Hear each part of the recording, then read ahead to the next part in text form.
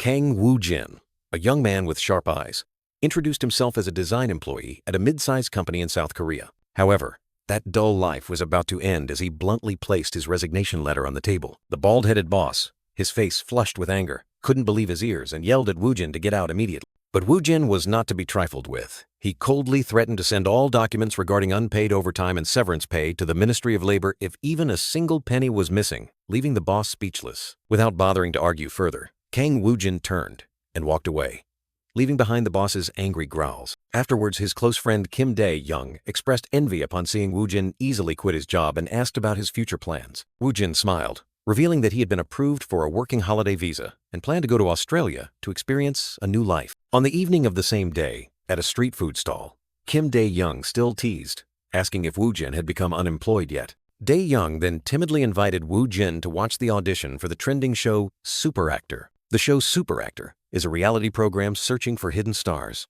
and Dae-young had surprisingly passed the first round. His friend was worried about the upcoming interview and audition rounds, earnestly asking Woo-jin to come along for support. In a drunken state, Kang Woo-jin nodded, agreeing to his friend's request.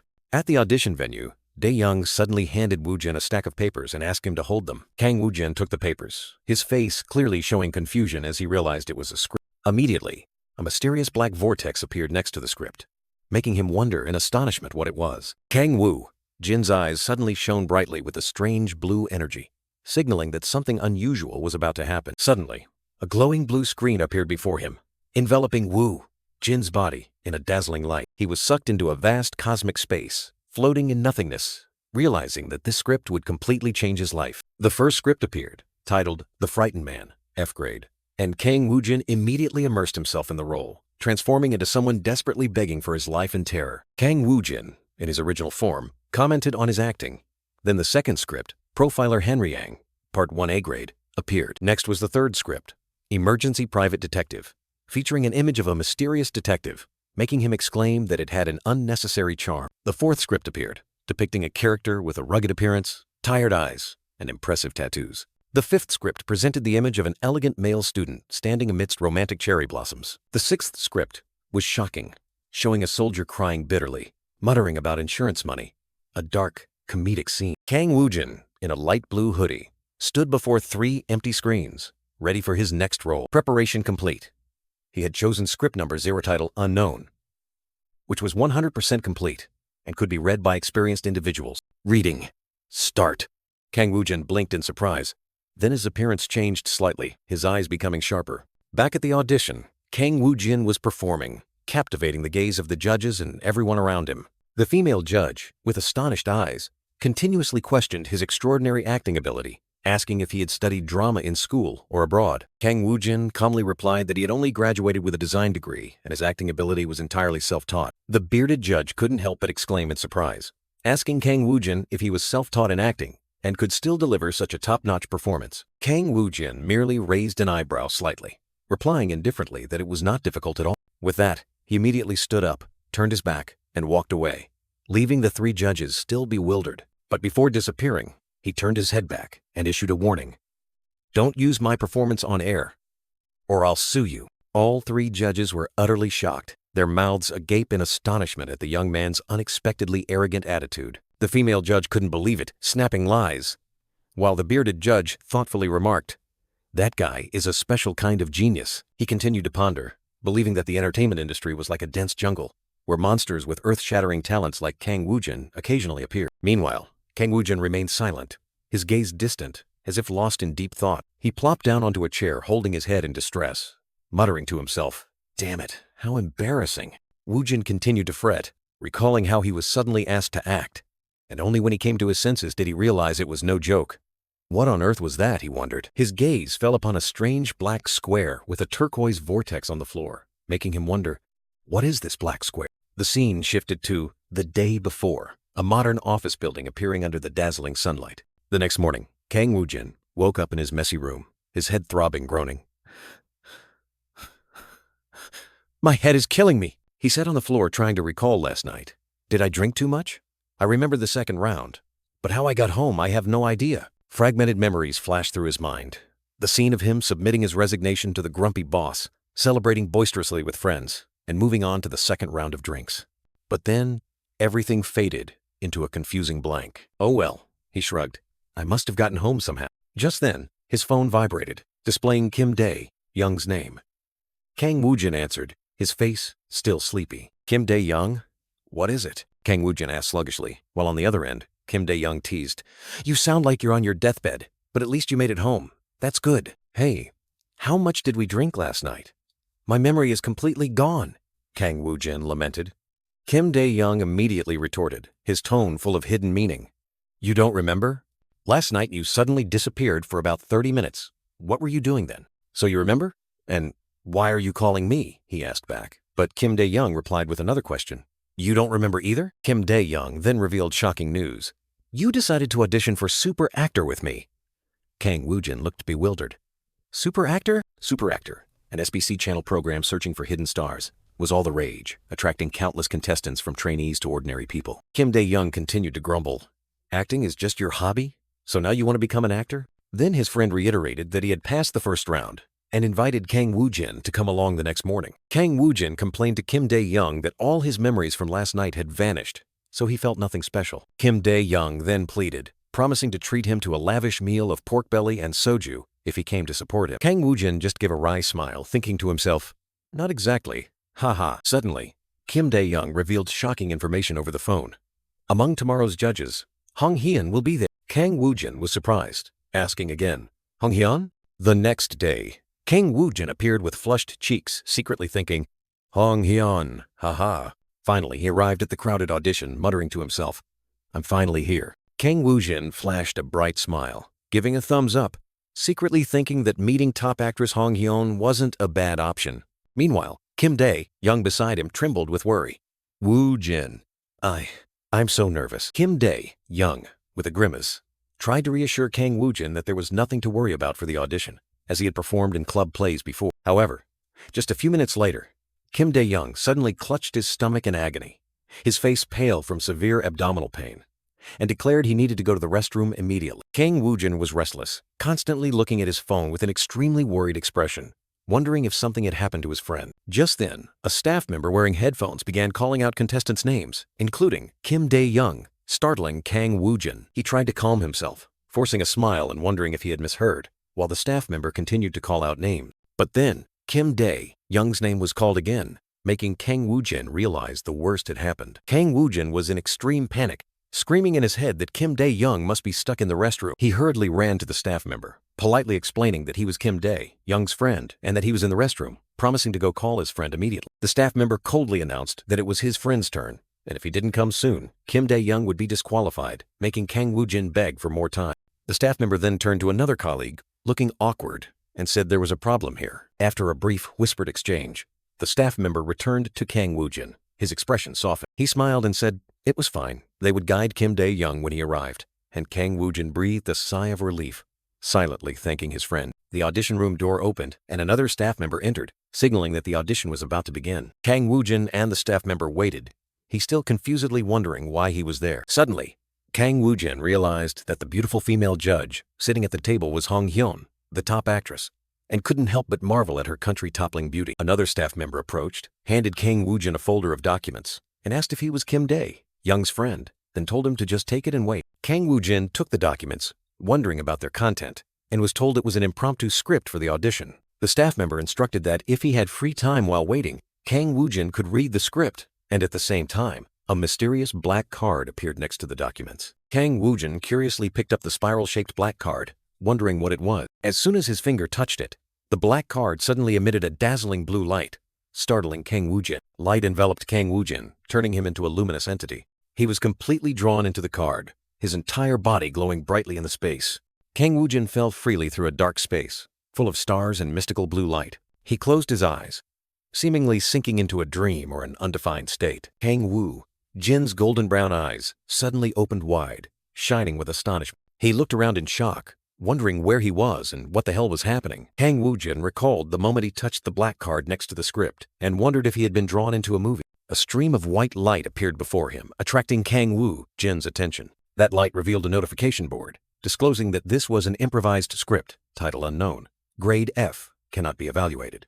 This script was severely damaged, Only about 10% could be performed. Kang Woo-jin was surprised to realize this was a damaged, improvised script and wondered if it was the script the staff member had given him earlier. Quay ngược thời gian, Alex đang nằm trên giường, gương mặt nhăn nhó vì đau đớn tột cùng khi cố gắng sinh nở. He dazedly pointed at the words panicked man, his heart full of questions about the strange thing happening.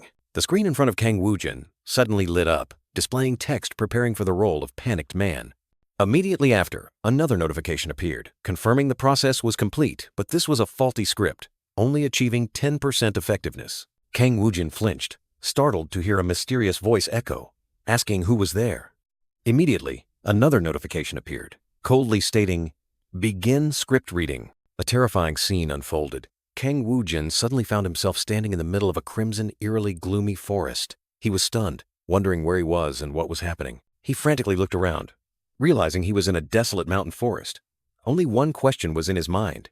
Is this a dream? Kang Woo-jin tried to feel reality, but everything was too real to be a dream. He was terrified to realize this might be real and didn't understand what was happening. Kang Woo-jin's face changed color, his golden brown eyes wide with horror. Half his face plunged into shadow, an expression of extreme fear. Kang Woo-jin's legs began to move, an invisible command echoing in his head. Run. Without hesitation, he dashed off like a madman, the entire surrounding landscape turning into a crimson blur, as if being torn apart. A voice urged in his mind, "Must escape! Run! Run now!" Kang Woo-jin continued to run, sweat pouring and eyes full of panic. He wondered why he had to run, even though he knew he had to keep going. His face contorted with fear as he tried to remember. Just a moment ago, he was in a pitch-black space. So why was he running now? Kang Woo-jin's golden brown eyes opened as wide as possible, pupils constricted with extreme fear. A terrifying truth suddenly exploded in his mind. Because I'm being chased. I'm being chased right now. Behind Kang Woo-jin, a tall, shadowy figure vaguely appeared, a cold voice echoing, "Hey, stop running." In a panic, Kang Woo-jin tripped over a dry branch, falling to the ground with a desperate cry. He lay sprawled, clutching his side, clearly feeling the pain tormenting his body. He couldn't understand why he felt such agony. The terrifying shadow stood directly over Kang Woo-jin, a sharp, cold knife clutched in its hand. It uttered a chilling sentence, "You've made me hungry." Kang Woo-jin was in extreme panic, trying to crawl backward, begging the figure not to come closer and to spare his life. With a cut on his cheek, Kang Woo-jin collapsed to his knees, tears streaming down, continuously begging for his life. He realized this was not a dream, but a cruel reality. And if he didn't beg, he would truly die. Kang Woo-jin's eyes were wide open, reflecting the horrifying image before him. Blood splattered, staining the entire scene red. Two blurry, dark figures clashed, one attacking the other in a bloody scene. A hand gripped a blood-stained knife, drops of fresh blood falling onto the cold ground. The killer was revealed, a dark face with a chilling smile and glowing red eyes. He casually asked, "Are you bleeding?" Then added a sentence that sent shivers down the spine. "Done with work, let's go eat pizza." In Kang Woo-jin's golden brown eyes, the image of the attacker with the blood-soaked knife was clearly reflected. Tears and blood mingled, creating a scene of extreme tragedy. The entire space seemed to shatter, distorting and haunting red and black, along with the word "scream," like a desperate cry. Kang Woo-jin screamed in extreme pain, his face drenched in tears and blood. His cry tore through the space. His eyes were bloodshot, tears flowing like a stream, still bearing an expression of horror and pain. Kang Woo-jin suddenly collapsed onto the audition room floor, unconscious. The judges and staff around him all looked at him in astonishment. The three judges, including top actress Hong Hyun, all showed expressions of shock, unable to believe what was happening. The female judge with long black hair and glowing red eyes opened them wide, an expression of profound shock. The male judge with the beard slightly furrowed his brow, his face thoughtful and puzzled by the unexpected scene. Kang Woo-jin looked with hazy eyes, wondering what he had just done to cause such an embarrassing scene. He collapsed onto the floor, feeling extremely embarrassed as he realized he had accurately reenacted what he had just experienced without knowing it. The female judge, with an astonished expression, asked Kang Woo-jin about his acting experience, whether he had graduated from a theater school or studied abroad. Kang Woo-jin was still immersed in chaotic thoughts, both embarrassed and trying to calm himself to deal with the situation. He replied, asserting that he had only graduated with a design major and was self-taught in acting, which surprised everyone. The male judge couldn't hide his confusion, wondering how a self-taught person could achieve such peak acting. Woo-jin felt extremely embarrassed, wishing he could disappear immediately to escape everyone's scrutinizing gaze. He stood up, quickly said goodbye, and didn't forget to warn the judges that he would sue if they dared to broadcast his unique performance. The three judges, from the beautiful female judge to the bearded male judge, and even Hong Hyun were all wide-mouthed in astonishment at the young man's attitude. The female judge remarked that Kang Woo-jin was a rare genius, a monster in this competitive entertainment industry, while he remained completely unaware of the growing misunderstanding. Kim Dae-young waved to Kang Woo-jin from afar, asking about the audition and if he had gone to relieve himself. Kang Woo-jin blushed crimson with embarrassment, vaguely saying that the audition was nothing special, while Kim Dae-young recounted being eliminated in 15 seconds. Kim Dae-young asked Kang Woo-jin about the script, and his friend hesitantly handed him a stack of paper. Woo-jin took the script from Kim Dae-young's hand, his eyes revealing worry and panic upon seeing something familiar. He was horrified to realize it was the mysterious black square that had drawn him into the strange space before, and he was certain that if he touched it, he would be pulled into another world again. Kang Woo-jin couldn't believe his eyes, wondering how such an absurd thing could happen, as this was neither a dream nor an illusion. He flipped through the script, saw the words "Panic Man," and realized he had chosen this role, meaning he would experience those terrifying feelings again. Kang Woo-jin decided he needed to check more thoroughly, so he called a taxi and immediately asked Kim Dae-young to go home to find more scripts. Arriving at Kim Dae-young's house, Kang Woo-jin couldn't help but frown at the strange smell and asked his friend to open the window. While Dae-young only complained about his pickiness, Kim Dae-young wondered why Kang Woo-jin, someone who rarely watched television, was suddenly interested in movie script. Kang Woo-jin looked at the bookshelf full of scripts, his eyes thoughtful and determined, only saying that he needed to check a few things. Kim Dae-young found 2 broadcasted television drama scripts and 1 unproduced film script, just as Kang Woo-jin had predicted. His friend handed Kang Woo-jin the stack of scripts, and next to them, once again, the mysterious black square appeared, making Woo-jin even more certain of his hypothesis. Kang Woo-jin told Kim Dae-young to check the time and instructed his friend to observe carefully, preparing for a risky experiment. As soon as he touched the script, Kang Woo-jin was again drawn into a pitch-black space, where everything became strange and surreal. He looked around in shock, wondering where he was and feeling like he was going crazy, before noticing a mysterious white square. Woo-jin realized the white square had turned into the number 2, indicating that the number of scripts he possessed was increasing, and he decided to try to escape this space. In the strange space, Kang Woo-jin tried to escape, muttering commands like, "Exit, log out, turn off," with an expression of extreme bewilderment. He desperately yelled, "Get out," as he tried to find a way to escape this mysterious space, but it seemed to have no effect. Suddenly, Kang Woo-jin froze, his index finger still pointing forward, causing Kim Dae-young to ask in a panic if he was okay. Kang Woo-jin thoughtfully looked at his phone, realizing he had been in the black cube for about 5 minutes but no real time had passed. He thought to himself, how interesting. What's next? Beside him, Kim Dae-young was on the phone, anxiously asking, "Are you really okay?" Kim Dae-young continued his call, his eyes full of confusion as he looked at Kang Woo-jin, informing his friend that the PD of the Super Actor program wanted to speak with him. Kang Woo-jin closed his eyes, his face clearly showing extreme embarrassment and discomfort. He told himself to lower his voice because the forgotten humiliation from the Super Actor incident was strongly resurfacing. Hong Hyun, the female PD of the Super Actor program, smiled brightly over the phone, announcing that Kang Woo-jin had passed the first round and asking if he intended to continue participating, also remarking that the story of him accompanying his friend but being the one to pass was very interesting. Kang Woo-jin smirked, his eyes flashing with an indescribable indifference. He thought to himself, are these people trying to make a fool of him? No way, he coldly declared.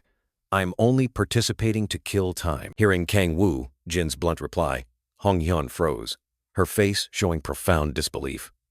She couldn't believe that such a top-tier performance was merely his way of killing time. The female PD let out an awkward laugh, asking directly, "Don't you think you're being too honest?" Kang Woo-jin maintained a calm expression, replying that it was the truth, so what could he do, and told her to forget all his nonsense.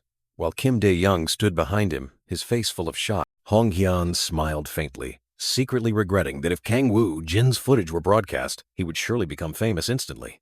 She realized he truly had no interest in this, and agreed to cancel his audition footage. Kang Woo-jin suddenly cleared his throat, his face showing a slight hesitation. He asked if he could get the footage of his performance. Hong Hyun happily agreed, telling him to send his phone number so she could send it via message. Hong Hyun turned away, saying goodbye over the phone.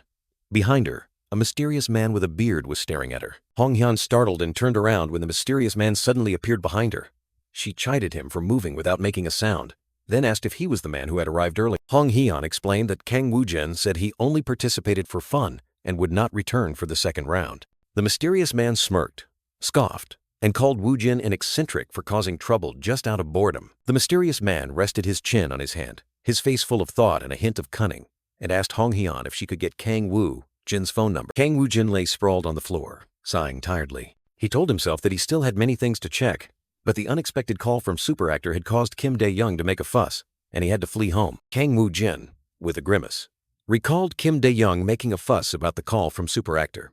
He had to run away, but at least he had discovered a few important things. A series of images illustrated Kang Woo-jin's earth-shattering discoveries. 1. Time in the real world did not pass when he was sucked into the black cube. 2. People around him could not see the black cube that he saw. 3.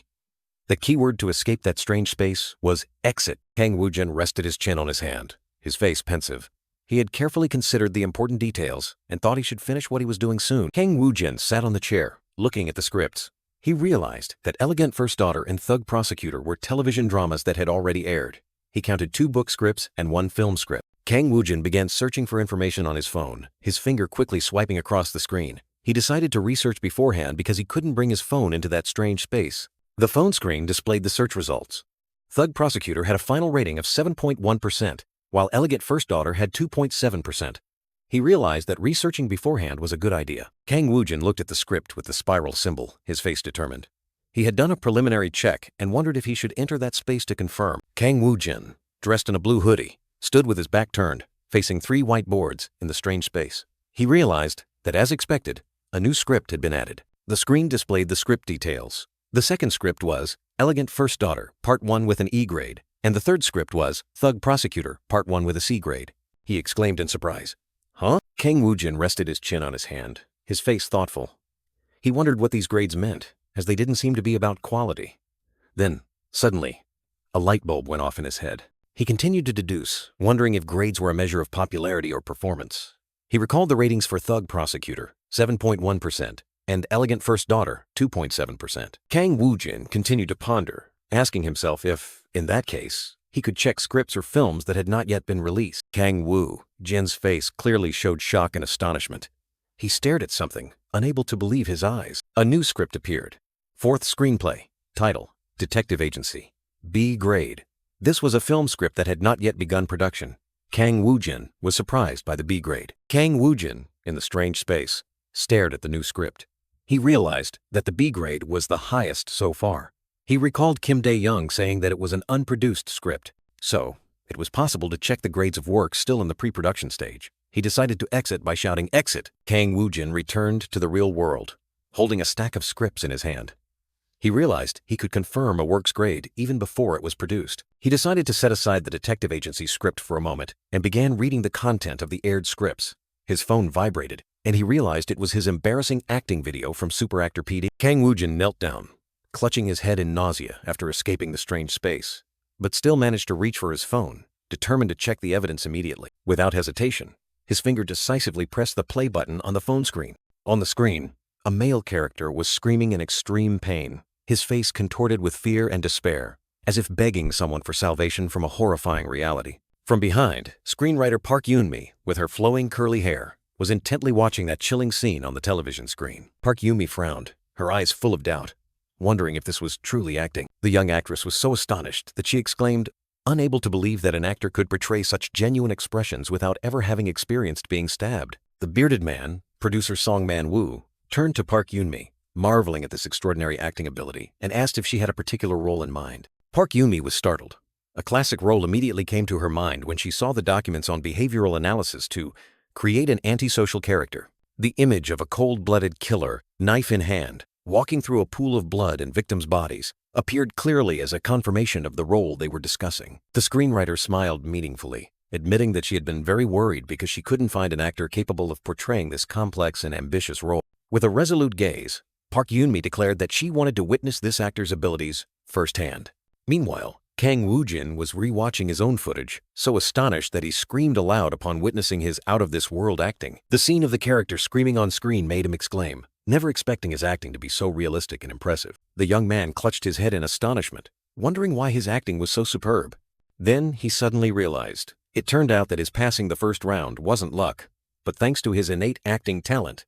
In his imagination, Kang Woo-jin confidently smirked, declaring that acting was not difficult at all, because he was a genius, a born prodigy. At the same time in the video, both the female judge and the male judge were utterly terrified, unable to believe their eyes at Kang Woo-jin's divine performance. Kang Woo-jin covered his mouth, blushing, so embarrassed he wanted to disappear into the ground because of his arrogant words. But deep down, he couldn't help but feel proud. Surely, in the eyes of the judges, he was a phenomenon. Pushing aside all thoughts about the competition, Kang Woo-jin stood up, his gaze fixed on the strange space device, determined to complete this experiment. In the fantastical space, the young man pondered, believing that there were still many hidden features he hadn't discovered, and decided to start by immersing himself in the received scripts. Nevertheless, Kang Woo-jin still shivered, secretly telling himself that he didn't want to be suddenly stabbed to death in a ridiculous way like last time. Time passed, and the night gradually gave way to the brilliant dawn, signaling the start of a new day. After completing the experiment, Kang Woo-jin sat down on the floor, feeling that his mind was no longer hazy like the first time, wondering if his body had adapted to that strange space. The young man clutched his head in thought, summarizing what he had experienced in the mysterious space. He was astonished to realize that he could clearly remember every line, every emotion, thought, and all 5 senses of the character in the script, as if it had all deeply permeated his mind. That feeling was not just remembering. It was as if the role had completely imprinted itself on his mind, turning him into a part of the character. With this superb acting skill, Kang Woo-jin confidently thought about giving up his plan to backpack in Australia and seriously pursue an acting career, promising a new and exciting life. Suddenly, his phone vibrated, displaying an unknown number, making Kang Woo-jin curious about who was calling. He answered the phone, and the voice on the other end introduced himself as producer Song Man-woo, asking if he remembered him. Kang Woo-jin suddenly remembered that it was the bearded man who sat among the judges at the super actor competition the other day. Producer Song Man-woo chuckled, getting straight to the point without beating around the bush, suggesting that Kang Woo-jin meet him as soon as possible, promising a major turning point for the young actor. Kang Woo-jin, with a calm expression, held the phone to his ear, firmly refusing the request from the other end. Why me? Just stick to the original idea.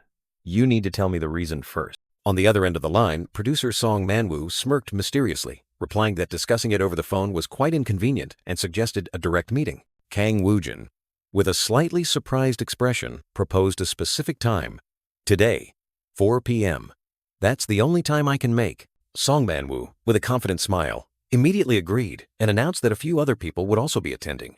He then asked if Woo-jin could find his own way to the address he would send. Kang Woo-jin confirmed he could, and Song Man-woo immediately thanked him, promising to send the address so they could meet at exactly 4 p.m. After hanging up, Kang Woo-jin was still bewildered, wondering why Song Man-woo wanted to meet him. The young man opened his phone and searched for information about Song Man-woo, recalling Kim Dae-young's words that he was an influential figure. His eyes widened in surprise as numerous news articles about Song Man-woo and screenwriter Park Yoon-mi appeared, showing them to be prominent figures in the entertainment industry. Kang Woo-jin forced a smile, telling himself, "They're really famous. But why do they want to meet me? I hope it's not to ask me to act again." The scene shifted to the meeting. Kang Woo-jin sat opposite a large screen, his face full of worry, thinking to himself, "I was right." Song Man-woo, with a serious expression, spoke directly. "Yesterday, you delivered a performance that wasn't focused on dialogue, right? I'm curious about your monologue, Woo-jin." At the same time, the female judge and Park Yoon-mi also sat next to Song Man-woo, all of them fixated on Kang Woo-jin with expectant gazes. On the other side of the table, 2 other men were also staring at the young man, creating an invisible pressure. Kang Woo-jin felt surrounded by their gazes and couldn't help but panic. "A monologue? What the hell is this? I had a hunch, but they really want me to act." The young man thought to himself, utterly confused. "These people, I only started acting yesterday. Or should I just stay silent?" Song Man-woo continued, pointing towards the tablet on the table. "Or you can act by looking at the tablet. Just interpret it however you want, Woo-jin." Kang Woo-jin stared at the tablet screen, cursing inwardly. He realized the familiar black cube was not appearing. The young man panicked, realizing that without the black cube to immerse himself in, he could only act according to a paper script. But the problem was, he couldn't access that empty space. Song Man-woo, the female judge, and Park Yoon-mi were still watching him intently, putting even more pressure on Kang Woo-jin. An extreme fear washed over him. If I can't access the empty space, then my acting skills will be exposed as a lie. The young man cursed inwardly, his eyes wide with worry, asking himself, what should I do now? He looked back at the screen, once again confirming that the black cube was not appearing, and couldn't help but utter a curse. Kang Woo-jin realized that only a paper script could help him immerse himself in a role. But he didn't have any script here to access the subspace. The young man lowered his head, cold sweat running down his face, wondering if it was worth risking his life for this so-called concept acting. Kang Woo-jin looked up, his eyes full of determination, telling himself, originally, my true self. Today, the 3 judges were still looking at him with serious expressions, waiting. Kang Woo-jin began to speak, his tone changing, his eyes becoming deeper. I was walking down the street, when suddenly, Song Man-woo tilted his head, his eyes full of curiosity, and focused on his every word. Kang Woo-jin continued, his arms crossed, his gaze sharp. A cat darted towards me. Both the female judge and Song Man-woo widened their eyes in astonishment, unable to believe what they were hearing and seeing. His acting. Kang Woo-jin sat in front of the computer screen, looking bewildered, while two other men glared at him with furious eyes, as if he had done something so terrible that he was labeled worthless, even though he insisted he had done nothing. Producer Song Man-woo frowned, his face showing extreme disappointment, as he exclaimed that Kang Woo-jin's acting was worse than an intern actor's, completely different from yesterday's performance. The long-haired female judge was so horrified that her mouth hung open. She couldn't believe her eyes witnessing this performance, feeling as if Woo-jin had transformed into a completely different person compared to the previous super actor audition. Park Yoon-mi also couldn't hide her shocked expression, exclaiming that the young man's acting was even worse than a first-year intern actor's, leaving her utterly bewildered. In a humorous moment, a chibi version of Kang Woo-jin sat in front of the computer, looking utterly confused, telling himself that there must be some reason for this awkward situation. Kang Woo-jin sighed in frustration, thinking he should just act casually to get it over with and go home, as everything seemed meaningless, but still tried to maintain an indifferent expression to hide his anxiety. Woo-jin suddenly spoke up, asking Song Man-woo to stop this game and let him go, leaving the bearded producer completely bewildered by his out-of-nowhere words. Kang Woo-jin maintained a calm expression, his arms crossed over his chest, his deep eyes unreadable. The young man's golden brown eyes flashed with a sharp glint, as if hiding something profound. Song Man-woo suddenly flinched, his expression shifting from confusion to extreme astonishment. He suddenly realized that Kang Woo-jin was acting an unactable performance. Producer Man-woo turned to the two female judges, explaining that Kang Woo-jin was using his acting itself to express his dissatisfaction. The two men and the remaining female judge were simultaneously so astonished they couldn't speak. They couldn't believe that the terrible performance just now was actually part of his acting. A chibi version of Kang Woo-jin appeared again, his face full of question marks, wondering, what kind of acting is acting like not acting? Kang Woo-jin secretly thought that he just wanted to be released, but Song Man-woo started saying strange things. Could this bearded man be mistaken?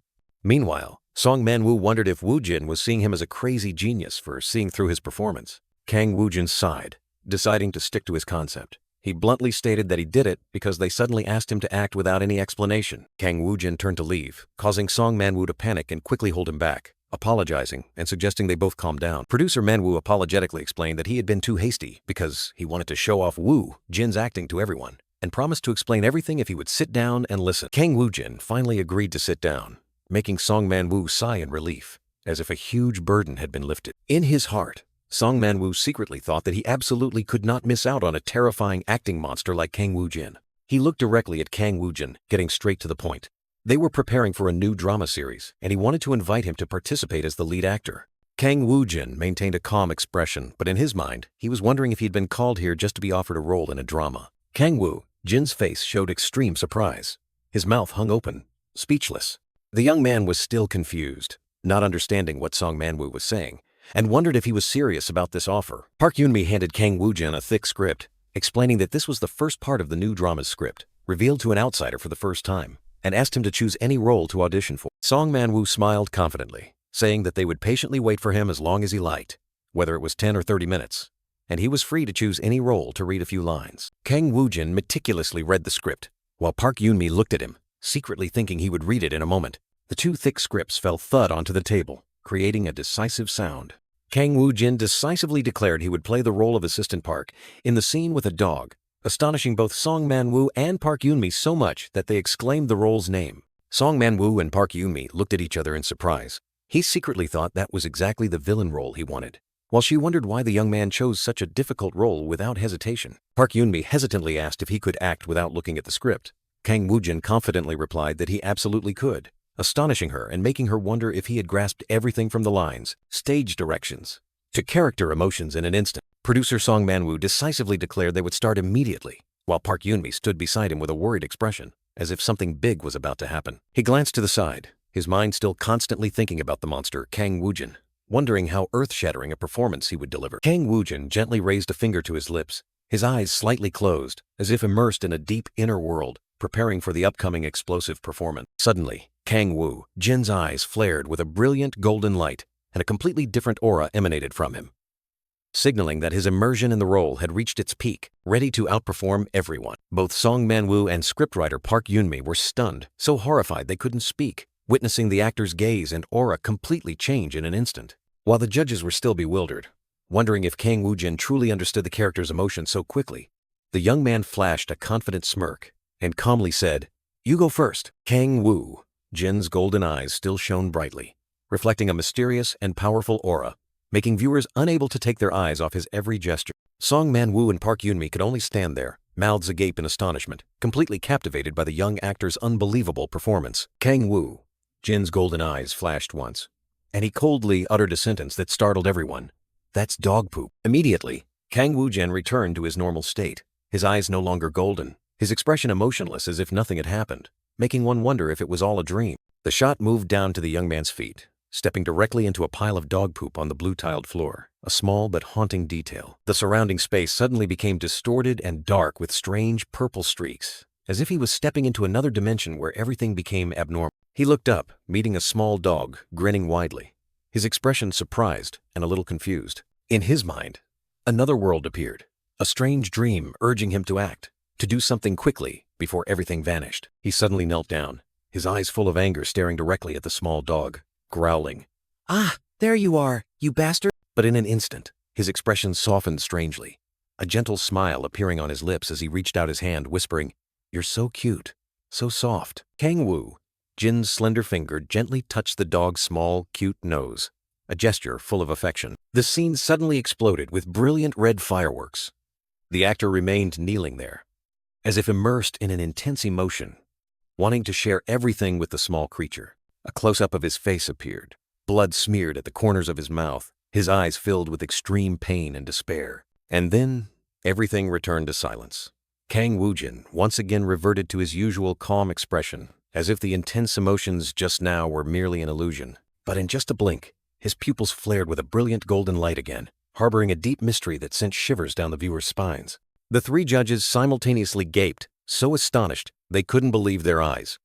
Scriptwriter Park Yoon-mi exclaimed in her mind, How can he embody the character to this extent?" The curly-haired woman even realized that Kang Woo-jin not only resembled, but also far surpassed the character image she had painstakingly created. Kang Woo-jin stood up, turned his back to the three judges, and coldly declared, "It's over." Park Yoon-mi was still dazed, constantly wondering how a character she had created could be perfectly recreated to this extent, even surpassing what she had imagined. In the scriptwriter's mind, the image of Kang Woo-jin in the role appeared vividly.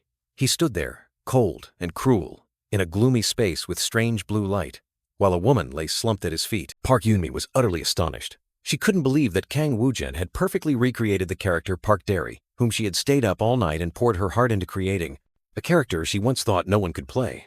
Kang Woo-jin's golden eyes flared brightly again, his face immersed in a complex emotion, as if he had just escaped from another world. The scene of brilliant red fireworks reappeared. Kang Woo-jin knelt in that space, and Park Yoon-mi realized that Kang Woo-jin had turned all her worries and doubts into the most trivial things. A trembling hand was placed on the table, and an internal monologue echoed, full of dizziness. "This is the first time I've witnessed this. My script was completely overwhelmed by this performance.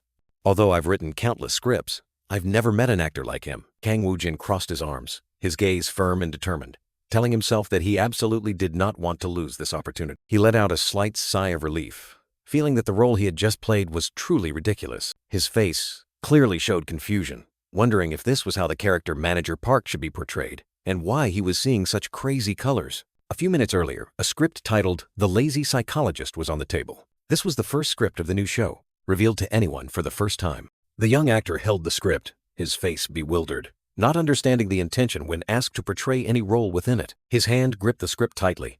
His mind was a jumble that needed time to sort everything out. In his mental space, Kang Woo-jin exhaled sharply, trying to calm down but still going crazy, wondering what the hell had just happened. He deduced that perhaps his performance had been too impressive, making them want to invite him to participate in this big project. He realized that the experience gained from the subspace seemed even more astonishing than he thought, and decided to verify. A card appeared with the words, "Highest level script.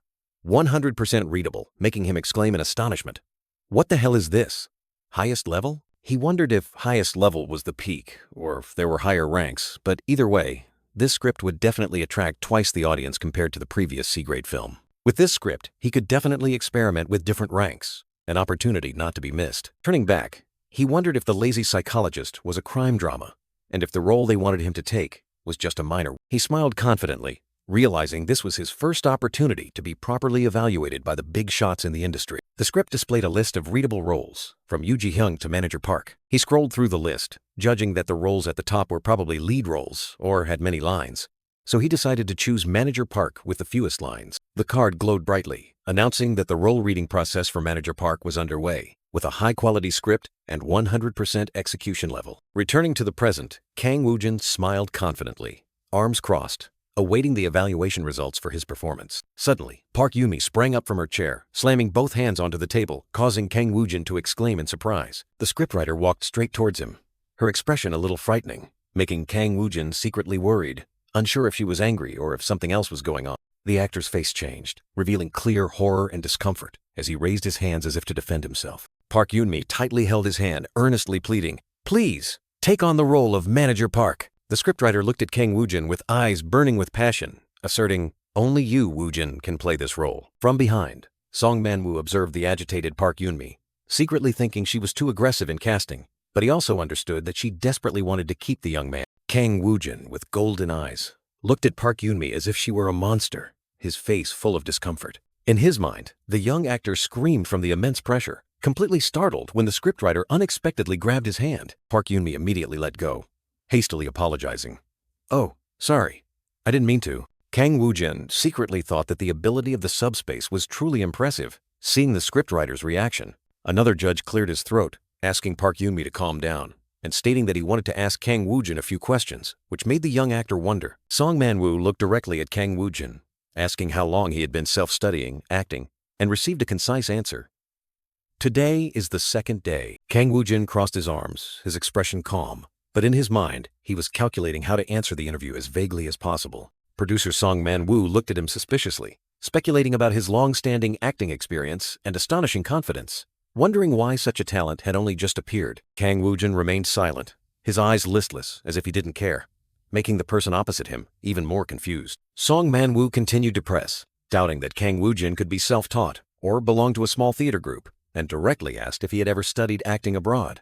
The black-haired female judge suddenly spoke up, looking worried about Song Man-woo's barrage of questions, wondering if things were going too far. The beautiful judge looked at Kang Woo-jin sympathetically, gently saying that if there was a reason he couldn't disclose, he didn't need to answer. Kang Woo-jin quickly seized the opportunity, smiling and agreeing to let things pass with the reason inconvenient to say, secretly cheering in his heart for having escaped. Song Man-woo still couldn't accept it. He thought about Kang Woo-jin's mysterious reason, but no matter what, he was determined not to let this arrogant monster slip away. Park Yoon-mi, with an expression full of interest, continued the interview, directly asking Kang Woo-jin why he chose the role of Manager Park when there were many easier roles. Kang Woo-jin calmly replied, revealing the shocking reason was that it was the role with the fewest lines, leaving all three judges stunned, unable to believe their ears. Park Yoon-mi was so furious that she widened her eyes and gritted her teeth, unable to believe he chose a difficult role like Manager Park just because it had few lines. Song Man-woo was equally surprised. He wondered if Kang Woo-jin was a genius or just an eccentric for choosing a role based on the criterion of fewest lines. The black-haired female judge also couldn't keep her composure. She gritted her teeth, thinking that Kang Woo-jin was deliberately showing off, implicitly asserting that this difficult role was easy for him. Kang Woo-jin still maintained an innocent expression, completely unaware that the judges were having strange thoughts about him, even thinking he was deliberately flexing. After the dramatic interview, Kang Woo-jin stood up, decided to think about the offer, and then quickly left under the complex gazes of the judges. He gently tapped the wall as he walked out of the room, seemingly dispelling lingering thoughts about the recent interview. Kang Woo-jin walked while scrolling on his phone, still bewildered, wondering what the hell had just happened in the meeting room. Suddenly, his phone rang. It was Kim Dae-young calling, demanding he pay for the promised meet and return the borrowed script. Kang Woo-jin replied, "Yeah, got it concisely," while a familiar figure passed behind him. He was about to press the elevator button when a sweet voice suddenly rang out, calling his name. "Kang Woo-jin." Kang Woo-jin turned his head, his eyes surprised, mixed with a little confusion as he recognized the person who had called him. In front of him was the beautiful black-haired female judge, smiling charmingly, making him exclaim, "Hong Hyun." Kang Woo-jin couldn't believe it, screaming internally at being called by top actress Hong Hyun, feeling like he was dreaming in broad daylight. He tried to maintain a calm expression, telling himself that he couldn't accept the offer immediately, as that wouldn't look cool at all. Hong Hyun approached, smiling brightly, and directly asked Kang Woo-jin if he already had an agency. Kang Woo-jin, though his heart pounded at her beauty, still tried to maintain a cool demeanor, and replied, "Number?" Hong Hyun was surprised by the answer. She asked why he didn't have an agency, and if he had really been abroad. Kang Woo-jin still kept an emotionless face, secretly thinking Hong Hyun had slipped up, but the beautiful girl quickly apologized and moved on to ask his age. He replied that he was 27, while Hong Hyun smiled brightly, revealing she was 2 years older than him. Hong Hyun continued to smile meaningfully, seemingly having found an interesting prey, while Kang Woo-jin still maintained a calm expression but was internally turbulent. Hong Hyun, the top actress, smiled and asked Kang Woo-jin if he had signed a contract with any agency yet, and the young man coolly confirmed that he hadn't. The beautiful woman smiled brightly, waved goodbye, and didn't forget to express her hope to see Kang Woo-jin on set soon. Kang Woo-jin walked out of the meeting room, his expression pensive but his heart screaming because his crush had noticed him. Outside, night fell, enveloping the tall building, lights from the windows twinkling like small stars.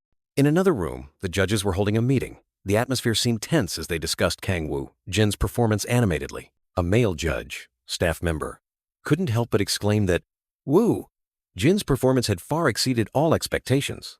It wasn't just acting, but a complete transformation. Song Man-woo mused, his eyes full of thought, commenting that even veteran actors would find it difficult to get out of character as quickly and smoothly as Kang Woo-jin. Park Yoon-mi, her face full of excitement mixed with confusion, wondered whether to call his talent amazing or crazy, and asserted that she wanted him even more. She continued to lament, worried that if Kang Woo-jin didn't take the role of Manager Park, who else could catch her eye, and Song Man-woo nodded in agreement. Producer Song Man-woo looked at the staff member, his tone full of hidden meaning as he said that Kang Woo-jin was very impressive, but his saying he would think about the role was a bit strange. The staff member immediately explained that Song Man-woo and scriptwriter Park were both big shots in the industry. Normally, anyone would accept the role immediately without thinking. He awkwardly asked if they really needed to chase someone like that, but Song Man-woo just replied that he had always been like that.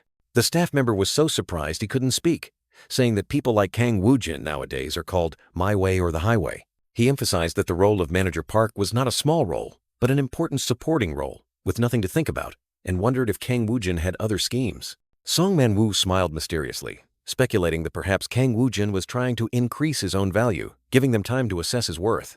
The staff member looked confused, asking if worth meant Kang Woo-jin cared about the remuneration, but he immediately dismissed it because he was unknown, hoping it was just the producer's speculation. Park Yoon-mi and Song Man-woo thought together. She said this was the first time she had to chase an actor, feeling confused whether it was a guess or the truth. Park Yoon-mi, her face terrifyingly serious, clasped her hands together and declared one thing: don't be stingy with his remuneration. The staff member was startled, remarking that Park Yoon-mi's words were almost a threat, and asked if she thought recognizing Kang Woo-jin's value was correct, regardless of whether it was speculation. Also worrying that rumors might spread, Song Man-woo, after careful consideration, proposed a solution. Set the remuneration lower than average, but add a confidentiality clause to the contract to avoid rumors. He placed his hand on the table, his eyes firm, asserting that this was the maximum, and believing that Kang Woo-jin was smart enough to assess his own value. Producer Song Man-woo smiled at the staff member, asking if everyone had decided and if he could start making casting calls, which made the staff member seem reluctant. Suddenly, Song Man-woo's phone rang, interrupting the meeting. He picked up his tone, probing as he asked if Kang Woo-jin had thought carefully about the role. Song Man-woo continued to ask if Kang Woo-jin was hesitating because of the remuneration, but quickly said that he was just curious and not putting pressure. He said that they wanted to quickly finalize the casting for Manager Park, and suggested Kang Woo-jin think more today, then meet tomorrow morning to discuss the actual term. Kang Woo-jin replied understood and confirmed the appointment for 10 a.m. tomorrow at Sea Blue Studio. Kang Woo-jin, in his adorable chibi form, wondered why Song Man-woo had suddenly called and talked about remuneration, deciding he had to ask Kim Dae-young immediately. He arrived at a familiar BBQ restaurant,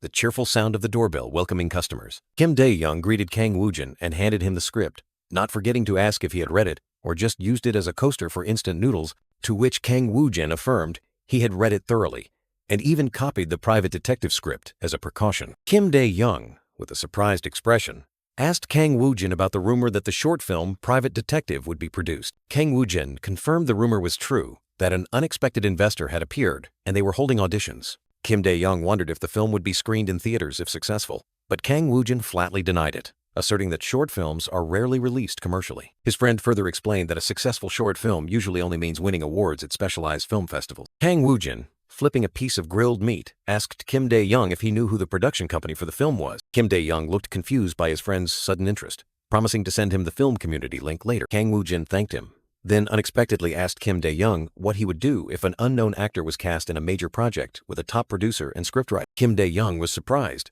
calling it a strange question and asserting that it would be a miracle, even impossible. He explained that blockbusters don't need to cast unknown actors, and there are countless actors ready to take any role. Kim Dae-young emphasized that if an unknown actor gets a role, they must seize it at all costs, even if it's unlikely to happen. Kang Woo-jin, with a slightly flustered expression, said that Kim Dae-young was bursting his bubble, as it was happening right before his eyes. He continued to ask Kim Dae-young how much he would demand in remuneration if he were that unknown actor. Kim Dae-young scoffed, replying that an unknown actor would only say thank you and accept whatever was offered, perhaps just 300,000 won, or even 3,000 won per episode. Kang Woo-jin, with a skeptical look, mumbled that 3,000 won was a bit. He suddenly flinched, wondering what if the remuneration was actually 3,000 won, his face full of worry. A modern building appeared under the clear blue sky, signaling an important meeting was about to take place. A staff member was waiting, called Kang Woo-jin's name, and invited him closer. The staff member pressed the elevator button and invited Kang Woo-jin in. He briefly wondered if these people were acting strangely, and if they disliked him. The staff member turned to Kang Woo-jin, seemingly hesitant, and said there was something he wanted to tell him. The staff member said he had been in the production industry for a while, but this was the first time he had encountered something like this, referring to the remuneration negotiation. Kang Woo-jin was surprised, wondering if he would be negotiating his remuneration today. The staff member said he didn't know how much remuneration Kang Woo-jin was expecting, but the amount he would hear today was above average. He revealed that, honestly, he didn't agree with that amount, but both the producer and the writer were insistent. The staff member warned Kang Woo-jin to be careful because many people would be watching, and he shouldn't stand out too much from the start. Kang Woo-jin was surprised by the staff member's thoughtfulness, realizing he seemed to be worried about him. He replied, I understand. Kang Woo-jin thought to himself that he had intended to ask for a bit more than 3,000 won, but what Kim Dae-young said made him reconsider. The staff member announced they had arrived and invited Kang Woo-jin in. He wondered if there was anything to look forward to. The door opened, and the staff member walked in and announced, Producer, I've brought Woo-jin. Kang Woo-jin and the staff member entered the room. Song Man-woo was sitting on a chair, waving for him to sit down, while secretly thinking about Kang Woo-jin's pickiness. Song Man-woo handed Kang Woo-jin the draft contract, saying there were many complex details. He looked at the contract, his eyes wide with surprise when he saw the remuneration of 2.5 million won per episode, completely shocked. Sitting opposite Kang Woo-jin, producer Song Man-woo bluntly offered a remuneration of 2.5 million won per episode, making the young man hesitate in thought. Kang Woo-jin questioned whether his value truly deserved that figure, and if knowing more would help with his brand direction later on. Seeing that Kang Woo-jin was still not satisfied, Song Man-woo frowned, and the man sitting next to him also showed clear signs of worry. In Song Man-woo's mind, the image of writer Park Yoon-mi, suddenly appeared, like a reminder not to be too stingy. He told himself this wasn't about money, but about securing the role. Suddenly, Song Man-woo stood up, announcing a new remuneration. 3.5 million won per episode. Both Kang Woo-jin and the assistant were deeply shocked. He explained that this was a special case, and a confidentiality clause would be added to the contract. Kang Woo-jin sat motionless, his inner self exploding at the huge figure. But he quickly regained his composure and considered the amount entirely reasonable. The assistant breathed a sigh of relief, while Song Man-woo smiled smugly, beginning to explain the contract details, including the overall schedule for the drama Profiler Hanryong. Producer Song Man-woo continued to ramble on about the staff, investment, production, promotion, a storm of information that left Kang Woo-jin only nodding, trying to remember the key terms. He announced that he would send the official script to Woo-jin when it was ready, and would contact him directly around episode 3, as he didn't have an agency yet. Kang Woo-jin confirmed. Song Man-woo reassured Kang Woo-jin that he didn't need to rush to find an agency right now. Producer Song Man-woo confidently asserted that once Profiler Hanryong became a hit, all entertainment companies would flock to find him, perhaps even sooner, and he would send the first script draft today. He placed his full trust in Kang Woo-jin, entrusting him with the role of assistant manager Park, and looked forward to his performance. Kang Woo-jin walked down the hallway, his white sneakers standing out against the polished floor, his mind still adrift. The young man's face was blank, his eyes wide and bewildered. He still couldn't believe what had just happened. Standing in the busy hallway, Kang Woo-jin wondered if he had truly been chosen, if he had become a real actor.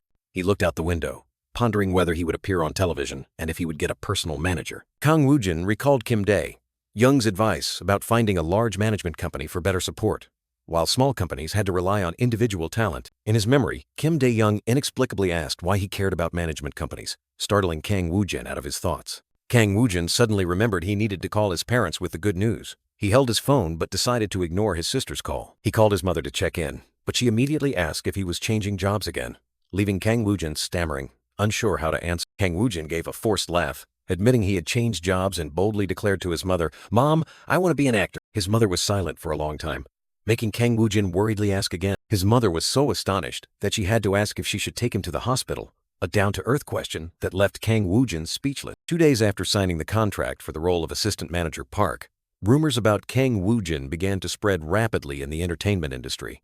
The company building standing tall under the sunlight. 2 women whispered, one asking the other if she knew writer Park, and that there were rumors the role of assistant manager had been cast, an unknown actor. 2 others discussed the drama, the idol profiler, and rumors that a second actor had been confirmed besides Hong Hyun, the other person appearing extremely surprised by this information. Rumors began to spread rapidly, originating from the production company Sea Blue Studio.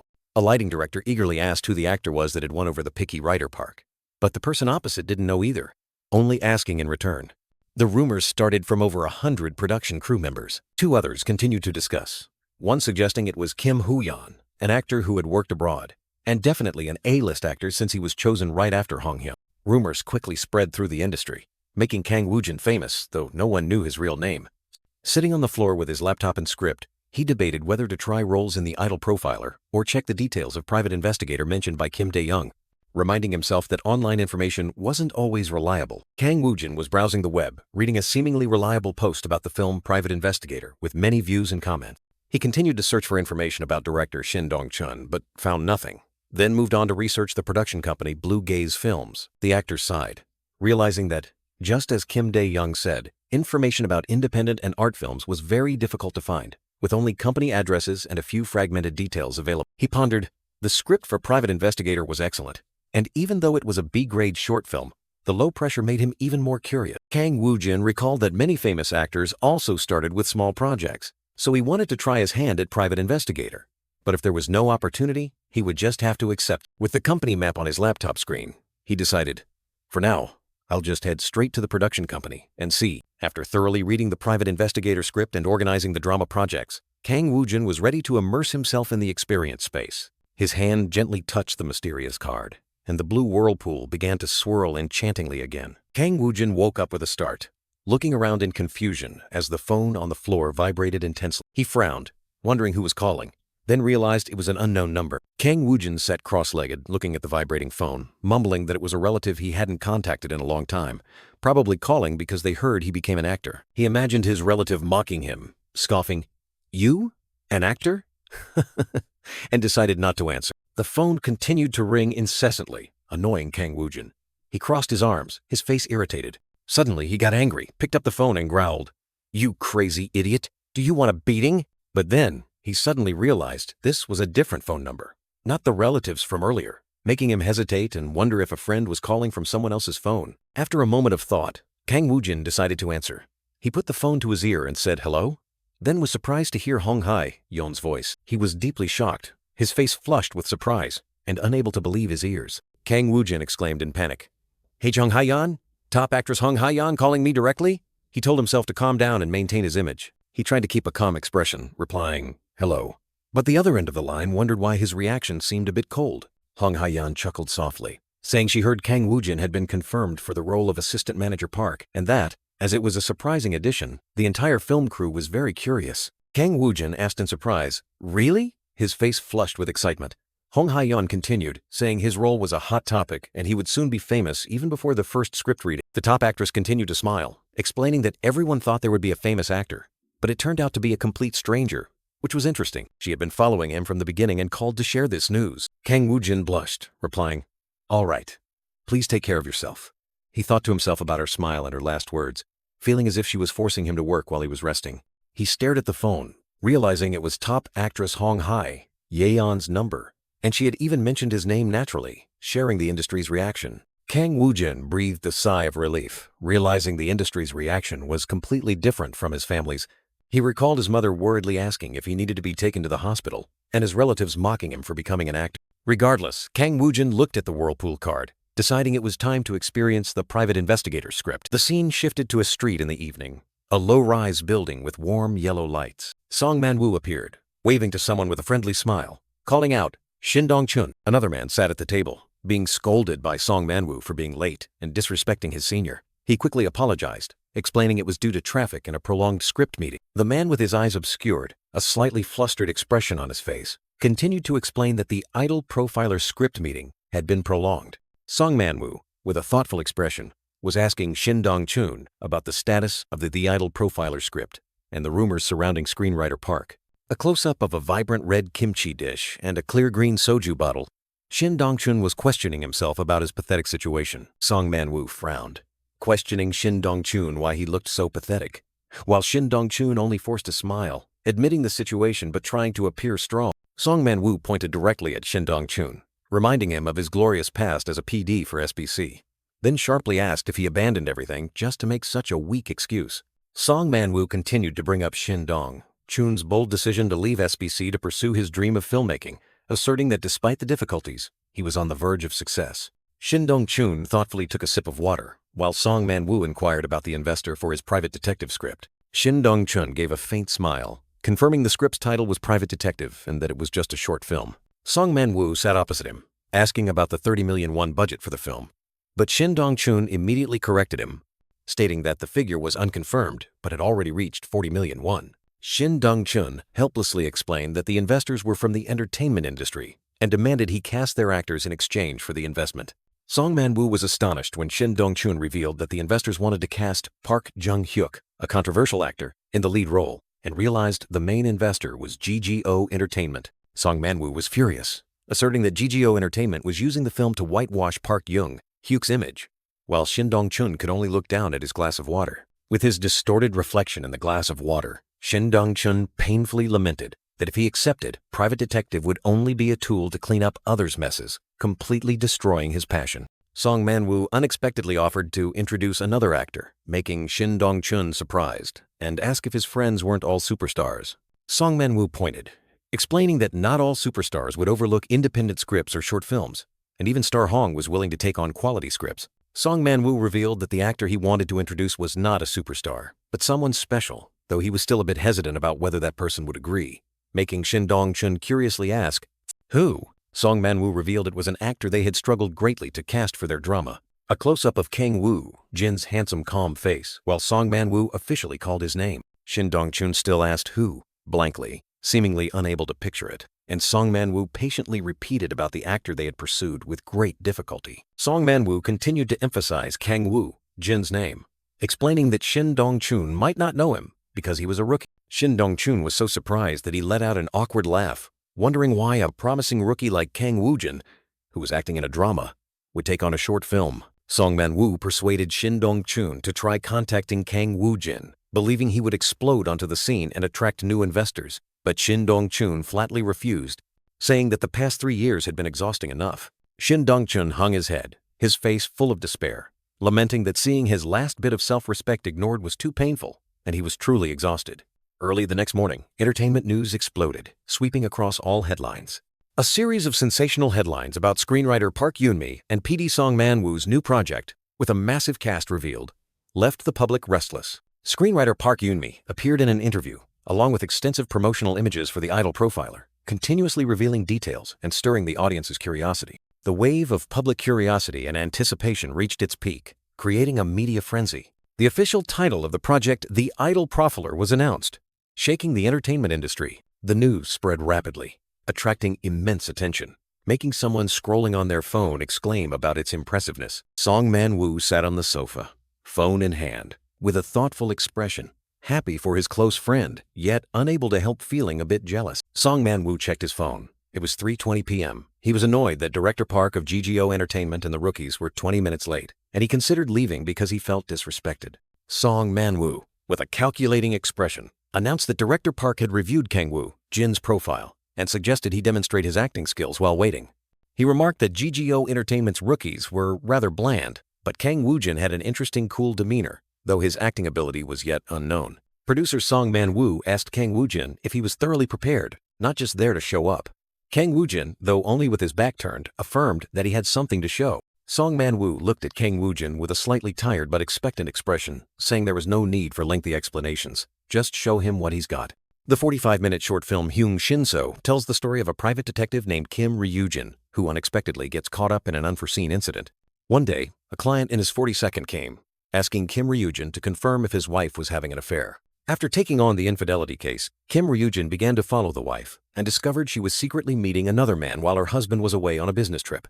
Detective Kim Woo-jin followed the couple through winding forest roads, leading to a secluded wooden house in Gangwon Province. They had spent the entire afternoon together like a married couple, but suddenly, the man mysteriously slumped his face into a bowl of soup. The wife immediately made a phone call, and not long after, a large man dragged the lifeless body into a car and disappeared into the night. Kim Woo-jin, who was only there to observe, was utterly horrified to witness a murder.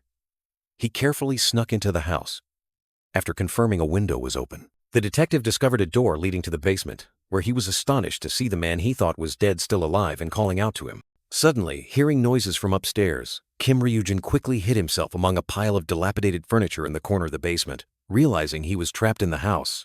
An image of Kim Woo-jin, Kang Woo-jin in character, with an extremely tense expression, emphasizing that Hyung Shin-so is a dramatic, suspenseful, and surprising short film, taking place in the confined space of the wooden house. To portray Kim Woo-jin, the actor needs to demonstrate peak acting ability, capable of transforming the wooden house into a living hell. Song Man-woo and Shin Dong-chun were discussing.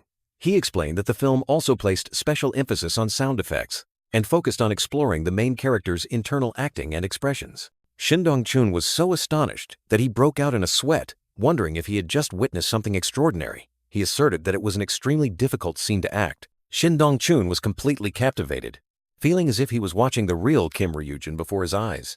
He had never seen such vivid and realistic acting, wondering if GGO Entertainment could truly train such a monster. The director, still stunned, turned to ask Song Man-woo how long he had been working with GGO Entertainment. The door suddenly burst open. Director Park, with a cheerful expression, rushed in and profusely apologized for being late. Director Park looked at Kang Woo-jin with a puzzled expression, asking Shin Dong-chun, who he was meeting with, if it was an actor. Kang Woo-jin looked back blankly. Shin Dong-chun looked at Song Man-woo, asking if Director Park didn't know who Kang Woo-jin was. Song Man-woo looked at Director Park in confusion, then turned to Kang Woo-jin, saying there was a misunderstanding and that he didn't know this person either. Shin Dong-chun asked in astonishment, "Then who is Kang Woo-jin?" Kang Woo-jin, with a calm expression, introduced himself, ending the confusion. Kang Woo-jin finally understood everything, realizing he had come here to be rejected after reading the script. He wondered why the other person acted as if they knew him. Kang Woo-jin secretly thought that the large man, Director Park, must be the one they were waiting for. Director Park turned to Shin Dong-chun, asking what they should do, and reminded him that the meeting was at 3 o'clock, while it was already past the hour. Both Shin Dong-chun and Song Man-woo looked confused. Kang Woo-jin decided to leave, thinking that if he stayed, things would become more complicated. Kang Woo-jin stood up, declaring he was done and would leave, making the atmosphere tense. Kang Woo-jin looked back with a thoughtful expression, thinking he came because he was interested in the B-grade script, but things seemed difficult. Kang Woo-jin realized that the lead and supporting roles had already been decided. He didn't want to take a role below a supporting one, but the other two, Director Park and Shin Dong-chun, really had issues. He decided to give up on Hyung Shin-so. Song Man-woo, with a surprised expression, called out Kang Woo-jin's name, trying to remember where he had heard it before. Shin Dong-chun was stunned, realizing that the name Kang Woo-jin he had just mentioned might be the very person who had astonished him earlier. The scene shifted to a building with traditional Korean architecture, with curved tiled roofs located in the heart of a modern city under the blazing sun. Inside, Song Man-woo was enjoying a meal with his colleagues in a warm and comfortable atmosphere. Suddenly, Song Man-woo's phone rang, and he quickly apologized to everyone to answer it. He answered the phone, his tone slightly annoyed when he realized it was Shin Dong-chun, intending to tell him to call back later when the other end quickly interrupted him. Shin Dong-chun urgently asked about Kang Woo-jin, describing the young man's appearance and aura in detail, which utterly astonished Song Man-woo. Shin Dong-chun revealed that Kang Woo-jin had come to meet him, which surprised Song Man-woo and those around him. The female judge and another colleague were also bewildered, repeating the name Kang Woo-jin as if they couldn't believe their ears. Song Man-woo confusedly wondered if Kang Woo-jin knew about his connection to him, while Shin Dong-chun affirmed that he had only recently met Kang Woo-jin and learned about it. A big bewildered question appeared in Song Man-woo's mind. What on earth is going on? He turned his back, trying to remain calm, and asked Shin Dong-chun about the purpose of Kang Woo-jin's visit. Shin Dong-chun, despite being tired, could not hide his astonishment as he recounted Kang Woo-jin's performance, describing how he had breathed life into the character in an unbelievably vivid way. Shin Dong-chun, with a worried expression, said he would contact Woo-jin himself later, but there was something important to say first. Song Man-woo, with sharp eyes, asserted that Kang Woo-jin was a phoenix who had come seeking them out, and Shin Dong-chun would regret it if he let this golden opportunity slip away. Shin Dong-chun's mouth hung open in astonishment, unable to believe what he had just heard, repeating the word phoenix in utter bewilderment. He admitted that Kang Woo-jin's acting was unique, but still doubted if it deserved such a noble title as phoenix. Song Man-woo reminded Shin Dong-chun that both of them had been captivated by Kang Woo-jin's performance, and it wasn't just about the acting. Kang Woo-jin's image appeared impressively, exuding a unique, mysterious star quality, as if he was born to be a great actor. Song Man-woo analyzed that for a talent like Kang Woo-jin to personally come and meet Shin Dong-chun to demonstrate his acting showed that he had a special affection for his work.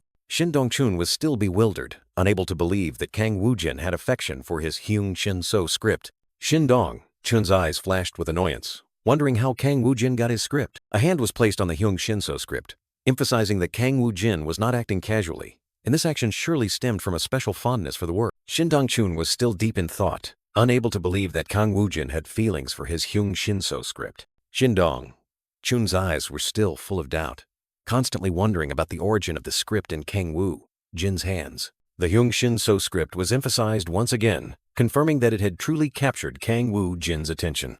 Shin Dong-chun was still pondering, wondering if Kang Woo-jin would truly put in such effort without a special affection for his work. Song Man-woo immediately offered to provide Kang Woo-jin's phone number, asserting that it was reasonable since he had personally come to meet Shin Dong-chun. Shin Dong-chun immediately took the order, determined to contact and arrange a meeting with Kang Woo-jin. Ending the call, Song Man-woo smiled meaningfully, telling himself that he was a little jealous that Kang Woo-jin had personally sought out Shin Dong-chun, then chuckled at the thought. Song Man-woo returned to the meeting table, apologized for the unexpected call, and suggested they continue. The female judge and her colleague exchanged glances, reminding each other of Kang Woo-jin's name that had just been mentioned. The head stylist manager was instructing the female staff to change the sample outfits from Hong Star because they were too flashy, requesting simpler and more refined ones. The female manager turned to Ryu Jung-min, sternly asking him to adjust his diet until the script reading, making the top actor surprisingly ask back. Even more, Ryu Jung-min gave a charming smile, fork in hand, wondering if he had overdone it with the sashimi during the fishing trip, but still agreed to follow the scriptwriter's request. The actor then asked the project director about the identity of the person who would play Assistant Park, but the director only hinted that it was still a rumor. Ryu Jung-min was extremely curious, asking if it was the scene stealer the director had mentioned in the interview, because according to the script, Assistant Park would play a very important role for his character. The project director, in chibi form, chuckled and said it was a surprise that would be revealed on the script reading day, making chibi Ryu Jung-min accept it despite his curiosity. The project director, with a confident expression, proposed a group trip to build camaraderie, asking everyone if they liked the idea. A modern building with unique architecture standing out under the clear blue sky, signaling a promising new day. Kang Woo-jin, with a towel wrapped around his head, stood in the room with a tired expression, surrounded by scattered papers and a phone on the floor. He gazed into the distance, thinking that the Hyung Shin So script was probably out of reach since all the main and supporting roles had been cast, and he couldn't help but marvel at the cast's top-tier visuals. Kang Woo-jin's hand rested near a contract and a mysterious swirling image. He suddenly realized that the power of a contract was even greater than spatial abilities, and how lucky he was to have joined the lazy profiler. Despite a hint of regret, Kang Woo-jin told himself that Hyung Shin So was just a script, not worth getting too attached to, as he had many other projects waiting. Suddenly, his phone vibrated. Kang Woo-jin's phone screen displayed an unknown number, making him frown and wonder why he had been receiving so many calls from unfamiliar numbers lately. Kang Woo-jin answered the phone, activating his acting persona to deal with the unexpected call, as Shin Dong-chun introduced himself and recalled their meeting at Blue Vision Film. Kang Woo-jin suddenly realized it was the square-faced director he had met, silently wondering why this person was calling at this hour and how he got his phone number. Shin Dong-chun quickly apologized, revealing that he got Kang Woo-jin's number from producer Song Man-woo, which utterly surprised the young actor, who couldn't understand why Song Man-woo was involved in this. Shin Dong-chun's phone screen displayed an offer to meet Kang Woo-jin again to discuss the Hyung Shin So script. Shin Dong-chun suggested meeting tomorrow morning at a cafe near Kang Woo-jin's home. The next morning, Shin Dong-chun entered the cafe, waving to Kang Woo-jin, who was already waiting. Kang Woo-jin, with a calm expression, observed Shin Dong-chun and silently noted that he had a very different vibe compared to other actors, a bit indifferent and distant. Shin Dong-chun began by apologizing for the sudden call last night, while Kang Woo-jin smiled gently, said it was fine, and went straight to the main point. Shin Dong-chun, with a tense expression and a forced smile, asked Kang Woo-jin how he felt about his Hyung Shin-so script. Admitting that he was very nervous, Kang Woo-jin silently looked at Shin Dong-chun, making him feel as if he was confessing his innermost feelings. After a moment of thought, Kang Woo-jin slowly said that Hyung Shin-so was a work I am very attached to. Shin Dong-chun was suddenly overwhelmed with emotion, tears welling up, as a script that had once been overlooked now had its first actor express such deep attachment. A tear rolled down Shin Dong-chun's cheek. He realized his senior's words were true, and all the scars from being trampled and ignored for so long seemed to be healing. Shin Dong-chun, wiping away tears and beaming, repeatedly thanked Kang Woo-jin, truly moved to the bottom of his heart. Kang Woo-jin stood with his arms crossed, his gaze still calm as he watched the deeply emotional Shin Dong-chun. The young actor looked puzzled and slightly confused, wondering why this square-faced director was suddenly sobbing. Kang Woo-jin, with an awkward expression, wondered if he had said something wrong with the word attached, because although it seemed a bit much, he had genuinely cared for Hyung Shin-so and poured his feelings into that word. Shin Dong-chun, with a flustered expression, hastily asked Kang Woo-jin what he particularly liked about the Hyung Shin-so script, which slightly surprised the young man. Kang Woo-jin silently told himself to sweet-talk the director with a few compliments, then calmly expressed his impression of how the script meticulously portrayed the psychological changes of the main character, Kim Ryu-jin. Shin Dong-chun was utterly astonished, a question echoing in his mind. How could he know so much? It's as if he stepped into the world of Hyung Shin-so and came back. The director suddenly gripped Kang Woo-jin's hand, his eyes full of passion. Shin Dong-chun, you have an actor here who is truly dedicated to Hyung Shin-so. Are you going to throw it away just for some easy money? In Shin Dong-chun's mind, Kang Woo-jin was already a top-tier actor with meticulous analytical skills for the work, making him wonder what else there was to consider. Kang Woo-jin could only ask back blankly. Shin Dong-chun suddenly reached out to Kang Woo-jin, his eyes firm. Woo-jin, please take on the role of Kim Ryu-jin in Hyung Shin-so. Kang Woo-jin crossed his arms over his chest, his eyes showing surprise mixed with contemplation at the unexpected offer. The young man's face suddenly went blank, his eyes wide as if he couldn't believe his ears. Shin Dong-chun excitedly repeated the offer, while Kang Woo-jin was still dazed, wondering if he had misheard, then confirmed that he had not misheard at all. The director began to explain that Hyung Shin-so was not a commercial film but a work specifically for film festivals, especially the Mise-en-Scène Short Film Festival. The scene shifted to a quiet cinema, accompanied by text explaining the Mise-en-Scène Short Film Festival, a prestigious award equivalent to the Golden Dragon or Black Screen. Renowned directors and top Korean actors frequently served on the jury. Sometimes even famous actors participated as honorary judges. This was the launchpad that propelled new directors and actors to stardom, making the competition fiercer than ever. Annually, over 600 high-quality short films were submitted, and making it into the top 40 was already extremely fortunate. In short, this was a true battlefield for directors passionate about serious filmmaking. The evaluation standards were extremely strict, focusing on the script, direction, and acting performance, with direction and acting carrying the most weight. With such rigorous standards, only the most outstanding works had a chance to win, evidenced by the fact that over 20 years, only 10 films had won the grand prize. Winning at this film festival meant securing one's reputation in the industry. Kang Woo-jin secretly thought he had never heard of the Mise-en-Scène Short Film Festival, but still tried to pretend to know a little. Yes, I know a bit about it. Shin Dong-chun continued to explain that the film festival would take place in mid-April, only 2 months away, but the production of Hyung Shin-so was facing difficulties. Shin Dong-chun enthusiastically recounted the history of Hyung Shin-so, while Kang Woo-jin listened attentively, nodding at his every word. Shin Dong-chun suddenly changed his expression, his voice full of determination. But none of that matters anymore. The production company, investors, actors, everything we discussed, I will cancel it all. We will start over from scratch, with Kang Woo-jin at the center. Therefore, I want you to take on the role of Kim Ryu-jin. Kang Woo-jin was stunned, secretly thinking that everything had gotten out of control because of him. He tried to dissuade him. Director, you don't have to try so hard. But Shin Dong-chun immediately cut him off, his eyes blazing. I'm not trying too hard. Shin Dong-chun, with blazing eyes, affirmed that this was something that absolutely had to be done. He guaranteed he would resolve all problems, only asking Kang Woo-jin to focus entirely on acting. The director burst with emotion, passionately pleading, Please take on the role of Kim Ryu-jin. A character truly comes alive only when portrayed by an actor who loves and cherishes them. Let's fight together, Woo-jin. Kang Woo-jin secretly sighed. This director had just been teary-eyed, and now he was fiercely passionate. He truly couldn't be stopped. Kang Woo-jin subtly smirked, thinking, Things seem bigger than expected, but my initial goal of detective agency has been achieved. Now I just need to act, right? In that case, this isn't a bad offer either. Kang Woo-jin decisively extended his hand, replying, "All right. I'll do my best, director."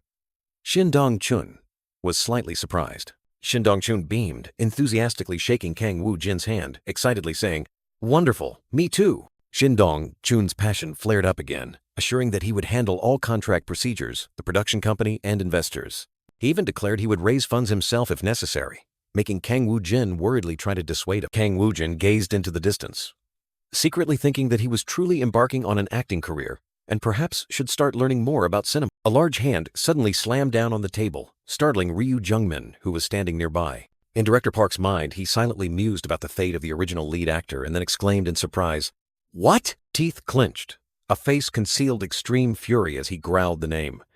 "That bastard Shin Dong-chun!" CEO Seo Guseop of GGO Entertainment slammed his hand on the table, his eyes blazing with hatred. "How dare he come to my GGO Entertainment?" Once again, he gnashed his teeth, his anger erupting uncontrollably. The powerful CEO roared, questioning Shin Dong-chun's betrayal. "How dare he leave me and GGO Entertainment?" He slammed the table, yelling in a fit of rage as everything that had been going smoothly suddenly fell apart. "Everything was fine until yesterday, but I just received a call from Blue Vision Film Company. The director of Private Investigator suddenly backed out, canceling everything, from actors to investors." Seo Guseop irritably waved his hand, dismissing the script as trash, then turned to Park Jong-hyuk, ordering, "Jong-hyuk, pick another script. There are plenty of options anyway." Top star Park Jong-hyuk, with a smug smile, smirked thoughtfully. Such a sudden change in tactics. What reason would he have to back out of everything? Seo Guseop mused, his finger on his chin, his eyes full of doubt. Now that you mention it, could it be? He suddenly realized, a vague image of the new lead actor appearing in his mind, making him grit his teeth. Did director Shin Dong-chun recruit another actor as the male lead? Only an A-list star, or even a top one, could make him back out like that. The Private Investigator script was just a pile of discarded papers for 2 years, and GGO Entertainment was the only company willing to offer good terms for this short film. Seo Guseop asked Jung-hyuk, who was standing opposite the desk, "Did you meet Director Park? Did you hear anything about him finding another actor?" Jung-hyuk hesitated, his face puzzled. "No, I only know that he's meeting an unknown actor." Seo Guseop dismissed it, assuming it was just an audition for supporting roles, then analyzed in detail. There's no reason for a top actor to join Private Investigator. Even an A-list actor is too much. B-list is the absolute ceiling. He concluded that Park Jung-hyuk, the actor, had probably been replaced by a safer B-list actor. Despite his annoyance, he didn't forget to wonder, but was it necessary to cause such a commotion at GGO Entertainment? Hong Hyun urged Choi Seong-jan to set a high signing bonus to recruit Kang Woo-jin, surprising him as he was still undecided. Just then, his phone vibrated, and he told Park Jung-hyuk to choose another mise-en-scène festival short script and make it far superior to Private Investigator. He turned to Park Jung-hyuk, instructing, "As for you, Jung-hyuk, choose another short film script from the mise-en-scène film festival. I'll support you wholeheartedly, so perform well. You must make it look far out of its league compared to Private Investigator." Seo Guseop's eyes gleamed with malice, and he sneered, "That's right, we must crush Private Investigator at all costs. This is a matter of my honor. Create a quality work good enough to win an award at the Mise-en-Scène Film Festival, so Shin Dong-chun will regret it and blame himself." Meanwhile, at BW Entertainment headquarters, actress Hong Hyun appeared with an elegant and charismatic demeanor. She scrolled through her phone, her eyes deep in thought. The phone screen displayed a message from a friend, asking about her stiff expression when Kang Woo-jin was mentioned yesterday, and revealing that Woo-jin had gone to meet director Dong-chun to discuss a short film he wrote. Hong Hyun was so surprised her eyes widened, and she muttered to herself, "He hasn't even read the television drama script yet." But suddenly, the message continued to reveal the film's title. "It's a short film called Private Investigator. If you're interested, should I send you the script?" Hong Hyun didn't hesitate, immediately typing yes. Hong Hyun's gaze sharpened, and she wondered why Kang Woo-jin would suddenly participate in a short film after just completing a major project. She yearned to see Kang Woo-jin showcase his talent in this work. The actress's face clearly showed worry, mixed with a hint of confusion. In her mind, the image of Kang Woo-jin shining with his innate talent appeared as if confirming, if he becomes famous, he will definitely surpass even the top actors.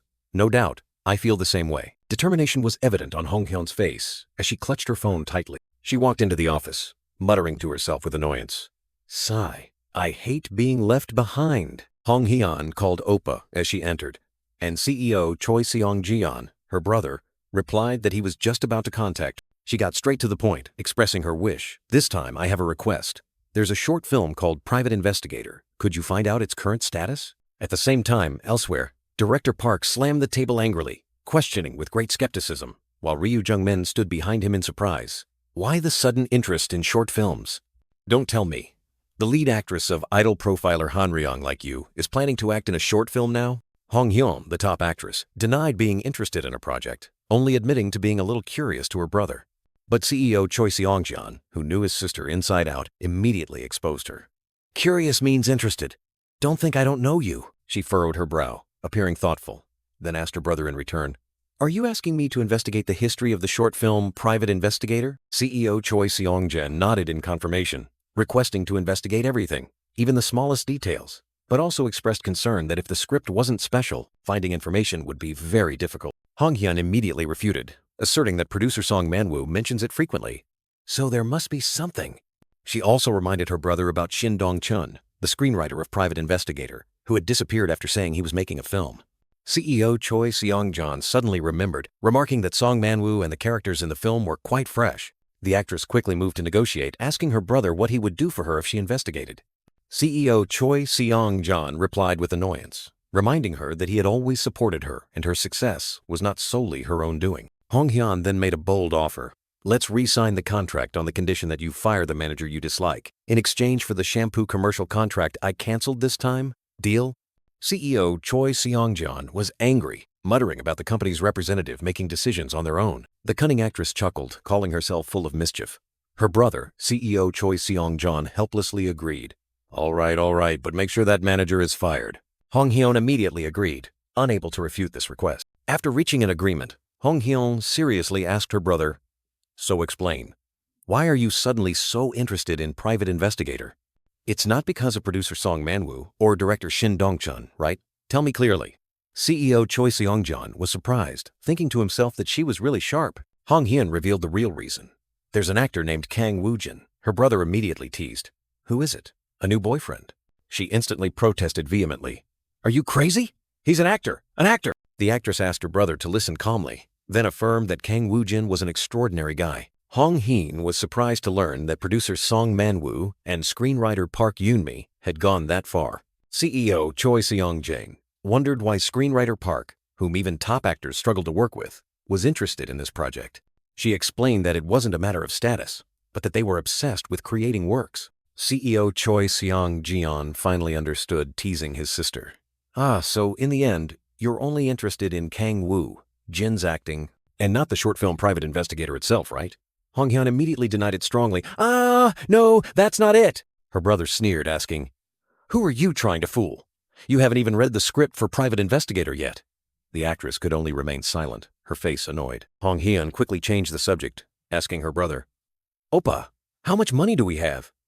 CEO Choi Seong-jeon was surprised by the sudden change, wondering, Suddenly? Why the sudden change of topic? She continued, asking if the company had reserve funds, and if not, asked her brother to prepare some. CEO Choi Seong-jeon was still confused by his sister's inexplicable requests. Hong Hyun explained that it was quite unusual for a rookie to receive an advance, but because Kang Woo-jin was a bit special, it was acceptable. She also asked her brother to take good care of him like a manager. The actress suddenly panicked, realizing something. Hey, are you saying, he'll definitely be stolen away, right after reading the script? Hong Hyun's eyes gleamed with determination mixed with worry, as if she were facing a relentless battle.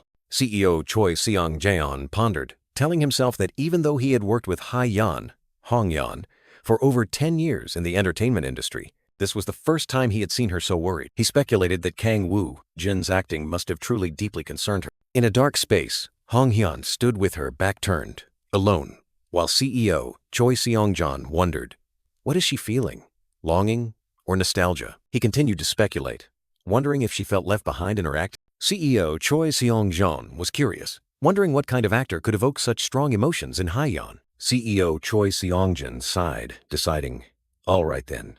First, let's find out the history of Private Investigator. He confidently stated that he could quickly find information thanks to his connections. Immediately, he began operating his phone, contacting acquaintances to gather information. After some searching, CEO Choi Seong-jeon mused, while Hong Hyun impatiently asked, What's the situation? CEO Choi Seong-jun revealed shocking information. Initially, Park Jong-hyuk of GGO Entertainment and a few new actors participated, but director Shin Dong-chun overturned everything. Hong Hyun asked in surprise. Applied pressure? CEO Choi Seong-jun continued. Now GGO Entertainment is extremely angry and putting pressure on independent film and short film production companies. Hong Hyun listened, her face full of thought. Her brother further explained that GGO Entertainment was supposed to invest as well, but now they no longer have production funds.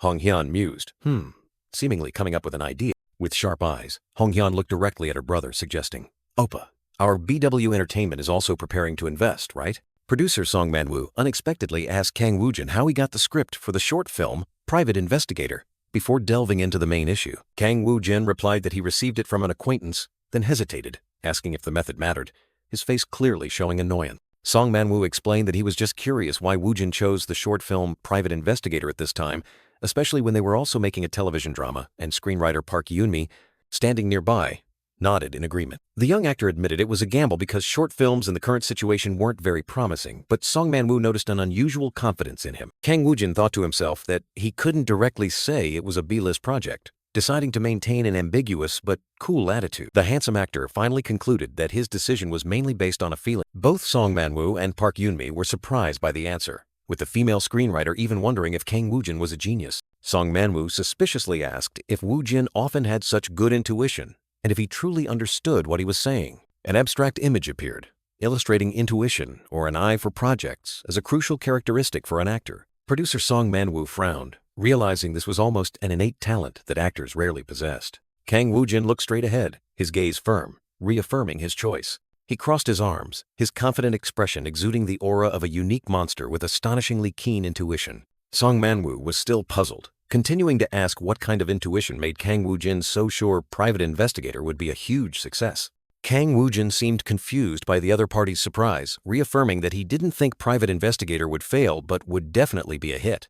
Screenwriter Park Yoon-mi and producer Song Man-woo stared at him, wondering where such confidence came from and if it was too reckless, while Kang Woo-jin remained calmly seated. Chibi Kang Woo-jin remained unusually calm, making Chibi Park Yoon-mi inwardly scream that there was no actor like him in the world. Song Man-woo pondered, recalling that usually, if someone participated in a big project like Profiler Hanryang, they would take their time to choose another project. A grand frame appeared, depicting Kang Woo-jin in a stylish suit, accompanied by the affirmation that he would become a great actor with top-notch acting, confidence, and keen intuition. Producer Song Man-woo laughed, joking that Kang Woo-jin was truly a game-hacking character and that he would have to consult him when setting up his own production company in the future.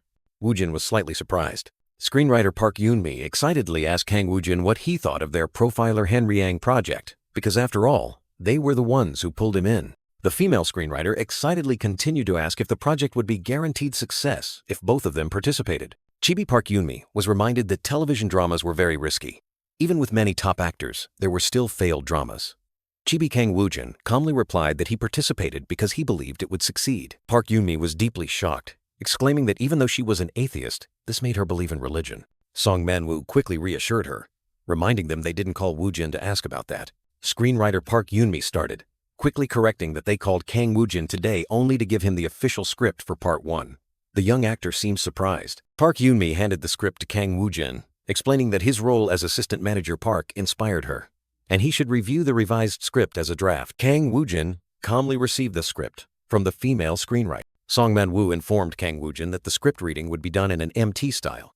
The young actor was surprised. Kang Woo-jin asked what MT style was, and Song Man-woo explained it was where genius actors synchronized with each other before actual film. Song Man-woo continued to explain that although script readings usually involve focusing in a room and discussing, sometimes with many actors and staff, they would do it MT style to synchronize and understand each other. He also humorously concluded that it was just an excuse for everyone to gather and play, which deeply shocked Kang Woo-jin. Kang Woo-jin was astonished, realizing he would get to play with stars like Hong Hyun and many other celebrities, feeling his life had reached a new level.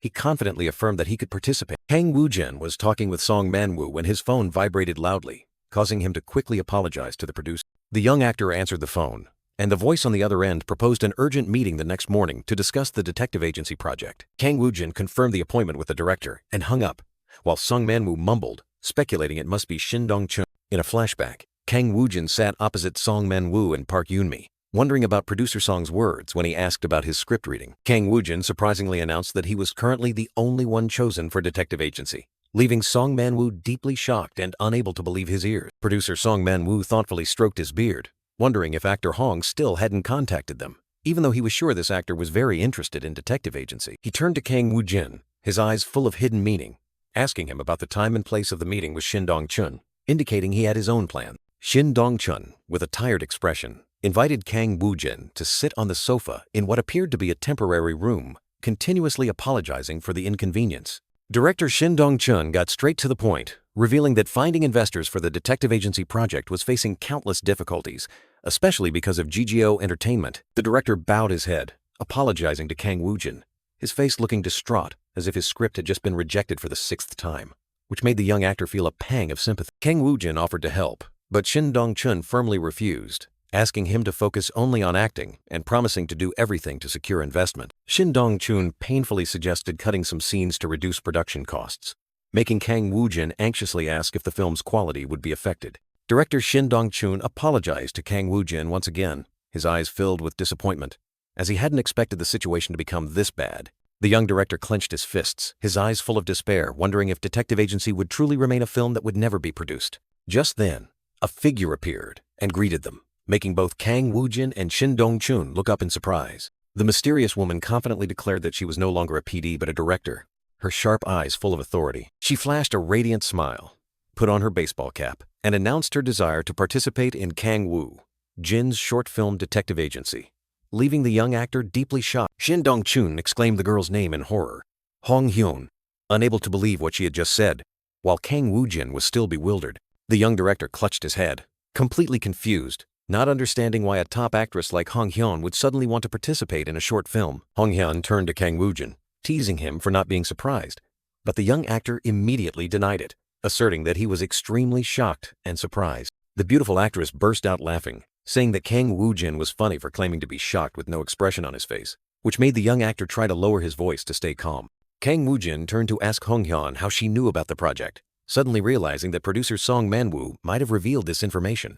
Hong Hyun confirmed that producer Song Man-woo had informed her about the project when she was about to contact him. The top actress tilted her head, playfully asking Kang Woo-jin if he truly wanted her to participate in Detective Agency, and affirmed that she was not joking. Kang Woo-jin, his eyes still showing a hint of surprise, admitted he would be very grateful if she joined, and Hong Hyun immediately patted his shoulder, confidently sealing the deal. Shin Dong-chun still couldn't believe his eyes, stammering as he asked Hong Hyun again if she truly wanted to act in the short film Detective Agency. Hong Hyun confirmed that she had read the script and wanted to play the wife, astonishing Shin Dong-chun because it was only a supporting role in a short film. The young director nervously explained that the wife role was just a supporting one, and he couldn't afford a top actress's fee like hers. Hong Hyun smiled confidently, held out a card, and revealed that there was no need to worry about investors, as CEO Choi of BW Entertainment would be involved. She instructed both of them to keep her appearance in the film a secret until its release, then quickly left to make her next schedule. Kang Woo-jin was talking with Hong Hyun,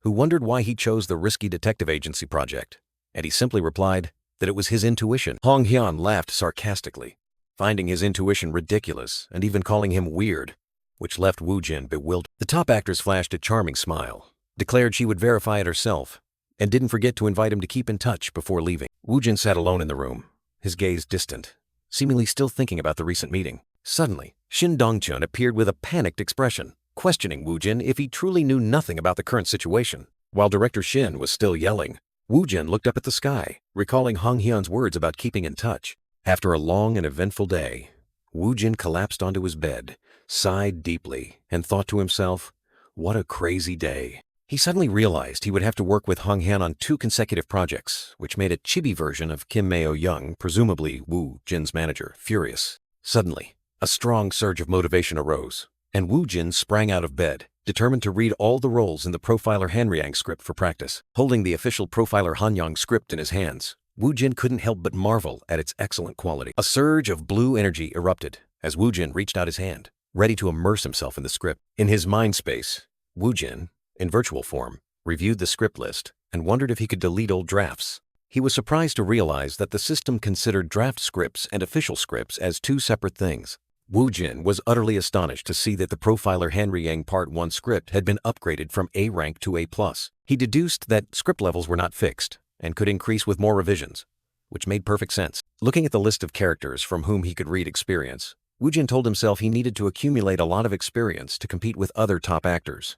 With shining eyes, Woo-jin declared his goal was to read all the characters, and the system confirmed it was 100% prepared for the role of Yoo Ji-hung, ready to begin the immersive acting journey. An ancient villa appeared amidst a beautiful natural landscape, and a voice echoed, confirming that the contract would proceed. Shin Dong-chun smiled and asked an old man, the villa owner, about the purpose of using this villa. Director Shin Dong-chun gave a knowing smile, revealing that he would use the place as a filming location. And more importantly, he had successfully signed the contract thanks to new investment. He happily held his phone, eager to share the good news with Kang Woo-jin. In another development, Kang Woo-jin, chibi version, was startled in surprise. Suddenly remembering something important, with a serious expression, Woo-jin realized that today was the script reading day for the film Profiler Hanryang. He arrived at the empty location, a crowded area with many people and vehicles passing by, which seemed to be a filming location or a major event. A staff member stopped Woo-jin, asking if he was a member of the film crew, as outsiders were not allowed in. Suddenly, Hong Hyun appeared, linked arms with Woo-jin, and cheerfully declared that he was a member of the Profiler Hanryang film crew, which made Woo-jin blush with embarrassment. The staff member was surprised to recognize Hong Hyun, immediately directing them inside.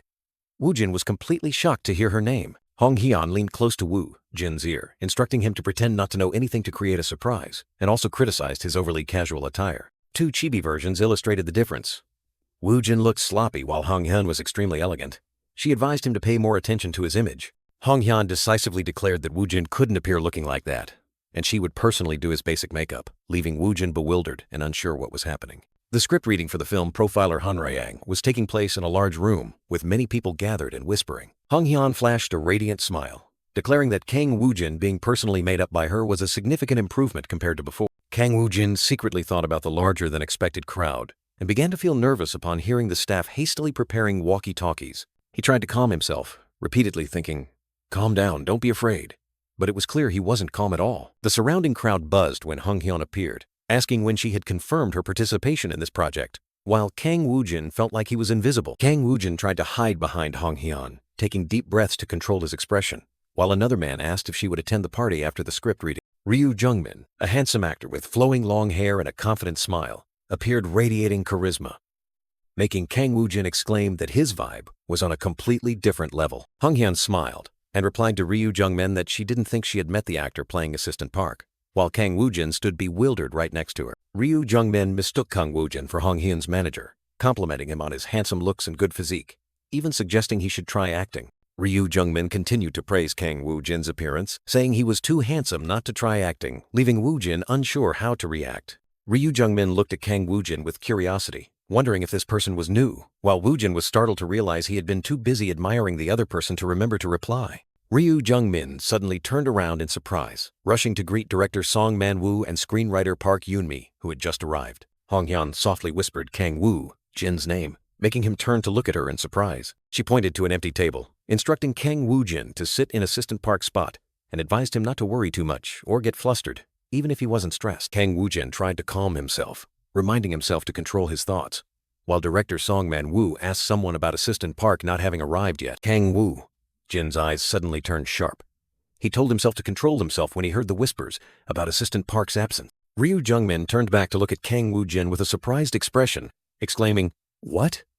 as the latter tried to control his emotions. The entire room suddenly fell into an unexpected silence, all eyes turning towards Kang Woo-jin. Ryu Jung-min stared at Kang Woo-jin in astonishment, doubtfully wondering if this person was Hong Hyun's manager. Kang Woo-jin, with a calm expression, finally introduced himself. "Hello, I am Kang Woo-jin, and I play Assistant Park." The entire room buzzed with chatter again, everyone staring at Kang Woo-jin, wondering who he was and if he was some unknown actor, making him feel extremely nervous. Director Song Man-woo smiled, announcing to everyone that the actor playing Assistant Park, whom they had been curious about for so long, was Kang Woo-jin, and asked everyone to open their scripts to begin the reading. Ryu Jung-min surprisingly asked director Song Man-woo if he usually avoided casting unknown or new actors, and commented that Kang Woo-jin's reaction seemed a bit stiff. Director Song Man-woo just smiled mysteriously, telling Ryu Jung-min to sit down and see for himself, implicitly asserting that Kang Woo-jin would prove his ability. Everyone took their seats, and director Song Man-woo announced that the script reading officially began. Director Song Man-woo began reading the first scene of the script, describing a morning mountain setting with police surrounding the forest, making Kang Woo-jin listen intently. The setting of the drama, Profiler Han Ryong, was revealed to be in 2010, consisting of 4 episodes, and the first scene began with the alarming discovery of a male body on the mountain. Ryu Jung-min lamented that the condition of the body looked very bad, while director Song Man-woo introduced the main character, analyst Yoo Ji-hyung, a genius living a carefree life. Hong Hyun surprisingly asked why the carefree genius appeared, while Kang Woo-jin was preparing to introduce the female lead, the passionate detective Jong Yeon-hee. Kang Woo-jin explained that there weren't many profilers nationwide, and another man asked about the estimated time of death, while he felt the powerful intensity of the script from the very first lines. Kang Woo-jin, with a pensive expression, listened to someone wondering about the red paint on the fingernails. Then he explained it was nail polish and wondered how to portray it correctly. A woman next to Kang Woo-jin was whispering, commenting that both the person who just read the lines and the person whispering expressed themselves too superficially. Kang Woo-jin's eyes were sharp, his inner self screaming that it should have been emphasized more. The character was desperate, so why was the acting so bland, completely different from what he had experienced? Producer Song Man-woo pointed out that the lines of an actor named Tae-san were too flat, needing more emphasis, while another person secretly thought this actor's performance was out of his league from the start. Kang Woo-jin looked into the distance, telling himself that even though he didn't know about the female role, the roles he had experienced were exactly as he imagined, and it was hard to believe that others' acting could be so bad. The group was sitting around the table, Kang Woo-jin and the other actors listening as the script was read, describing a horrific crime scene, red nail polish, only the upper body undressed, the murder weapon, and the victim's posture before rigor mortis set in. Hong Hyun and everyone discussed, realizing the modus operandi was identical to the serial killer who had left 5 bodies, a killer who disappeared in 2004 and seemed to have returned after 6 years. A dazzling comeback. Song Man-woo handed the script to Kang Woo-jin, instructing him to grasp the essence moderately because this was Assistant Park's first appearance, a monologue to set the tone for the play. Kang Woo-jin replied, "Yes, I understand. I'll keep it moderate." But inwardly he wondered what moderate actually meant, whether it was to reduce his expression by half or just do it casually. He closed his eyes, deciding to minimize movement and only express emotions precisely, focusing entirely on the experiences he had directly seen, processed, and felt about Assistant Park. Suddenly, Kang Woo-jin seemed to be enveloped by an eerie blue light, sitting amidst dark swirling patterns. He told himself that he had read and experienced this scene dozens of times, having understood and absorbed it. Another image of Kang Woo-jin, with blue hair and glowing yellow eyes, appeared from behind, covering his eyes, flashing a mysterious smile and making an eerie declaration. "I am now." A close-up of Kang Woo-jin's glowing yellow eyes, now completely transformed, exuding a chilling and terrifying coldness. With a sinister smirk, Kang Woo-jin covered his mouth with his hand, his voice echoing as if from another world.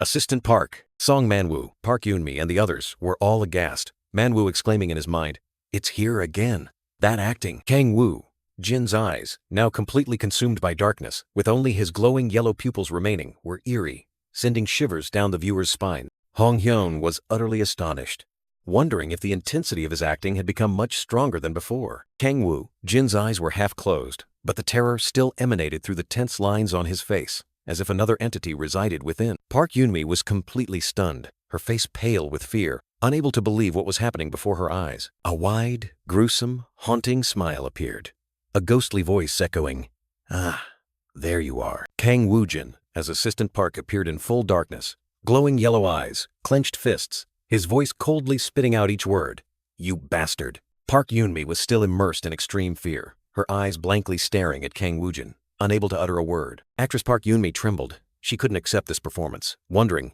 "That acting? You call that moderate?" A wide, gruesome, haunting smile appeared again, a ghostly voice echoing, "Ah, there you are." Kang Woo-jin, as Assistant Park, appeared in full darkness, glowing yellow eyes, clenched fists, his voice coldly spitting out each word, "You bastard." Park Yoon-mi was still immersed in extreme fear, her eyes blankly staring at Kang Woo-jin, unable to utter a word. Actress Park Yoon-mi trembled. She couldn't accept this performance, wondering, "That acting? You call that moderate?" Park Yoon-mi's face was distorted with horror. She desperately wondered, what the hell does moderate even mean here? Kang Woo-jin flashed a mysterious smirk, his eyes still retaining Assistant Park's eerie charm, making Park Eun-mi, off-screen, ask in horror, "Who is he? No, what is he? Really? How can a person change emotions so completely?" A close-up of Kang Woo-jin's haunting smirk, his eyes still retaining their terrifying look, as if another soul was hidden deep within. A trembling hand clenched tightly, someone's inner self screaming about the level of analysis and practice required to achieve that terrifying acting, even wondering if it could be achieved through practice alone. The next scene showed a terrified woman looking towards a dark figure with a ghostly smile, the dialogue asserting that this was no longer an actor, but Assistant Park in the flesh. And indeed, Assistant Park appeared with a twisted smile, glowing yellow eyes full of murderous intent, declaring himself a psychopathic pervert, feeling cute, soft, and wanting to crush someone. The tense atmosphere suddenly shifted to the script reading scene.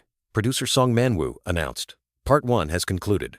We will move to Part 2 immediately," and introduced the first scene in the interrogation room. Producer Song Man-woo turned to look at Kang Woo-jin, wondering why he wasn't even looking at the script, whether he was so confident that he didn't need to review it anymore. Park Yoon-mi, with a bright expression, explained that with his recent Assistant Park performance, Kang Woo-jin must have analyzed and memorized the script to an insane degree. Kang Woo-jin, in character, calmly responded to the accusation, asking in return if the other party felt uncomfortable being falsely accused. He continued his lines, explaining that it was precisely because someone else imitated his masterpiece that he confessed, and if they didn't believe him, they could investigate themselves. Park Yoon-mi looked at Kang Woo-jin with a half smile, half frown, while he continued his lines, asserting that he confessed to prove his innocence. Another older man, Ryu Jung-min, was also listening intently, his face clearly showing surprise, agreeing with Park Yoon-mi's thought that everyone here understood why Kang Woo-jin was sitting there. Producer Song Man-woo signaled the end of the scene, but in his mind, he kept wondering how Kang Woo-jin could be so calm after such a peak performance. Park Yoon-mi and Ryu Jung-min clearly showed tense expressions.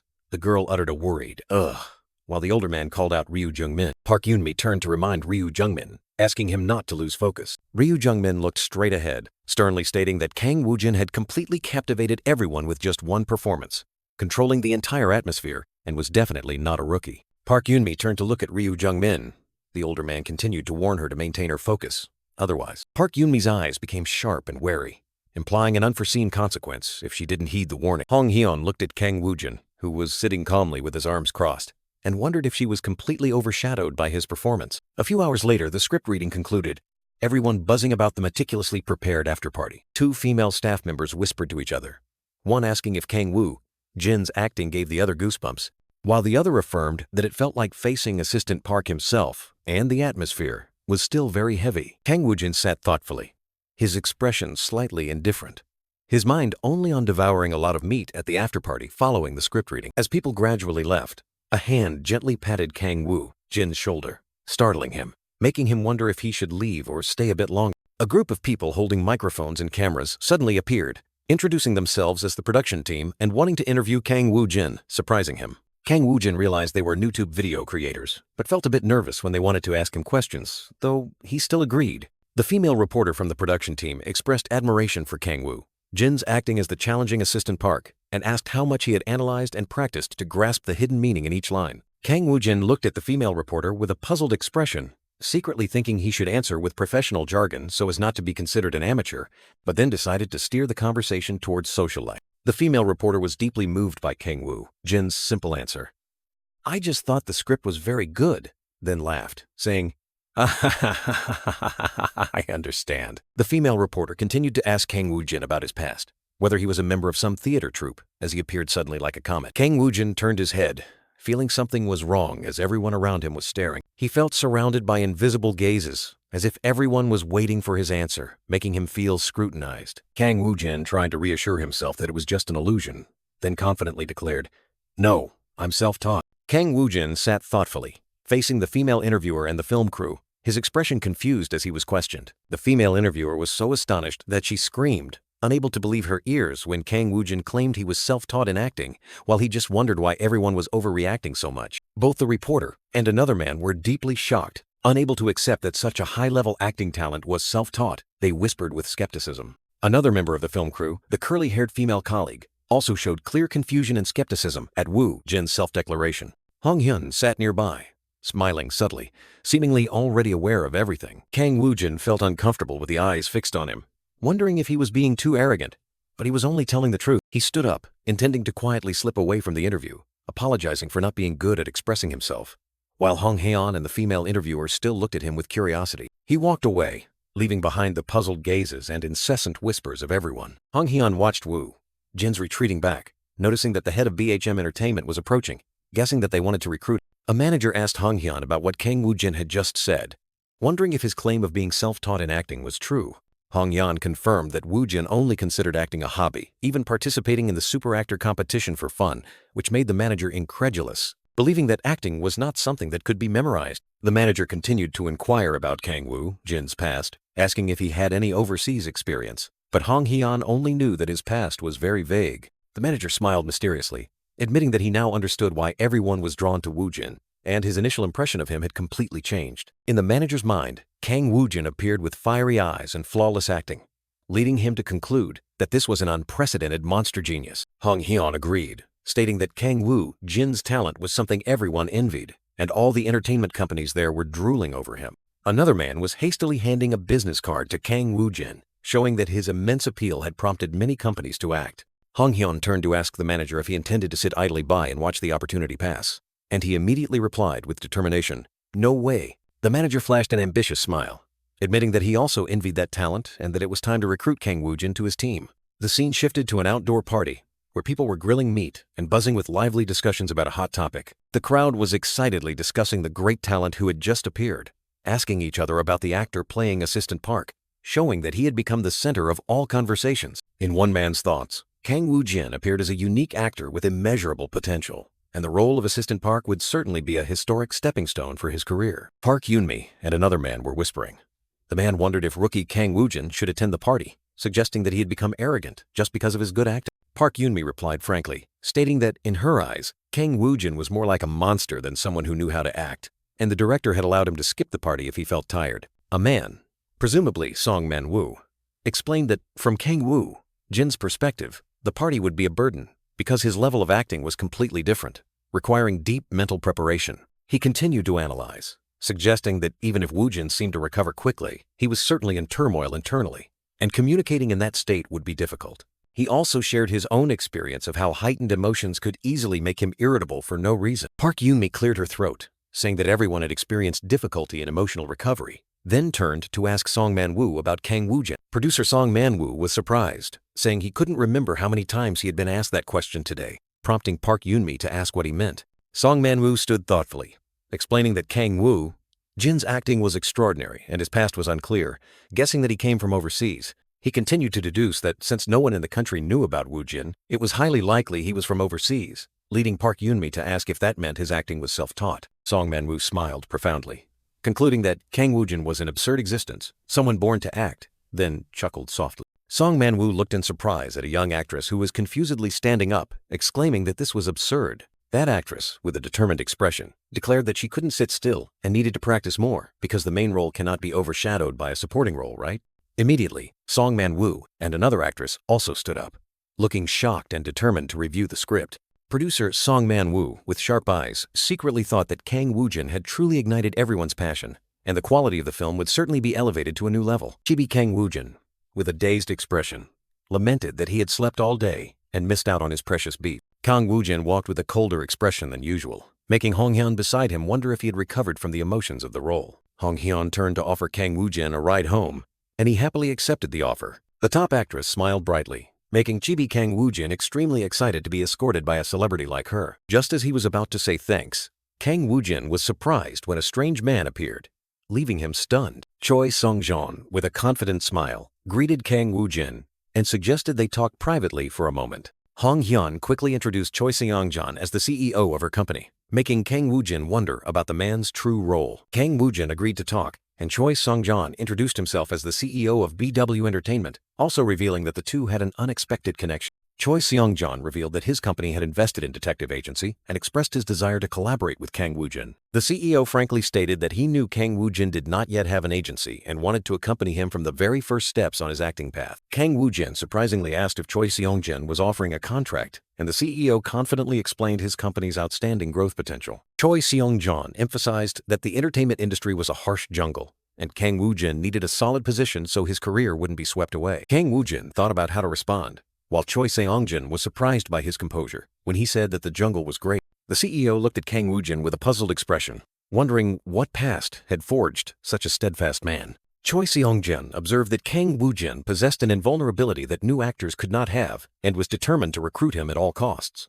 He offered Kang Woo-jin to join the company, promising to take good care of him and create opportunities for him to spread his wings in the entertainment industry, while also asking how many business cards he had received from other companies. Kang Woo-jin replied that he had received quite a few, leading Choi Seong-jin to guess it was more than 10 and ask about the deposit, which surprised Kang Woo-jin as no one else had mentioned. Kang Woo-jin skillfully gave a vague answer, saying he had heard about some unconventional conditions. Choi Seong-jin smiled meaningfully, declaring that he would meet those conditions and wanted Kang Woo-jin to hear his company's terms, making the young man feel that things were getting out of control. Kang Woo-jin, with eyes shining brightly in his immersed state, decided not to hesitate for his play to succeed, and said he would think about it and get back to them later. After a long day, Kang Woo-jin finally arrived at his apartment, feeling comfortable and at ease. He lay stretched out on his bed, thinking about the offers from various agencies, feeling annoyed and wondering which one to choose. Kang Woo-jin decided he would think about this after filming Detective Agency, because he needed to experience it first. He picked up the script to read, his eyes full of interest and concentration. Suddenly, Kang Woo-jin was astonished to see his experience stats suddenly skyrocket, wondering why it had increased further when it was only A+ before the script reading. Kang Woo-jin was confused as he couldn't clearly remember what had happened during his previous immersion, but he decided to cast aside all thoughts and continue. The system activated, announcing preparation for the Detective Agency script with 100% complete data, ready to immerse him in a new experience. Time passed, and finally, the first day of filming for Detective Agency arrived, set in an old villa where the film crew was bustling with preparations. Woo-jin stared in surprise at the villa, realizing its architecture was identical to what he had seen when experiencing the script. A crew member approached, asked if he was an actor, and directed him to the gathering area, causing the young man a slight moment of confusion. Kang Woo-jin observed the other actors waiting, and a slight sense of anticipation arose within him at the thought of acting alongside them. The supporting actors whispered among themselves, complaining about the biting cold despite it being March, but also comforting themselves that at least they had seats, unlike other unknown actors who had to stand. A male actor curiously asked about who would play the wife, but no one on the crew, including the staff, had any information about her. The group of actors was startled when they heard a man ask why the lead actor of Detective Agency was a complete unknown. They continued to discuss, wondering why a short film project for a film festival would choose an unknown lead actor, suspecting interference from the investing company.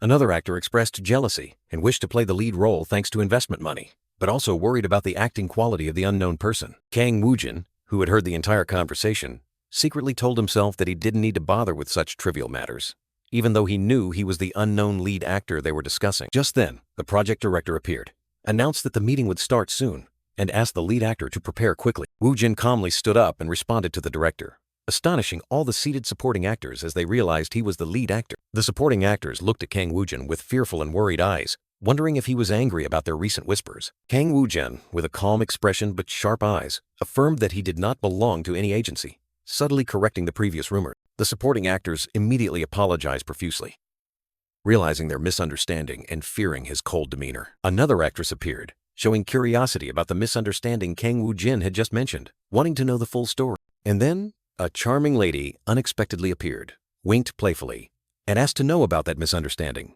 shocking the supporting actors when they realized it was Hong Hyun. The project director introduced Hong Hyun as the one who would play the wife, and the actress greeted everyone with confidence, leaving the other actors utterly astonished by her identity. Hong Hyun intimately greeted Kang Woo-jin, saying they met quite often, which once again froze the supporting actors and led them to whisper about the mysterious relationship between the two. The project director cleared his throat, explaining that Hong Hyun's participation was a secret according to contract terms, and asked everyone to keep it confidential until the film's release. The director continued to announce that all actors, except Hong Hyun, would stay in a nearby dormitory for 5 days, and asked everyone to be ready for the scene, which would start in 10 minutes. The project director instructed Kang Woo-jin to go get his makeup done and prepare for the first scene, which was him entering the villa. Woo-jin nodded in agreement, but inwardly he began to feel nervous because this was his first time actually filming, and as the lead role no less. A female makeup artist meticulously applied makeup to Woo-jin, while another male staff member handed him his costume, making the young man tell himself to maintain his cool demeanor. Hong Hyun suddenly appeared, leaned on Woo-jin's shoulder, and asked if he had considered joining her agency. Kang Woo-jin was surprised, and Hong Hyun revealed that she was thinking of joining a company after the detective agency project concluded, then asked if he had any conditions. Woo-jin confusedly said he had no conditions, and Hong Hyun explained that an actor is like a product, needing to value themselves before negotiating with a company, then wished him good luck with the filming. Kang Woo-jin, with a confused expression, told himself that at least someone should show him how to value himself, while a voice from afar urged him to prepare. However, Kang Woo-jin quickly cast aside all thoughts, focusing intently on the upcoming scene, confident that he would perfectly embody the main character Kim Woo-jin of Detective Agency. He closed his eyes, trying to recreate all the senses and emotions he experienced while reading the script in the subspace. Determined to deliver a more vivid performance, his eyes suddenly flashed with a brilliant golden light, and Kang Woo-jin declared powerfully, asserting that he was Kim Woo-jin, the main character of Detective Agency. A staff member stood, watching, astonished by Kang Woo-jin's incredible speed in getting into character, remarking that his cold demeanor had vanished, and even his gaze had completely changed. The project director shouted, "Action!" and Kang Woo-jin, as Kim Woo-jin, immediately turned and walked away, leaving a staff member eagerly anticipating his explosive performance. Suddenly, Detective Kim Woo-jin stumbled, falling to his knees on the lush green grass, his face clearly showing surprise. Another staff member and Hong Hyun stood side by side, commenting on the seamlessness of Kang Woo-jin's acting, especially how his stumble matched Kim Woo-jin's slightly clumsy personality. Hong Hyun, with sharp eyes, nodded in agreement, affirming that Kang Woo-jin had completely immersed himself, making the character Kim Woo-jin come alive. His acting talent was truly astonishing. The top actress mused, realizing that Kang Woo-jin not only had the ability to improvise but also a keen intuition to elevate the character's personality.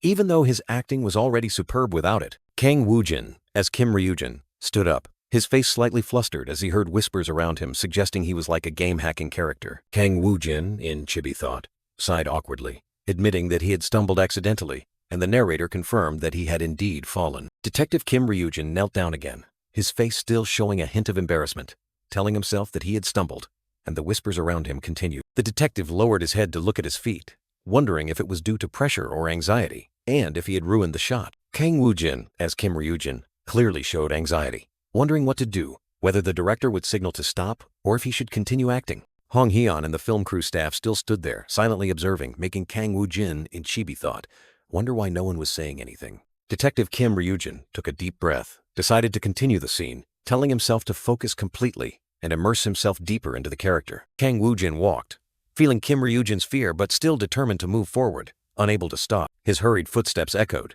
and Kang Woo-jin told himself that the reason he joined Detective Agency was to seek the thrill of seeing the world from a different perspective, especially a murder case. Detective Kim Woo-jin stood in front of an old house, declaring himself the witness to the case. With a mysterious smile, Detective Kim Woo-jin reached for the doorknob, admitting that he was drawn in and couldn't resist his curiosity. He stepped inside, his light footsteps echoing on the wooden floor. Detective Kim Woo-jin stood in the middle of the room, hand on his chin, remarking that the smell of the dead was unnecessarily pleasant and that it was just nonsense. He turned his back, looking down the dark staircase, wondering if it led to the basement. Kim Woo-jin carefully descended each step, and then a horrifying sight met his eyes.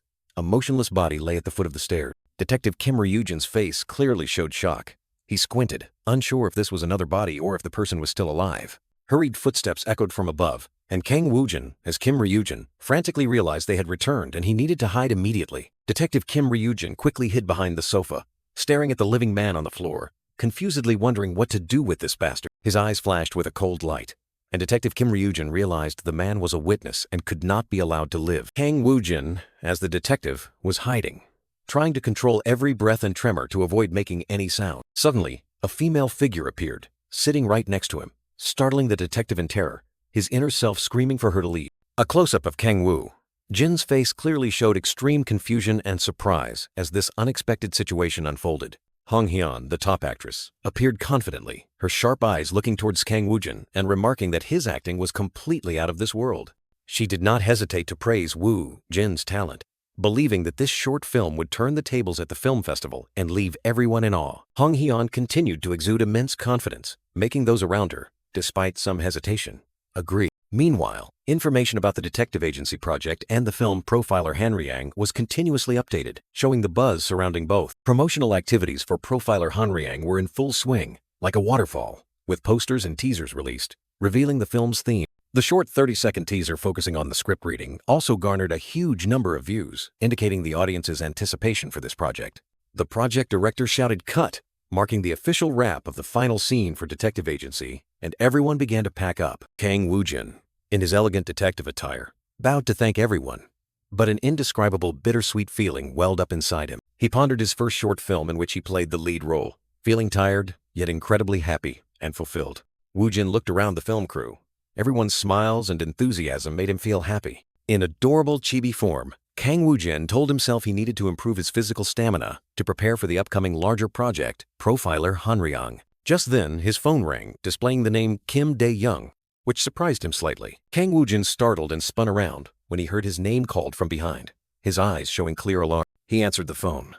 Kim Dae-young invited him for a drink, but he politely declined, maintaining a calm expression. Kim Dae-young looked annoyed, questioning Kang Woo-jin why he had become so mysterious and refused to meet friends. Kang Woo-jin hung up, sighed softly, and told himself it was best to keep his acting a secret to create a surprise later. Suddenly, Jong-hyuk appeared right behind him, calling Kang Woo-jin's name, making him startle and turn around. Jong-hyuk asked Kang Woo-jin if he was tired, remarking that he looked quite calm, which made Woo-jin secretly sigh in relief. Kang Woo-jin was relieved that Kim Dae-young hadn't overheard their conversation, while Jong-hyuk continued to praise his innate acting talent. Jong-hyuk explained the post-production process and promised to contact Kang Woo-jin to arrange a meeting after it was completed. He enthusiastically talked about post-production sound editing, but Kang Woo-jin could only hum in acknowledgement, understanding nothing at all. Jong-hyuk changed the subject, asking if the schedule for the Mise en Scène Short Film Festival had been announced yet. He explained that the specific schedule would be announced 2 weeks prior, hoping that the post-production process wouldn't take too long. Jong-hyuk advised Kang Woo-jin to get a dashing new suit to attend the film festival. He emphasized the importance of appearing elegant before influential figures in the film industry, especially since Kang Woo-jin was the lead actor. Jong-hyuk even suggested finding a management company, which surprised Kang Woo-jin, who secretly thought his friend was truly a prophet. Jong-hyuk was talking to Kang Woo-jin, his face surprised to see that he had earned money from acting, and that the scale of Profiler Hanryang was astonishing. He wondered how much the deposit should be. A metaphorical image showed Kang Woo-jin standing confidently under the spotlight, with the giant hands of entertainment companies reaching out to him, without needing to spend hundreds of millions of won on a rookie, as usual. However, alongside the glamour, the entertainment industry was also full of instability. Even those trained for 3 years found it difficult to get small roles. Jong-hyuk continued talking to Kang Woo-jin, his face beaming, explaining that he was playing the lead role in Detective Agency and a supporting role in Profiler Hanryang. Jong-hyuk smiled brightly, asserting that Kang Woo-jin, despite being a newcomer, had consecutively landed lead and supporting roles, coupled with perfect acting, surely making entertainment companies drool with desire. Jong-hyuk turned to Kang Woo-jin, suggesting a deposit of about 20 million won. Kang Woo-jin was utterly shocked, his eyes wide with astonishment at the huge sum. Jong-hyuk patted Kang Woo-jin's shoulder, advising him to think carefully, because with his abilities, he would be fine on his own. He handed Kang Woo-jin the scripts for parts 3 and 4 of Profiler Hanryang, saying that Hyung Nim had asked him to deliver them. Kang Woo-jin took them, softly said thank you, and secretly cheered because he finally had new scripts. Jong-hyuk told Kang Woo-jin to be careful on his way home and that he would contact him later. Kang Woo-jin bowed and politely replied, yes. Kang Woo-jin stared at the new scripts, wondering if he should read part 3 right away. A tall building stood majestically under the blue sky, with brilliant morning sunlight, creating a feeling of a new beginning. Kang Woo-jin lay sprawled on his bed, sighing tiredly, wishing he could sleep like this forever after busy days. Suddenly, he sat up, his face serious, realizing that a week had passed since he received the business cards, and it was time to make an important decision. He held 8 business cards in his hand, muttering as he counted them, realizing one was from a film company and the rest were from management agencies. Kang Woo-jin sat cross-legged on his bed, surrounded by business cards, wondering if he needed to meet all 8 companies, as it was too troublesome and didn't fit his concept. He pondered, recalling that when he read the script, everyone seemed to know each other. He worried that if he met too many people, rumors would spread. Kang Woo-jin stroked his chin, his eyes thoughtfully looking down at the business cards. Still undecided, he sighed, telling himself he knew nothing about the entertainment industry, and trying to research each company himself would only make things more complicated. Kang Woo-jin's eyes flashed with determination. He reached for his phone, secretly thinking, the solution is, he dialed a number on his phone, his face tense, telling himself he needed experience. With sharp, determined eyes, Kang Woo-jin put the phone to his ear and boldly introduced himself. Hello, I am Kang Woo-jin. A modern office space with a faint BW logo, signaling a new location. Choi Seong-jon stood with his arms crossed, asking Hong Hyun, who was sitting on the sofa, if she had done well during the detective agency shoot. She replied vaguely, perhaps. Hong Hyun put her hand to her forehead, sighing tiredly, her face full of thought as she said, something like that. She ran her hand through her hair, her sharp eyes, telling herself that watching and experiencing Kang Woo-jin's acting firsthand was completely different. She even felt overwhelmed midway, wondering why that was. An abstract image with scattered black ink stains depicted the chaos in Hong Hyun's thoughts. She realized that when she tried to immerse herself in Kang Woo Jin's acting, she felt her own acting was still too lacking. Hong Hyun clutched her head, her face bewildered and a little helpless, wondering if it was a matter of pride or simply Kang Woo-jin's innate talent.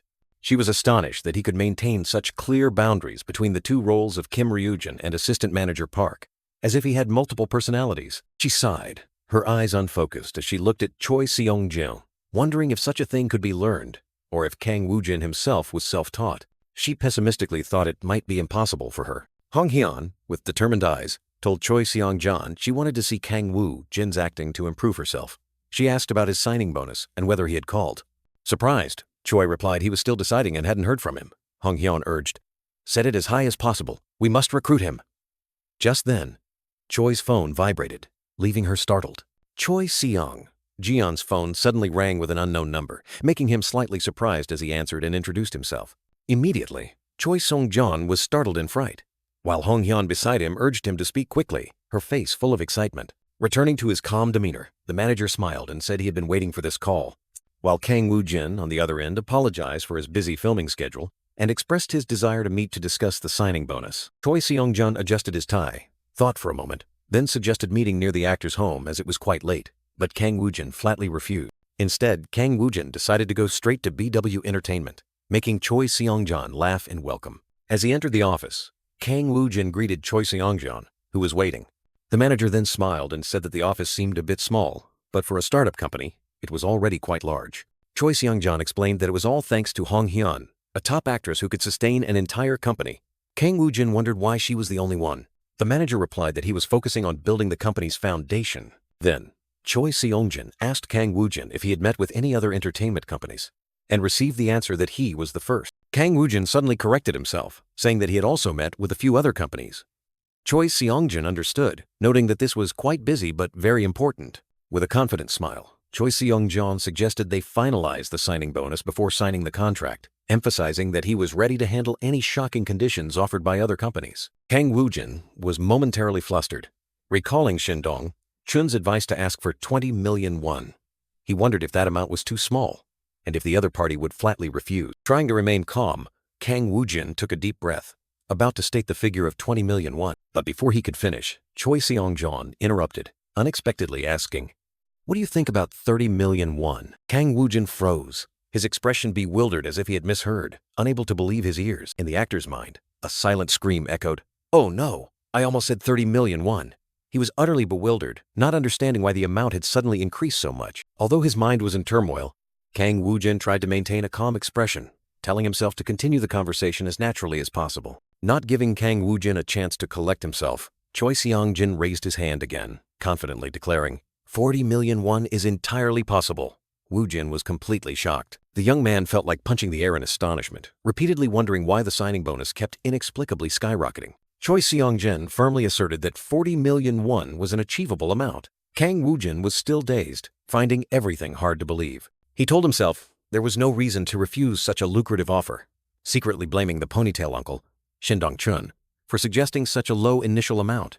He decided to continue the conversation naturally, even though every second that passed was challenging. Kang Woo-jin then asked why Choi Seong-jin offered such a high signing bonus. The manager explained that it was a current trend to circumvent regulations regarding signing bonuses. The manager continued to explain that even top actors often receive houses or other assets instead of cash, and this was similar for rising actors.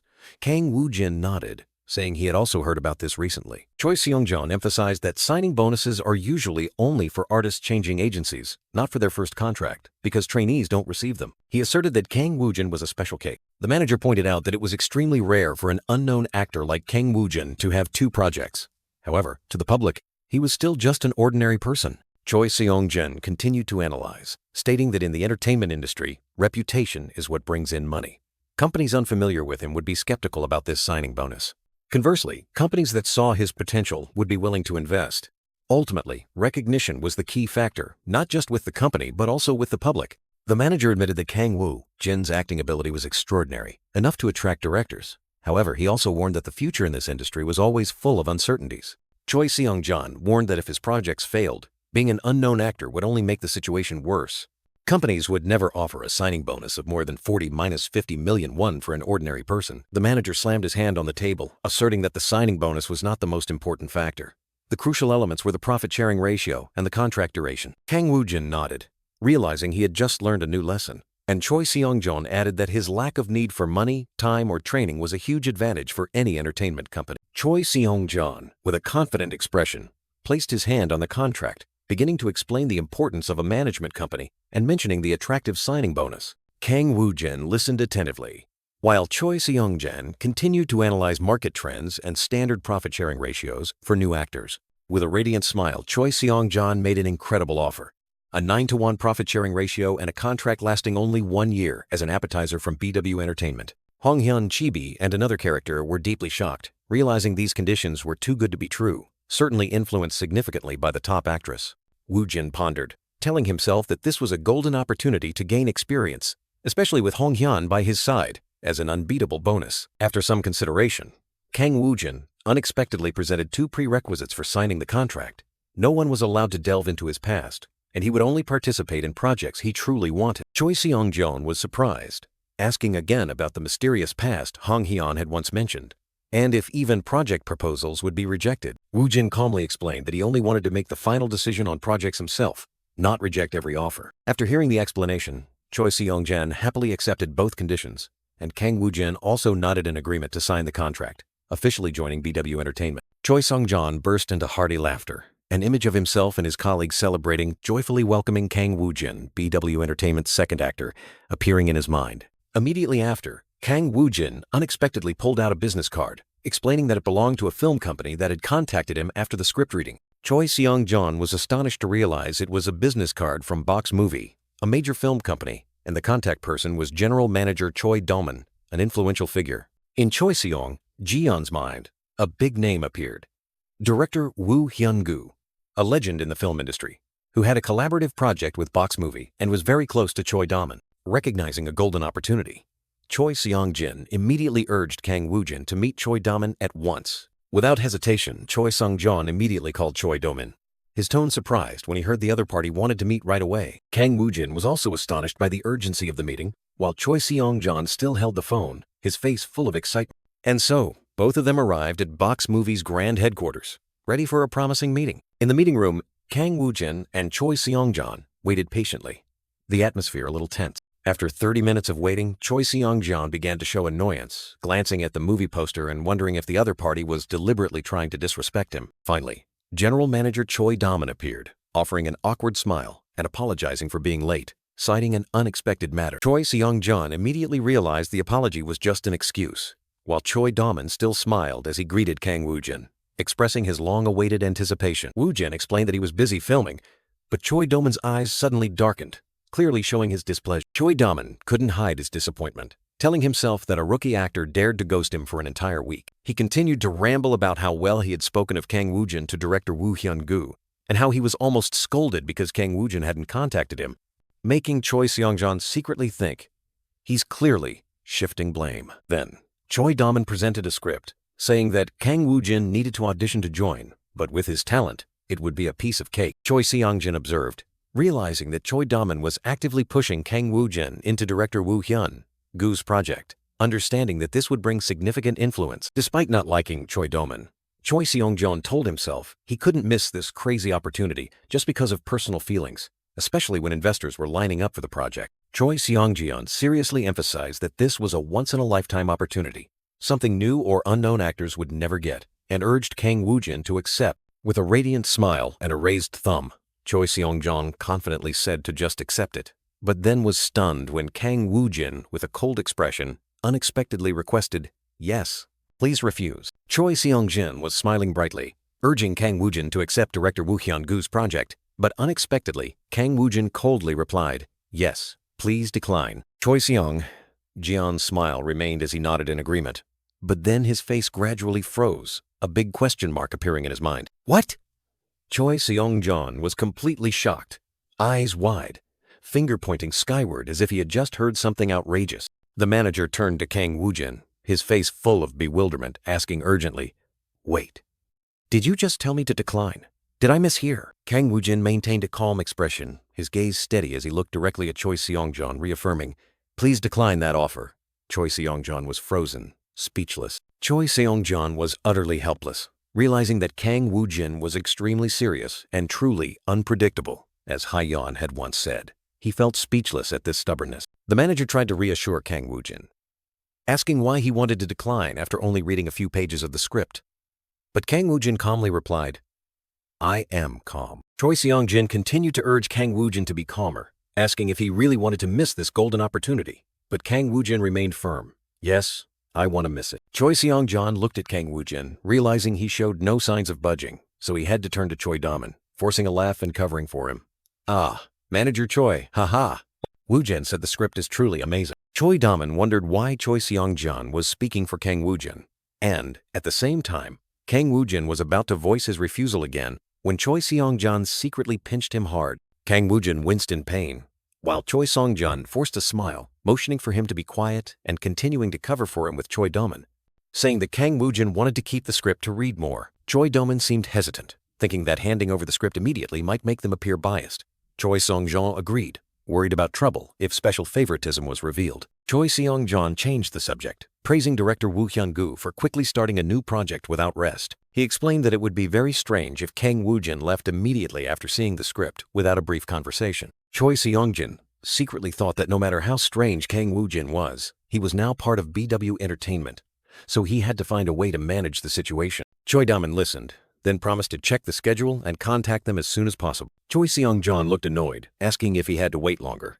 Choi Daman explained that the Profiler Hanryong project required a lot of preparation and promised to contact him personally. Choi Seong-jin nodded repeatedly, urging Choi Daman to respond quickly so he wouldn't get scolded by the director.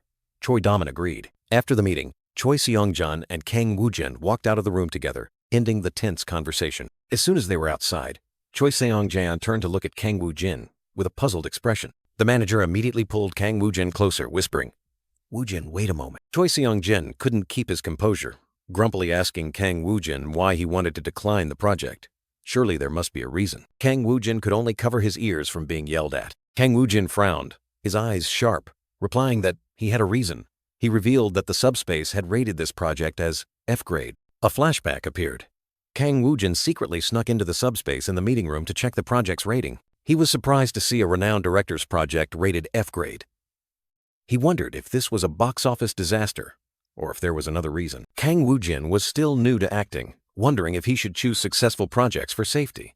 He looked at the paper that read high-quality film script but was rated F grade. Back in the present, Kang Woo-jin realized he couldn't directly tell Choi Seong-jin the F grade reason, so he decided to use his old trick. Kang Woo-jin turned to Choi Seong-jin, saying with a serious expression, "It's just a feeling, or rather, my intuition tells me it's not good." Choi Seong-jin asked back in surprise. Choi Seong-jin was completely confused, asking Kang Woo-jin if he was sick or had a headache to refuse just because of a feeling. Kang Woo-jin affirmed that he was fine. Kang Woo-jin firmly requested Choi Seong-jin to decline the audition offer. Choi Seong-jin secretly cursed under his breath at his incomprehensibility. The manager looked at Kang Woo-jin with an incredulous gaze, secretly thinking that he was not only unpredictable but also a genuine madman. The night sky enveloped the city. A towering building stood tall, as if Kang Woo-jin was sighing tiredly after a long day of work. The young man, with an excited expression, wondered what this reward was and if he should take the opportunity to practice more in the subspace. Suddenly, a script appeared before Woo-jin, titled Negotiation and rated F, causing him to let out a soft ah in surprise. Kang Woo-jin thoughtfully looked at the script, telling himself it had been a long time since he'd read one. And since this was a project by a legendary director, he decided to find out why it was rated so poorly. His finger glided lightly across the virtual screen, selecting the character James, and he was surprised to find that this was a foreigner, a completely new experience. The system immediately warned of a new language detected and began preparing to read English, leaving Woo-jin bewildered and unsure what was happening. A powerful surge of energy erupted, swirling violently, signaling that a dramatic immersion process was about to begin. Woo! Jin's eyes narrowed with doubt and confusion, unable to explain the strange phenomenon occurring. He floated in a vast, undefined gray space, wondering in astonishment where he was and what on earth was happening. Kang Woo-jin looked around in shock, trying to reorient himself in this mysterious space.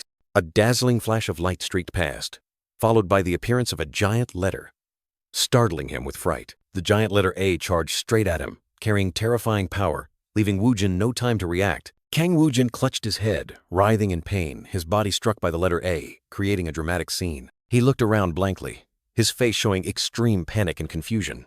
unable to believe what he had just experienced. A series of other letters like B, C, D, E continued to pour down, surrounding and attacking him relentlessly. Kang Woo-jin collapsed to the ground, continuously crying out in pain and horror as the letters relentlessly attacked him. Finally, the system announced the end of the English reading process, and Woo-jin returned to his room, panting and drenched in sweat. He touched his face, still stunned by the vivid, lifelike sensation he had just experienced, wondering if that was English. Kang Woo-jin was utterly bewildered, repeatedly asking, "What on earth just happened to me?" his face showing disbelief. The young man suddenly realized that his English pronunciation had become astonishingly fluent, as if he could live in America without any problem. He picked up his phone, wondering if with this ability, he could go far in Hollywood, and if he could instantly read and understand English. Kang Woo-jin smiled brightly, confirming that he could read English with ease, and happily thought that he could learn many other languages through the subspace. He was satisfied that he had read that F-grade script, even though he still couldn't understand why it was rated so low.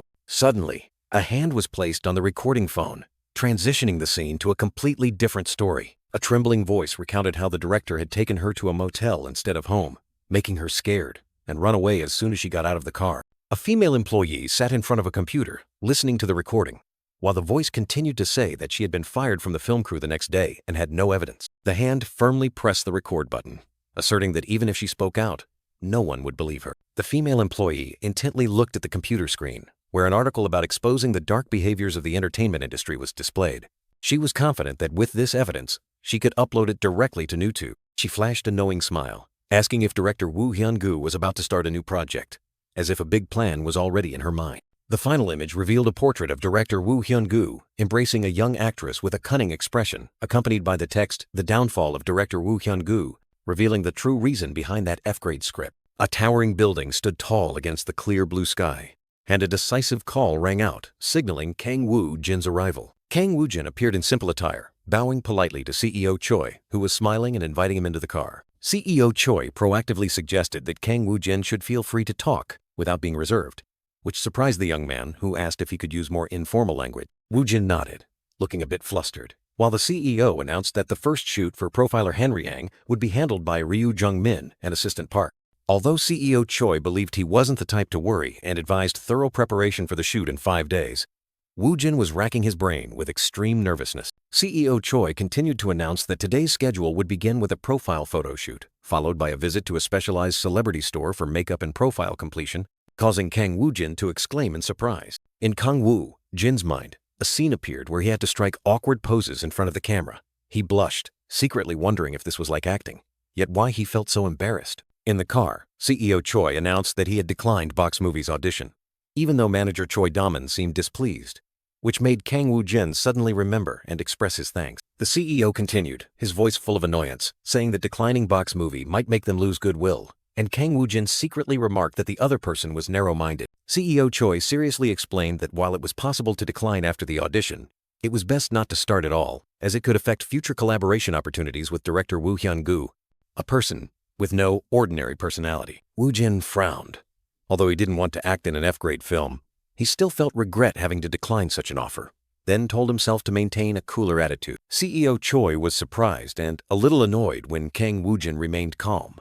He secretly thought that the title legendary director meant nothing to him. He truly was a strange person. Still in the car, CEO Choi asked Kang Woo-jin if he needed anything else, and he promptly replied, "Ah, I need a suit." CEO Choi asked the reason in surprise, and Kang Woo-jin, after a moment of thinking how to speak more arrogantly to hide the fact that director Shin Dong-chun had told him, declared that he would wear it to the Mise en Scène Short Film Festival. CEO Choi's eyes widened in astonishment, secretly thinking if Kang Woo-jin truly believed Detective Agency would make it to the film festival finals, his confidence was indeed max level. CEO Choi calmed down, agreeing that Detective Agency might win an award, and even if not, a suit was still necessary. The company would take care of it. He even suggested adding a suit photo to the profile, making Kang Woo-jin wonder in surprise if the company now handed out fancy suits for free. Kang Woo-jin pondered thoughtfully, then unexpectedly asked CEO Choi if he could have a Japanese script, which made the CEO's eyes widen in surprise. CEO Choi wondered about Kang Woo-jin's unusual request, asking why he suddenly wanted a Japanese script, and the young man simply replied that it was nothing serious. He just wanted to look it over. CEO Choi clearly showed his annoyance. He couldn't understand Kang Woo-jin, secretly complaining that Hong Hee-yeon was already difficult to please, and now there was this madman too. Why was he always surrounded by such strange people? Nevertheless, CEO Choi had to admit, through his gaze at Kang Woo-jin in the rearview mirror, that these crazy people possessed astonishing talent. The continuous clicking of camera shutters signaled a lively photo shoot. The surrounding crowd whispered praises for Kang Woo-jin's handsome appearance, assuming he must be a new rookie, while CEO Choi smiled contentedly, thinking to himself, just as expected. A close-up photo of Kang Woo-jin appeared, his face exuding an unusually sharp and confident aura, and the camera clicked again. A skilled hand adjusted the tie on the suit, and the camera clicked once more. Kang Woo-jin appeared in a dark blue suit, radiating charisma, making CEO Choi, in chibi form, exclaim in surprise. Makeup and suits are truly the ultimate beauty. Hack. It looks like a top actor now. A female employee was sitting in front of a computer, and CEO Choi, with folded arms, asked for her opinion on Kang Woo-jin's photo. Kang Woo-jin's profile picture appeared on the screen. The handsome young man, radiant in his suit, made the female employee exclaim in surprise and immediately decide to choose that one. CEO Choi was happily pointing and talking about uploading photos to the BW website when he suddenly gasped as his phone rang, displaying the name Song Manhwa, and he immediately answered. Over the phone, PD Song asked CEO Choi if he was busy, then inquired about Kang Woo-jin's situation at BW Entertainment and whether he had met any other director. Suddenly, a blurry image appeared.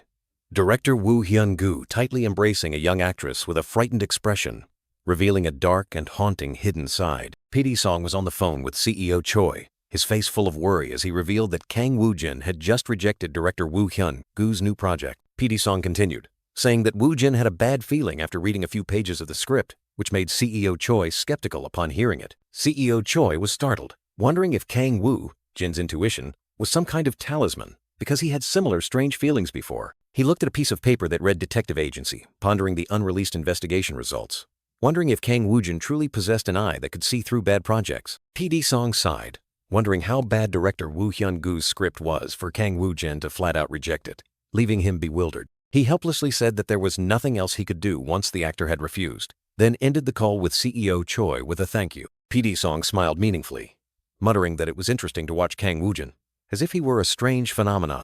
Suddenly, an unknown number called.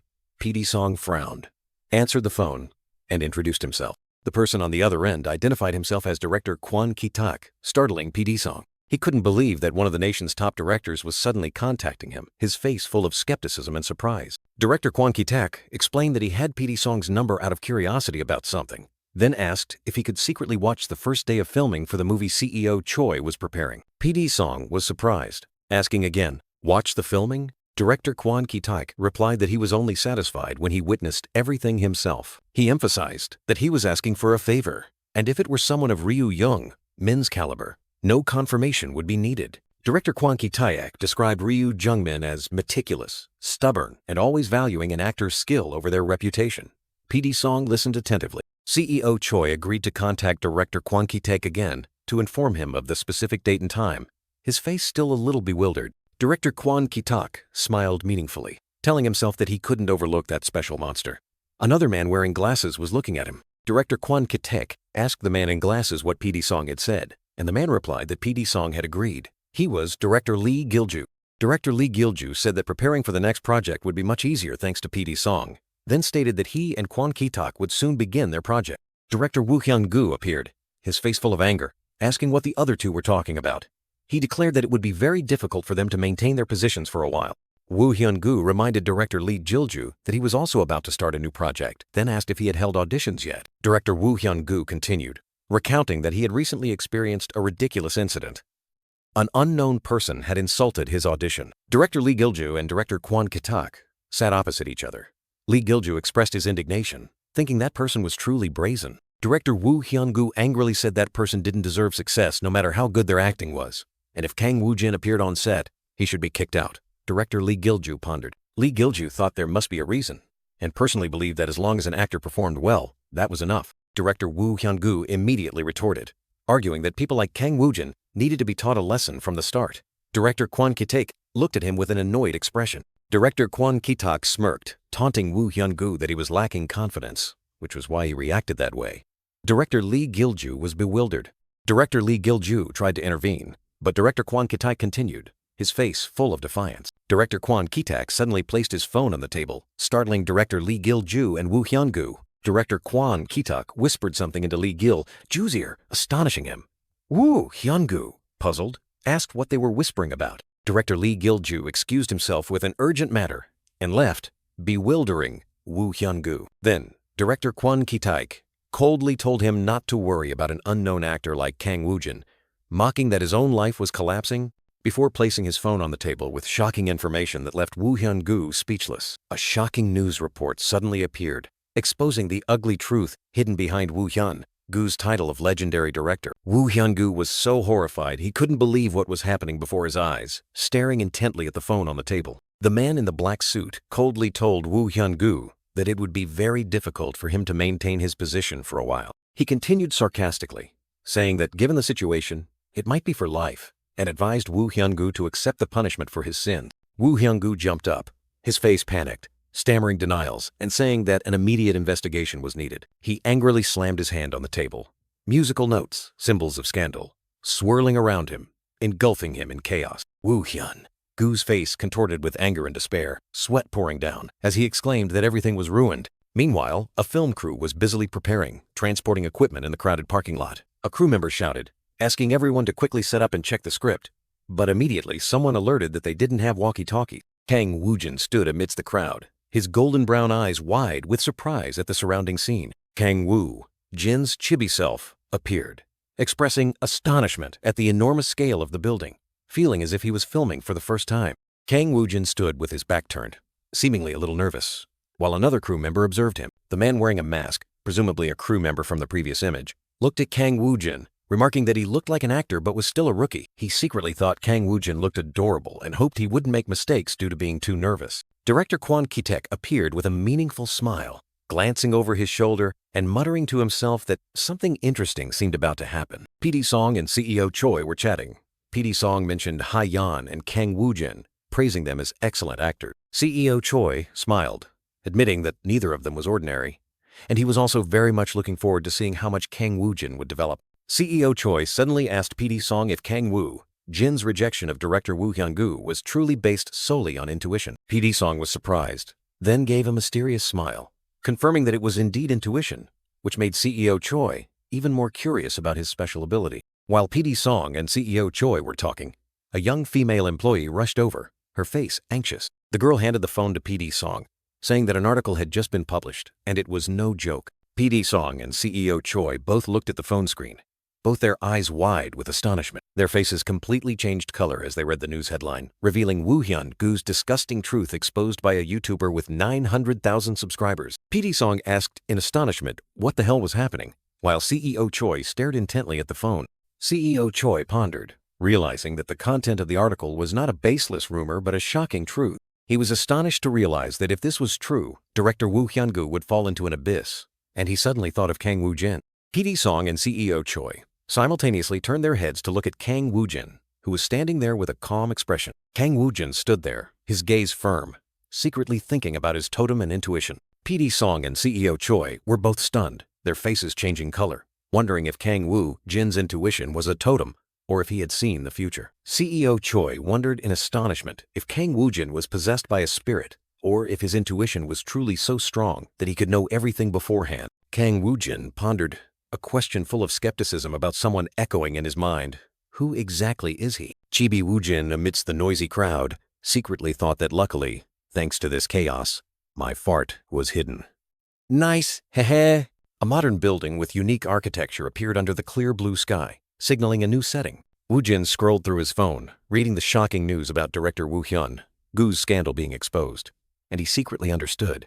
No wonder that project was rated F. He looked straight ahead, his eyes sharp, telling himself, of course I thought that project would fail miserably, but I didn't expect it to be this bad. CEO Choi and PD Song suddenly turned to question Woo-jin, asking if he had known about Woo Hyun-gu's situation beforehand, which was why he rejected the project. Woo-jin calmly replied, secretly thinking that his intuition was truly like a prophecy of the future. He smirked, deciding to lie as he didn't think this matter was too significant. Woo-jin asserted that it was just a coincidence, making CEO Choi suspicious, while PD Song secretly thought, anyone can say it's a coincidence, but the timing is too perfect. PD Song maintained a thoughtful expression, accepting Woo-jin's explanation, but still unable to account for this strange coincidence. The man continued to observe Woo-jin, noticing his astonishing composure amidst the chaos. PD Song deduced that Woo-jin's calmness must stem from his familiarity with such situations in his solitary and mysterious past. Chibi PD Song and Chibi Woo-jin appeared, and PD Song joked about a totem before quickly clarifying it was just a joke. PD Song informed Woo-jin of the filming schedule, stating that today's shoot would be with Ryu Jungmin, and other main cast members would join starting tomorrow. Woo-jin responded. PD Song reminded Woo-jin to prepare his costume and makeup, then asked about his stylist, to which CEO Choi immediately replied that they were about to introduce one. CEO Choi called out Suwon and Ye-jung, two new characters about to appear. CEO Choi smiled as he introduced Jang Suwon, the hairstylist, and Han Ye-jung, Woo-jin's new personal stylist. Jang Suwon and Han Ye-jung cheerfully greeted Woo-jin, with Ye-jung even revealing that she had already prepared outfits based on his style. Woo-jin politely replied, hoping for the team's help, and CEO Choi enthusiastically urged everyone to do their best. PD Song and Han Ye-jung together checked Assistant Manager Park's costume, and Ye-jung confidently confirmed that it was ready. PD Song unexpectedly gave Woo-jin a mysterious prediction. Today, a pleasant surprise might happen to you. Like an old broken car has left and a foreign car is arriving? Woo-jin wondered about the meaning of PD Song's words, but PD Song only smiled mysteriously. PD Song revealed that a foreign car, a surprise, was at the film set, while a mysterious masked man briefly appeared. PD Song and CEO Choi said goodbye, leaving Woo-jin with his new team, the young man still a little confused. Jang Suwon seemed worried by the large scale of the film set, asking Woo-jin if he was okay since it was his first time there. Woo-jin told himself that he wasn't worried thanks to his role in detective agency, but he wasn't entirely relaxed either. Suwon encouraged Woo-jin that everything would be fine, even suggesting he'd take a deep breath for him. The scene shifted to an editing room, a hand typing on a keyboard, and a question about the editing process of detective agency appeared on screen. Editor 1 asked Editor 2 to rewind the last cut. Editor 1 was still not satisfied, asking Editor 2 to re-edit it again, which made Editor 2 worried as time was running out. Editor 1 stood by the table, sternly reminding his colleague that the actor had poured his heart into it, so the director couldn't be negligent in the editing process. Editor 2 sat in front of the screen, looking a bit tired, only mumbling in agreement. Editor 1 frowned, questioning his colleague if he was satisfied with this cut, warning that excessive greed would backfire. Editor 2, with a worried expression, could only suggest a little more editing. Editor, the 1st of December, icy instructed, asking to delete the close-up shot of the chest and replace it with a wide shot. Editor 2 quickly nodded, accepting the editing request. Editor 1's eyes flashed with determination, telling himself that even if it couldn't be perfect, everything had to be done meticulously. He didn't want Kang Woo-jin to suffer a humiliating failure because of his editing mistakes. Oh, the heart of a fangirl. Fanboy is truly something else. A sleek black van was neatly parked in the lot, signaling the start of a new journey. A slender hand flipped through the script pages, which were filled with carefully highlighted lines, indicating thorough preparation for the shoot. Ryu Jungmin let out a sigh of relief, turned to the man in the baseball cap beside him, and urged, "Young, let's go." From inside the car, the outside view revealed a modern building with unique architecture reflecting the clear blue sky. Ryu Jungmin stepped out of the car, his eyes full of challenge, as he looked at Assistant Manager Park, silently vowing that whether his opponent was excellent or not, he wouldn't be overshadowed today. The ego of a professional actor wouldn't allow him to be outdone again. Kang Woo-jin pondered, an image of Ryu Jungmin appearing in his mind, reminding himself to control his emotions when embodying Yoo Ji-hyung. He needed to observe, understand, analyze, and dissect the role of Assistant Manager Park to blur the lines between reality and acting. Kang Woo-jin stood with his back turned, looking out through the large window, his demeanor calm but harboring intense concentration. Ryu Jungmin suddenly turned around, his eyes meeting Kang Woo-jin's, and he softly uttered his opponent's name with a puzzled expression. Ryu Jungmin approached, smiling confidently as he greeted Kang Woo-jin. Woo-jin secretly noted that his opponent's aura was particularly heavy today, and he couldn't help but admire his elegant demeanor. Kang Woo-jin politely greeted Sunbae-nim, which startled Ryu Jungmin for a moment. He awkwardly replied, feeling a bit uncomfortable being treated as a senior. A strange, indescribable feeling. A female staff member rushed over, calling out Ryu Jungmin and Kang Woo-jin's names, announcing that the PD was asking them to come out for rehearsal immediately. Kang Woo-jin turned to look at Ryu Jungmin, his eyes full of question. Ryu Jungmin gave a meaningful smile, confidently declaring that he wouldn't let Kang Woo-jin overshadow him today, like an unspoken challenge. Kang Woo-jin was so surprised that an image of Ryu Jungmin burning with aura appeared in his mind, wondering what this hot-handed man was talking about. A light comedic moment. The film set was bustling with many people busily preparing, whispers and discussions echoing everywhere, creating an atmosphere full of pressure and anticipation. A staff member loudly called out the command to prepare for filming, while Kang Woo-jin sat there, letting out a soft sigh, his face still calm. Kang Woo-jin suddenly realized he had been completely mistaken. This film set was far different from the detective agency he had imagined in his head, making him feel uncomfortable and nauseous. Kang Woo-jin watched Ryu Jung-min calmly reading the script, unable to help but admire his opponent's professionalism. He admitted to himself that he was merely imitating a professional. A staff member patted Kang Woo-jin's shoulder, reminding him to accept reality and focus on his acting. A staff member held out handcuffs, saying he would prepare the props. Kang Woo-jin looked at the handcuffs in surprise. Kang Woo-jin put on the handcuffs, his expression gradually becoming serious. He thought to himself about today's first scene for the film Profiler Hanryang, which tells the story after Assistant Manager Park's confession. In Kang Woo-jin's thoughts, an image of Yoo Ji-hyung appeared, walking amidst mysterious footprints. He was the one who had analyzed Assistant Manager Park's entire past, and this scene was their second meeting. Kang Woo-jin was still wearing the handcuffs, and in his mind, he clearly envisioned the scene. The handcuffs were just an obvious prop, and a shout of action rang out like a trigger signal. Kang Woo-jin's eyes suddenly became extremely astonished, and beside him was the image of a mysterious man with a demonic smile, signaling a terrifying transformation. A thick stack of scripts lay on the table, awaiting the next stories to be revealed. Kang Woo-jin gave a mysterious smile, his eyes full of hidden meaning, and asked, "How may I help you? A perfect immersion into the role, or something more terrifying unfolding?" Ryu Jung-min, with a confident expression, noted that his opponent reacted like lightning and suggested a conversation first about all sorts of things under the sun. Kang Woo-jin abruptly changed the subject, asking about breakfast and expressing his preference for shrimp burgers. But Ryu Jung-min didn't flinch, unexpectedly mentioning that he had an older sister. Hearing that, Kang Woo-jin immediately stiffened, his eyes darkening. Kang Woo-jin admitted, his voice devoid of emotion, "Yes, I once had one." The young man's face suddenly contorted terrifyingly, his golden brown eyes gleaming with madness when mentioning his older sister. Seeing his opponent's reaction, Ryu Jung-min quickly apologized, admitting he had overstepped and that this was no longer a casual conversation. Kang Woo-jin remained silent, his gaze cold. But surprisingly, Kang Woo-jin smirked, declaring the story of his sister's suicide to be trivial before questioning Ryu Jung-min about his data in that file, asking what was in it. Ryu Jung-min flipped through the documents, hinting that the story of his sister might also be in there, then asked Kang Woo-jin in return if this information would be useful, emphasizing that he needed to understand him to find the real culprit. Ryu Jung-min sighed, calling his opponent a psychopath, a combination of psychopath and sociopath, explaining that sociopaths often develop from their living environment. So he had investigated Kang Woo-jin's life. He revealed Kang Woo-jin's dark past. His father was addicted to gambling and alcohol, frequently abusing his mother, sister, and him. His sister, unable to bear it, committed suicide, and later his mother also died in a car accident with his father. But upon deeper investigation, Ryu Jung-min discovered an anomaly. Kang Woo-jin's mother died instantly in the car, while his father died after crawling out, and strangely, there were signs of struggle on his father's body. He admitted that the case had been closed quickly due to lack of evidence, but this incident still bothered him because it was too strange. Ryu Jung-min looked directly at Kang Woo-jin, who was holding the handcuffs, and asked a chilling question. Did the son himself, a born psychopath, turn into a sociopath after experiencing a hellish life? Was your father the beginning that awakened your pleasure in serial killing? Kang Woo-jin remained silent, but his eyes became unfathomably deep, while Ryu Jung-min continued, mentioning his works that were known to the public. A gruesome image appeared, depicting someone struggling in pain as a knife was plunged into their back. Kang Woo-jin gave a bone-chilling smile, questioning Ryu Jung-min. "Do you think that's all? Have you never considered the possibility that there's an untold story?"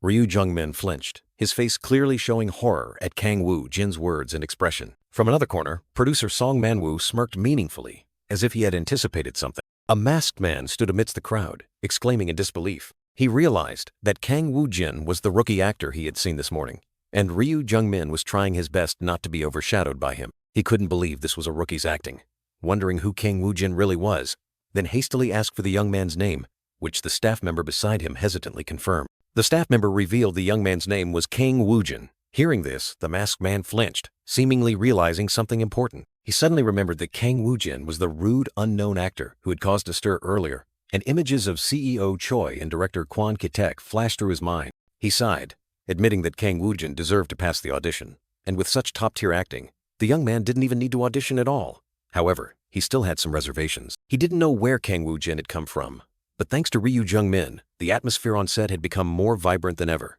with all eyes fixed on the young Kang Woo-jin. Kang Woo-jin stood there, giving a mysterious half-smile, as if holding everything in the palm of his hand. This rookie is taking on a pivotal role, carrying the entire film. A female staff member whispered into director Kwon Ki-taek's ear, reminding him to leave as people were starting to notice his presence. The director regretfully expressed his wish to watch until the end. Director Kwon Ki-taek looked at Kang Woo-jin with eyes full of admiration, remarking that the young man's acting had an irresistible charm, enough to captivate anyone. The director couldn't help but wonder, asking himself where Kang Woo-jin had been all this time, only to appear now with such explosive acting talent. People whispered and marveled at the recent scene, especially the top-notch acting of Ryu Jung-min and Kang Woo-jin. Kang Woo-jin, with a weary and exhausted expression, secretly complained that he was about to die from the hectic filming schedule, finding it much harder than he had imagined. Ryu Jung-min sat opposite him, script in hand, and quietly asked if he was the only one who felt a bit cold here. He continued to brag about assistant manager Park having difficulty recovering emotionally after the scene, while he himself had hand cramps. Kang Woo-jin just stared blankly, wondering what on earth he was talking about. Ryu Jung-min empathetically said that emotional recovery takes time and there was no need to hide it. He knew Woo-jin couldn't go out after the script reading because he was still immersed in the role. Kang Woo-jin tried to explain that he was just cold, even dozing off during the script reading, but Ryu Jung-min just scoffed, telling him to relax. He understood. Kang Woo-jin sarcastically thanked his senior internally, then told himself that no one would believe him if he said he was just deep acting. A shout rang out, announcing it was Kang Woo-jin's turn for the next scene. A staff member approached, asking Kang Woo-jin to get ready.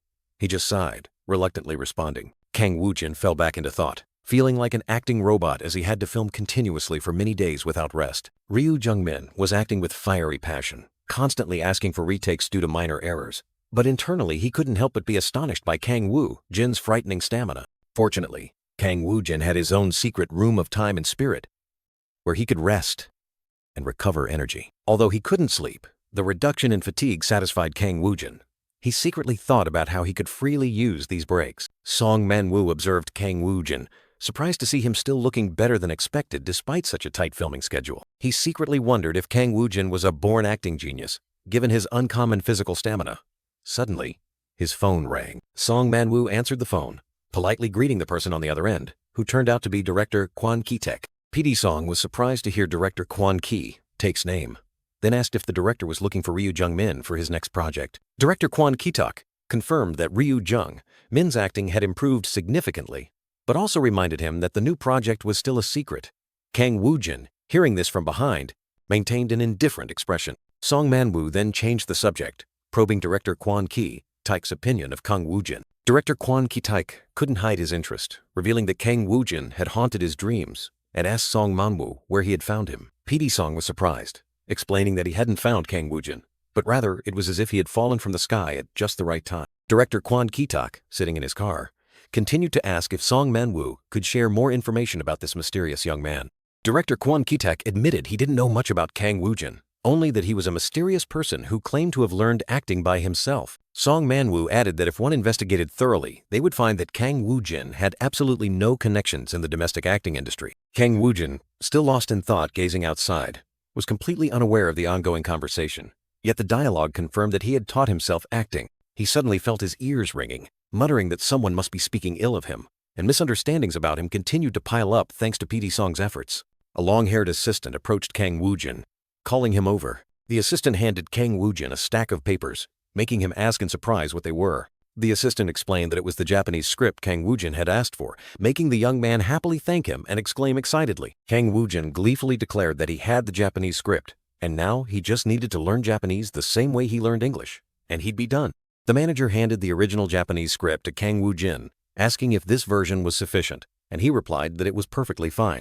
The manager curiously asked Kang Woo-jin how he managed to get the original Japanese script, as it must have been very difficult, and he simply replied that he had some connections in Japan. The manager pondered, wondering why Kang Woo-jin had suddenly requested a Japanese script and if he had any past connections with Japan, but couldn't ask due to the contract. He continued to speculate whether Kang Woo-jin was aiming for a debut in Japan, but then wondered if English wasn't a more common language. Kang Woo-jin placed his hand on the table, where a mysterious black vortex appeared, signaling that he was about to immerse himself in a new script. In the illusory space, Kang Woo-jin smiled confidently, declaring that he would choose the Japanese script. His finger pointed to the words, "Third, Scenario, Tokyo Station, Grade D" on a white sheet of paper, confirming his choice. The virtual screen displayed, "Preparing." Then, "Preparation complete." Next was the text, "Starting Japanese script reading," and Kang Woo-jin closed his eyes, beginning to immerse himself in the role. He subtly smirked, an expression of complete satisfaction as he had learned Japanese at lightning speed through the script. Back in reality, the manager called Kang Woo-jin, noticing he was daydreaming. The manager picked up the phone, confirmed the call, and realized it was director Shin. The manager appeared surprised and pleased, then announced that Yeon's schedule might be busy, but Kang Woo-jin was perfectly available to go. The manager turned to Kang Woo-jin, informing him that the edits for the film Detective Agency were complete, and they were invited to a preview screen. Kang Woo-jin's eyes widened, an expression of utter astonishment and joy as he finally got to see the fruit of his labor. A blank, empty white frame, creating a sense of transition or a moment of stillness before an important event. Kang Woo-jin strode confidently, followed by the manager, both on their way to the preview screening. The manager opened the door, and Kang Woo-jin entered with a slightly anxious expression, telling himself that he was about to watch the film he participated in. Feeling a bit nervous, the manager and Kang Woo-jin entered the screening room, where another man sat at the control desk, greeting them. Director Kwon Ki-taek appeared, shook the manager's hand, and congratulated him, while the manager humbly replied that it was all thanks to the investor. Director Kwon Ki-taek shook hands with the investor, congratulating him on the film's success. Showing joy and pride, Director Kwon Ki-taek turned to Kang Woo-jin, noticing his slightly pale face and asking about him. Assuming that filming must have been very tough, because PD Song was known for being demanding, Director Kwon Ki-taek gave a forced laugh, claiming he didn't need to worry. And Kang Woo-jin secretly wondered if he had just been stranded on a deserted island looking so miserable. Kang Woo-jin anxiously asked Director Kwon Ki-taek if he was okay, and he replied that he was fine, just hadn't slept or eaten for a few days, which was normal. Director Kwon Ki-taek suggested they sit down to watch the film first, and Kang Woo-jin agreed. Director Kwon Ki-taek sat down, still giving a forced laugh, saying he was a bit nervous and hoped Kang Woo-jin would like the film. A hand pressed the switch button, preparing to start the screening. Kang Woo-jin sat there, his face tense and extremely nervous as he was about to watch his debut film, even if it was just a short film with his first leading role. He sat with his back turned, looking towards the blank screen, wondering what the film would look like when projected. The screen lit up, displaying the words Detective Agency,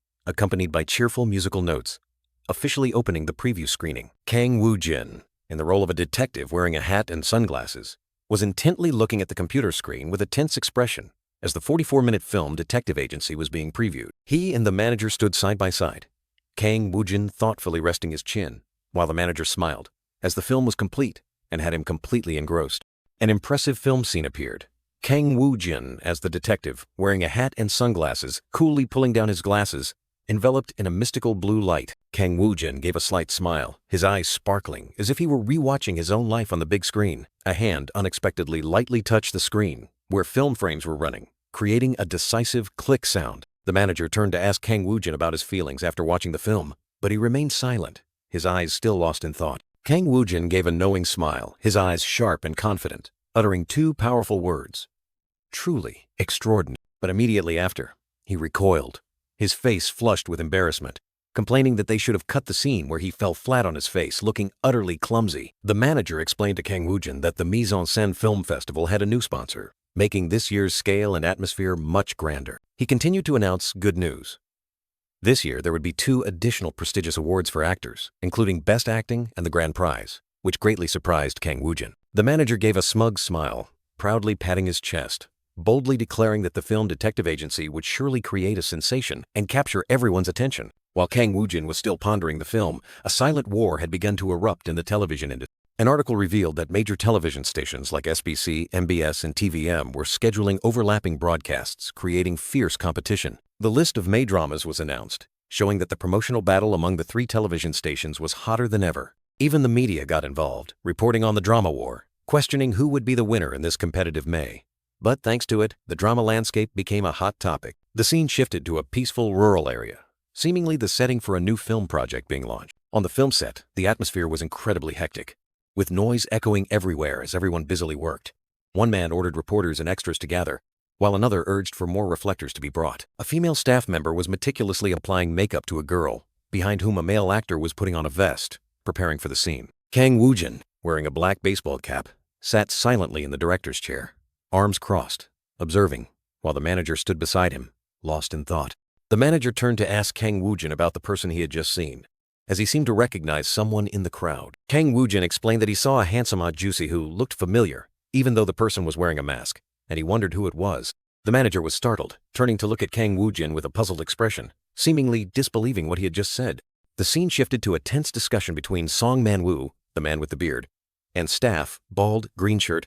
As Song Man-woo was trying to explain how to portray fairy tale-style hell, but Staff, bald, green shirt, seemed not to understand. Song Man-woo sighed, explaining that the VFX team needed to clearly understand Assistant Manager Park's psychology to portray the scene, and it was troublesome. Kang Woo-jin sat behind, listening and wondering. Staff, bald, green shirt asked if it was a normal city changing colors, while Kang Woo-jin suddenly realized he could understand English fluently, finding it very interesting. Kang Woo-jin looked straight ahead with a serious expression, realizing that the idea was being miscommunicated and wondering if he should intervene. Kang Woo-jin stood up decisively, deciding that he would use English someday anyway, so using it early was fine. The manager surprisingly called his name. Song Man-woo, who was discussing, turned to look at Kang Woo-jin with an annoyed expression. Grumbling that the context didn't matter, Kang Woo-jin turned his back to Song Man-woo, explaining that the bright tones of a fairy tale book could be expressed in a more dark and mysterious way. Kang Woo-jin continued to propose groundbreaking ideas, suggesting a purple ground, dark green trees, grass, a black sky, and each person a different color, emphasizing weirdness as a crucial element, making Song Man-woo and Staff, bald, green shirt, listen in surprise. Kang Woo-jin, with a pensive expression, wondered why no one was responding to him, questioning if it was because they didn't know who he was. Suddenly, he flashed a confident smirk, declaring that he was the actor who would take on that role.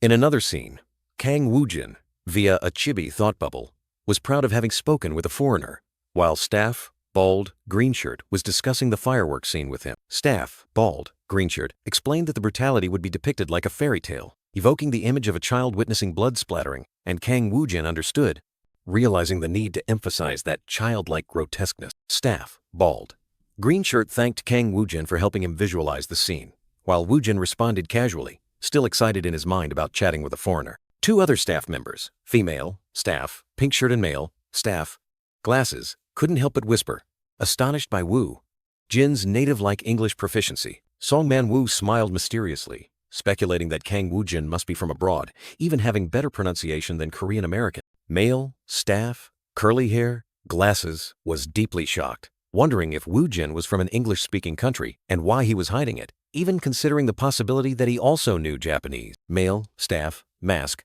hat nodded in agreement with PD Song, asserting that Woo-jin was definitely from abroad. Kang Woo-jin stood with his back turned, his eyes pensive, as he inwardly realized that the more he learned about himself, the more incredibly strange he found himself to be. The young man, via a chibi thought bubble, mused that he had already spoken with a foreigner, wondering if he should try using Japanese, when suddenly a voice called, Mr. Woo-jin. Female, Staff, pink shirt, approached Kang Woo-jin and asked if he had ever lived in America, because his English was too excellent. Song Man-woo immediately interjected, reminding the girl that everyone has their own unspoken circumstances, so she should be mindful, which made her confused and asked if she had asked something inappropriate. PD Song signaled for silence and decisively shouted, "Ready, start filming," while the girl was still flustered, telling herself she shouldn't have asked that. The filming officially began, with Kang Woo-jin as the killer Park, handcuffed between two police officers, reenacting the serial murder case. To avoid overly brutal imagery, a teddy bear was used to replace the victim, and the scene would alternate between the reenactment and a flashback of the murder from Assistant Manager Park's perspective. A haunting dual image of Kang Woo-jin appeared, one side showing him in his current hoodie, the other in a white shirt holding a rope, symbolizing two roles, the killer in the present and the past. Kang Woo-jin, handcuffed and with a rope wrapped around his neck, perfectly embodied both roles, Assistant Manager Park of the present and the past. He sighed, feeling a bit uncomfortable because it was not a pleasant scene.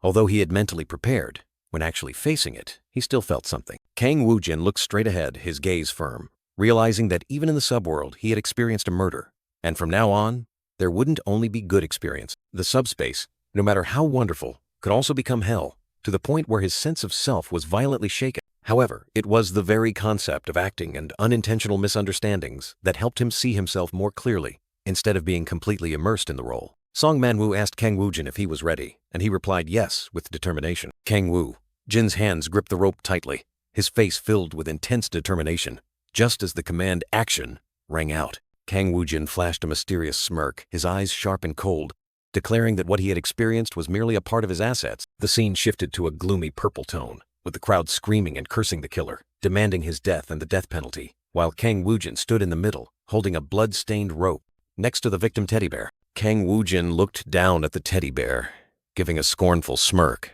remarking, "How crude." The scene zoomed in on the teddy bear being strangled with a red rope, brutally reenacting the murder. Kang Woo-jin raised his head, giving a cold smile, his eyes sharp, his hands still gripping the rope tightly, completely immersed in the role of the cruel killer. From behind Kang Woo-jin, two other figures, one male, one female, appeared faintly, like ghosts from the subspace, looking towards him, creating a mysterious and intriguing scene. Kang Woo-jin stared at the distorted, glitching image of a man strangling a woman, a gloomy atmosphere enveloping everything. The scene shifted to a dark purple swamp, with patchy visual static, evoking an extreme sense of unease. The surface of the swamp began to ripple violently, with eerie dark green patches spreading, signaling that something horrifying was about to happen. Kang Woo-jin's golden brown eyes flashed with a chilling, ruthless intensity.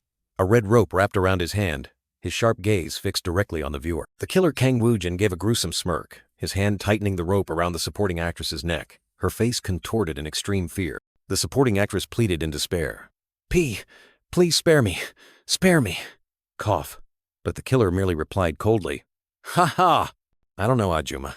You're definitely going to die today, you know?"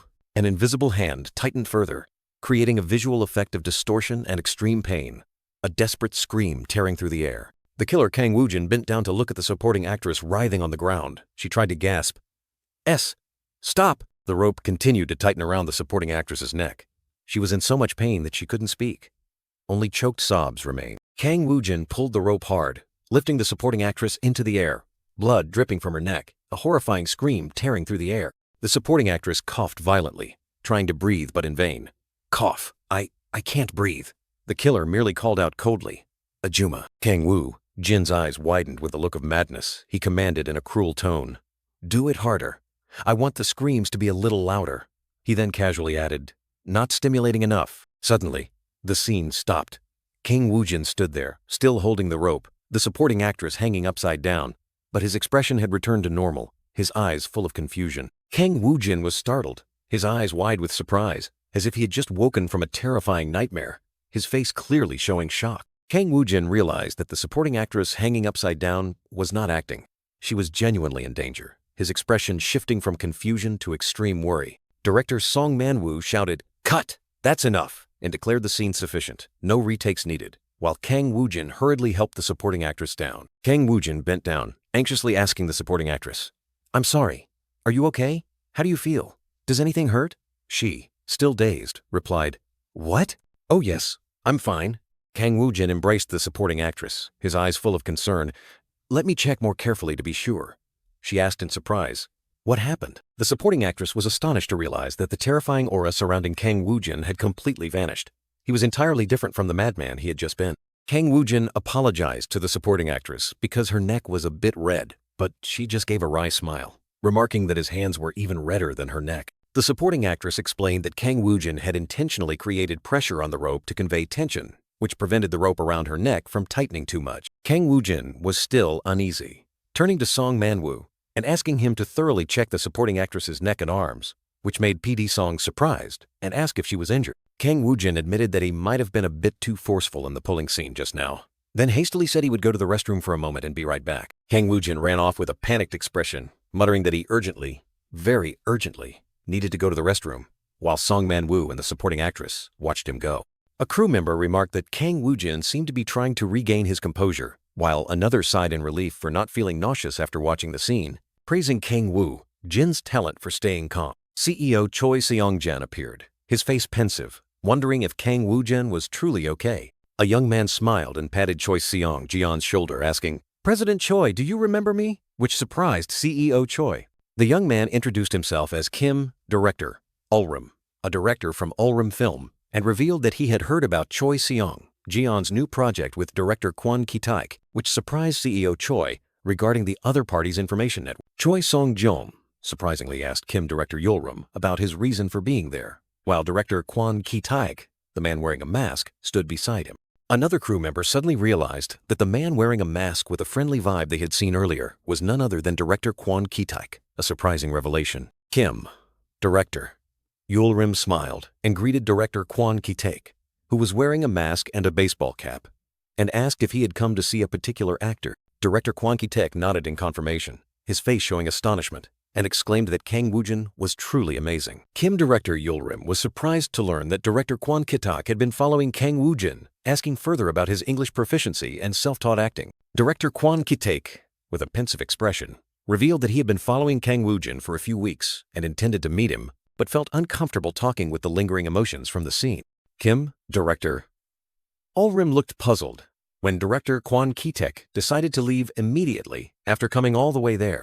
Director Kwon Ki-tak smiled mysteriously, suggesting to arrange a formal meeting at a more suitable time and place. Kim, director, Yulrim, with a calculating expression, quickly responded, proposing an appointment 2 mornings later. 2 days later, Choi Sung-jung and Kang Woo-jin walked down a colorful tiled hallway, heading towards the meeting room. Choi Seong-jong turned to look at Kang Woo-jin with a worried expression, seemingly wanting to say something but hesitating. CEO Choi scratched his head in confusion, telling himself that he wanted to advise Kang Woo-jin to think carefully, but some damned contract clause prevented him. The young CEO explained that director Kwon Ki-tak's reputation and prestige were much better than director Woo Hyun-goo's, and Kang Woo-jin understood that clearly. Kang Woo-jin, in his thoughts, admitted that director Kwon Ki-tak was a genius who had won many international awards, but he felt no anxiety at all. He wondered if it was because 2 months had passed since he started acting, or if he was the only one who felt calm in this situation. Finally, Kang Woo-jin firmly grasped the doorknob, deciding to enter the meeting room. Inside, director Kwon Ki-tak was already waiting, greeting Choi Seong-jong and the others with a smiling face. Kang Woo-jin and CEO Choi also bowed in return, and the atmosphere seemed quite formal. Director Kwon Ki-tak looked at Kang Woo-jin with eyes full of interest, expressing his joy at finally meeting him up close. The director handed a script to Kang Woo-jin, saying that several other actors had also received it, and invited everyone to sit down for discussion. When Kang Woo-jin's hand touched the script, a mysterious swirl of green energy appeared in his palm. Immediately, he was transported into a dark space where he could examine the script and check its rating. The system displayed the script as The Island of Disappearance, rated D, average quality, only 60% readable. Kang Woo-jin frowned in confusion, wondering why the rating was so bad. He suddenly realized this was the draft he had seen before, an extremely low-quality script, F grade, with only a 10% chance of being produced. He wondered if this script was an incomplete version, as it was impossible to have an audition with such an unfinished script. What made him even more suspicious was that director Kwon Ki-tak had distributed this script to many other actors. Kang Woo-jin wondered why a talented director like director Kwon Ki-tak would produce such a low-quality script. He flipped through the script, seeing the roles of sergeant, corporal, and private, strongly evoking a military atmosphere. Just by reading through it, Kang Woo-jin felt a chill run down his spine, fearing he would be drawn into a real battle and panic. He immediately wanted to escape the immersive state, but director Kwon Ki-tak promptly asked, worried when he saw him frozen. Kang Woo-jin calmed down, asserting that he was fine, but inwardly still wondered why the script was so bad, and if he could find out why by reading a little more. The space was silent, with only the rustling of leaves in the empty room. Kang Woo-jin, with a pensive expression, couldn't understand why the script he was reading had such a low rating, even though he couldn't find any specific problems. Still puzzled, he decided to directly ask about the quality of this script, unable to find the answer himself. Looking up at director Kwon Ki-tak, Kang Woo-jin apologized and then frankly asked about the next project. The director clearly looked surprised, his eyes wide at the young actor's directness. In the meeting room, Kang Woo-jin explained that although the script appeared complete, it felt only outwardly complete, making director Kwon Ki-tak ponder. The director repeated his comment, and Kang Woo-jin quickly apologized for being too blunt, but he had been given permission to speak freely. Director Kwon Ki-tak wondered how Kang Woo-jin could draw a conclusion after only a few dozen pages of the script, making the young actor worry he had made a mistake. Suddenly, the director burst into hearty laughter, praising Kang Woo-jin as extremely impressive and confirming that PD Song's words about him were absolutely true. Kang Woo-jin asked again in confusion, and director Kwon Ki-tak revealed that he had tested him, confirming that the previous script was indeed an incomplete draft. Without hesitation, director Kwon Ki-tak pushed a new script towards Kang Woo-jin, gesturing for him to read it. The director smiled meaningfully as he watched Kang Woo-jin begin reading the new script, secretly thinking this was a pleasant surprise. In his mind, director Kwon Ki-tak recalled his initial intention to invite Kang Woo-jin without an audition, but out of curiosity about him, he decided to test him a little. He couldn't believe Kang Woo-jin had quickly spotted the problem in the script, wondering how many scripts he had read while self-studying abroad to develop such keen intuition. The director subtly smirked, fully understanding the meaning of the distinct star quality that PD Song had mentioned, and admitted that his acting and personality were truly captivating. Director Kwon Ki-tak watched Kang Woo-jin holding the script, which emitted a mystical light, secretly hoping he would like his script and accept the role. Suddenly, Kang Woo-jin seemed to immerse himself into the script's world, transforming into the main character in a white suit, weapon in hand, rushing through the setting of The Island of Disappearance, a high-quality A-plus script. Next was the text describing the role, Sergeant, dual personality. Kang Woo-jin, still in character form, was astonished to discover he would be playing a villain with a dual personality. Back in reality, Kang Woo-jin was still sitting in the car, engrossed in reading the new script, his eyes gleaming with interest. He marveled at the script's suspense, with monsters and strange creatures appearing.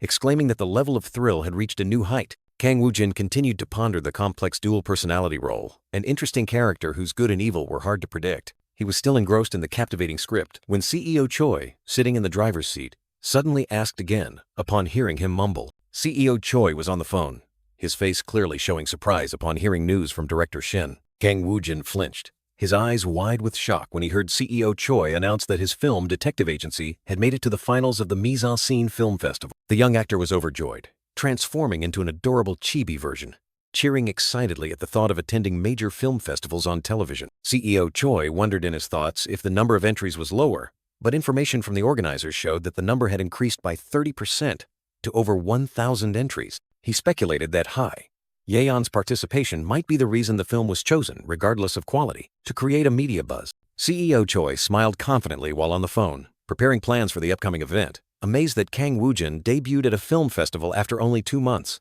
an unprecedented feat. The CEO continued to marvel at Kang Woo-jin's talent, especially his excellent English skills, and remarked that his career path was truly extraordinary, making even the unreasonable contract terms seem justified. Choi Seong-jun asked Kang Woo-jin about the script The Island of Disappearance, and he replied that he hadn't finished reading it but found it quite interesting. CEO Choi instructed Woo-jin to finish reading and tell him his favorite character, also informing him that director Kwon Ki-taek was busy with the film festival and would arrange a meeting later. He nodded in understanding. Kang Woo-jin unexpectedly asked if he could receive more scripts and projects that were in the planning stage, as he needed to accumulate experience and knowledge quickly. Choi Seong-jun was surprised by Woo-jin's sudden request, then asked about his preferred genres like thriller, action, or rom-com. He replied that any genre was fine, as long as he could read through it. CEO Choi pondered, worried that Woo-jin would be typecast into heavy roles if he continued, and advised him to try sweet, charming characters to attract more fans. Choi Seong-jun looked at Kang Woo-jin, remarking that his face was very versatile, and asked if he was interested in rom-coms or melodramas. The scene shifted to the film set, where a shoot was underway with Kang Woo-jin playing a police officer, and a man loudly praised his acting as excellent in the final shot. Producer Song Man-woo stood opposite Kang Woo-jin, asserting that throughout his directing career, the role of assistant manager Park that he portrayed was the best. The entire film crew applauded enthusiastically, unanimously praising Kang Woo-jin for working very hard and brilliantly completing the role. Kang Woo-jin, in chibi form, was confused, wondering how to end this scene, feeling like he had become the god of X, but decided to express his gratitude straightforwardly. Kang Woo-jin bowed deeply to the film crew, sincerely thanking everyone and saying that he had learned a great deal. Song Man-woo and another man stood side by side, looking at Kang Woo-jin with satisfied eyes. Choi Seong-jun told Kang Woo-jin that he had worked hard, and he would have a brief talk with the production team, asking Woo-jin to wait in the car. Kang Woo-jin nodded in agreement to leave, but inwardly he felt something strange about this feeling. Kang Woo-jin pondered, feeling as if he had just been discharged from the military, leaving behind comrades with whom he had shared hardships, wondering if this was a feeling of wistfulness. Kang Woo-jin, in chibi form, told himself that he needed to get used to these small goodbyes. He walked through the parking lot, feeling relieved that everything was over, wondering if he should say he felt relieved. Kang Woo-jin smiled to himself, thinking this was why the emotions he had suppressed for so long were trying to burst out, and glanced around, wondering if anyone was nearby. Kang Woo-jin chuckled, admitting that he didn't know what others thought, but he couldn't stop laughing, telling himself that after all the hard work acting and pretending to be strong, this must be okay. Suddenly, the car door opened, and Kang Woo-jin flinched when he saw Ho-hong Hae-yeon sitting in the car, looking at him with sharp eyes, and he called her name in horror. Kang Woo-jin was in extreme panic, thinking this was a disaster and not knowing what to do, stammering to ask Ho-hong Hae-yeon how long she had been there. She coldly replied that she had been waiting in the car from the beginning. Kang Woo-jin turned pale, realizing she had witnessed everything, and he thought in horror, "I'm doomed," as Ho-hong Hae-yeon grabbed his shoulder, her face full of anger. Ho-hong Hae-yeon angrily shook Kang Woo-jin vigorously, shouting that he needed to snap out of it and not act like that. Choi Seong-jun and another man approached from a distance, surprised to see Ho-hong Hae-yeon attacking Kang Woo-jin. not understanding what was happening. Ho Hong Hae-yeon turned to explain to Choi Seong-jeon that Kang Woo-jin had been laughing to himself with a strange smile, unlike his usual self. Ho Hong Hae-yeon asserted that Kang Woo-jin must have been possessed by Assistant Manager Park and was not a psychopath or a gangster. She worriedly asked if they should schedule an appointment with a psychiatrist, leaving Woo-jin bewildered. Kang Woo-jin panicked, his mind racing to find a way to resolve this awkward situation. When suddenly, an idea flashed in his head. Kang Woo-jin hastily explained that it wasn't Assistant Manager Park, but that he was just acting a character from the Island of Disappearance script.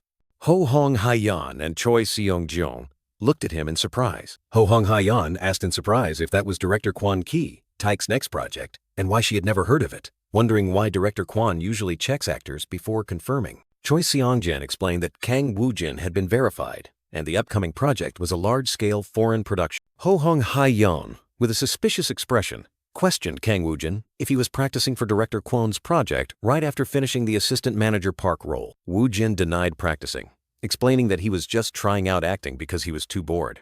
Ho Hong Hae-yeon continued to ask about the type of character he would play. Woo-jin hesitantly revealed that the new character had dissociative identity disorder and he couldn't reveal more details. Ho Hong Hae-yeon suddenly realized, exclaiming in surprise that his smile earlier was even crazier than Assistant Manager Park's. Woo-jin broke out in a cold sweat, secretly thinking to himself that he couldn't let his guard down.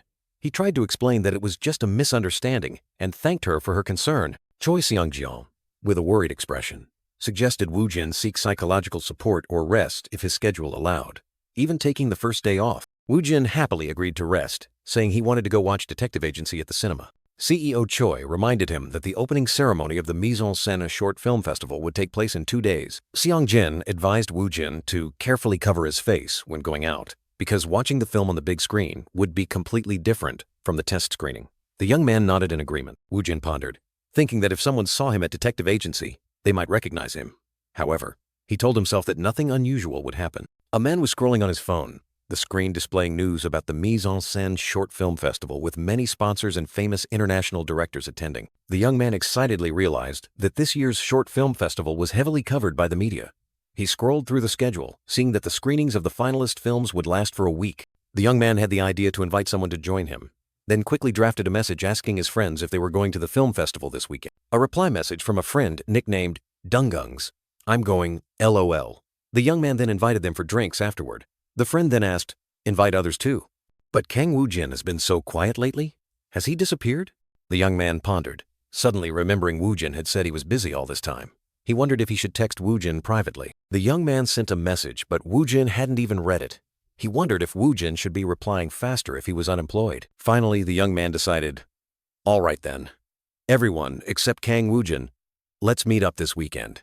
He sent a message to set the location. The meeting place was a large cinema. A group of friends, including the young man who had just sent the message, were gathered in the cinema lobby. Kang Woo-jin, wearing a mask and a baseball cap, was walking through the crowd, his eyes vigilant. The young man and his friends entered CCV Cinema, where there was a poster for the film Moonlight. Woo-jin was also walking with them. Inside the cinema, the audience was packed, creating a bustling atmosphere. The crowd continued to chatter, showing their excitement. Woo-jin sat in the cinema, looking around in surprise. He thought to himself, "Whoa, what's going on? So many people came. That's impressive." However, the excitement quickly gave way to anxiety. He felt nervous, thinking about appearing on the big screen and being able to see the audience's reactions immediately. Woo-jin tried to calm himself, placed a hand on his chest and sighed in relief, telling himself, "Phew, heart, calm down." Suddenly, he heard a familiar voice from behind. "I'm telling you, this is the right spot." Woo-jin turned his head, wondering. He was horrified to realize his 3 friends were standing right behind him. His eyes widened in shock. Woo-jin couldn't believe his eyes, exclaiming in astonishment, "These hopeless 3 are here too." The story paused to rewind time, explaining their appearance. Lee Kyung-sung, with a chubby face, excitedly boasted that his seat was truly in the front row. Na Young-gu, with a charming and humorous appearance, confidently stated that he wouldn't get a stiff neck while waiting. And finally, Kim Dae-young, a big guy, was grinning widely. The 3 of them had chosen the only 3 adjacent seats left. Kang Woo-jin, sitting in the cinema, suddenly realized in horror that his 3 hopeless friends were also there, wondering why these crazy guys had shown up. One of Woo-jin's friends wondered if he had a girlfriend since he wasn't coming to watch the movie, while another seemed to agree. Inside the cinema, Kim Dae-young and Lee Kyung-sung were sitting next to each other. One impatiently asked about popcorn, creating a cheerful atmosphere. Suddenly, Lee Kyung-sung flinched, pointed at the screen, and stammered to get his friend's attention. On the big screen, a character with a calm demeanor and sharp eyes appeared, making Lee Kyung-sung exclaim in surprise, "Kang Woo-jin, no way?" The three friends gaped in astonishment when they saw Kang Woo-jin on screen, unable to believe their eyes.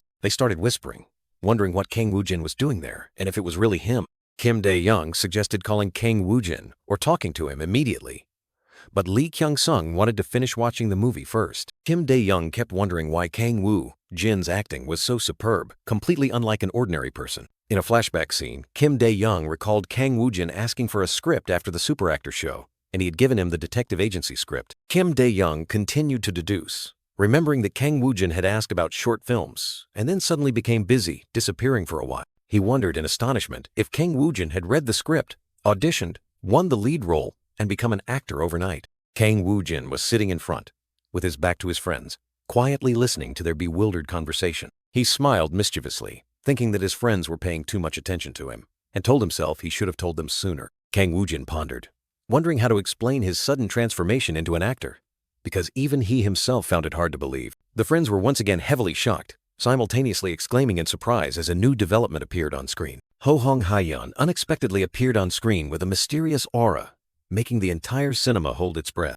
The crowd in the cinema started buzzing about Ho Hong Hae-yeon's appearance in the short film, while Kim Dae-young secretly cursed Kang Woo-jin. A street lamp stood tall amidst the lush green park, signaling a scene about to unfold. Kang Woo-jin peeked from behind a large tree, carefully observing his friends sitting on a bench. Kang Woo-jin's three friends were sitting on a bench, discussing plans for after the movie, completely unaware that their prey was lurking. Suddenly, Kim Dae-young spotted Kang Woo-jin, shouting his name loudly, full of excitement and surprise. The three friends simultaneously rushed forward, determined to catch Kang Woo-jin, making him panic and run for his life. Kang Woo-jin ran for his life, while his friends kept shouting, demanding him to stop. They chased him, panting, unable to believe Kang Woo-jin was so fast, running and yelling. Kang Woo-jin ran and asked why they were chasing him like a wild boar, while his friends persistently kept up. Kim Dae-young roared, demanding Kang Woo-jin explain why he was appearing in the movie instead of watching it, and he reluctantly agreed to explain everything. Kim Dae-young didn't say much, immediately put Kang Woo-jin in a headlock,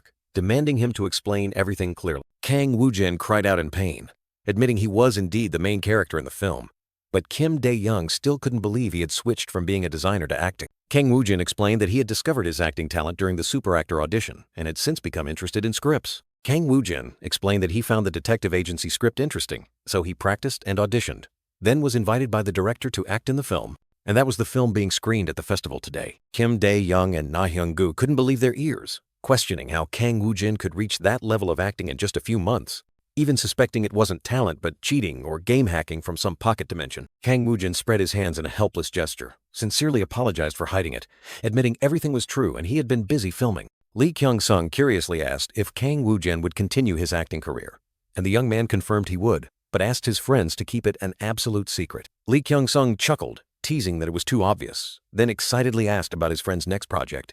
Kang Woo-jin revealed it was a drama series, but still a secret. Kim Dae-young's eyes shining brightly, eagerly asked about the drama series. From the broadcasting station to the filming start date, Kang Woo-jin only hinted that the first episode would air soon. Lee Kyung-sung was so excited that he had to pull out his phone to search, then unexpectedly turned to ask Kang Woo-jin if he was close with Ho Hong Hae-yeon. Kang Woo-jin confidently showed his phone, revealing he had Ho Hong Hae-yeon's phone number, making everyone exclaim, "Oh!" in surprise. Meanwhile, articles about detective agency were flooding, mainly revolving around Ho Hong Hae-yeon's appearance. Kim Dae-young scrolled through his phone, realizing Kang Woo-jin was also mentioned a lot, making the young man curious about his friend's rising popularity. Amidst the vast city landscape, all eyes were on the upcoming Mise en Scène Film Festival, which brought together celebrities and promised to bring unexpected reviews for the film Detective Agency. In the dark space of the cinema, applause echoed continuously, showing the audience's appreciation. Two film critics, Film Critic 1 and Film Critic 2, applauded. Film Critic 1 commented that the quality of the work had significantly improved compared to last year, but the actors' performances were a bit disappointing, even though the director was quite good. Film Critic 1 turned to ask for Kyotaro Taniguchi's opinion, the famous Japanese director. Kyotaro Taniguchi, the Japanese master director, with a contemplative expression, nodded in agreement with that assessment. Film Critic 1, Film Critic 2 and Kyotaro Taniguchi sat next to each other.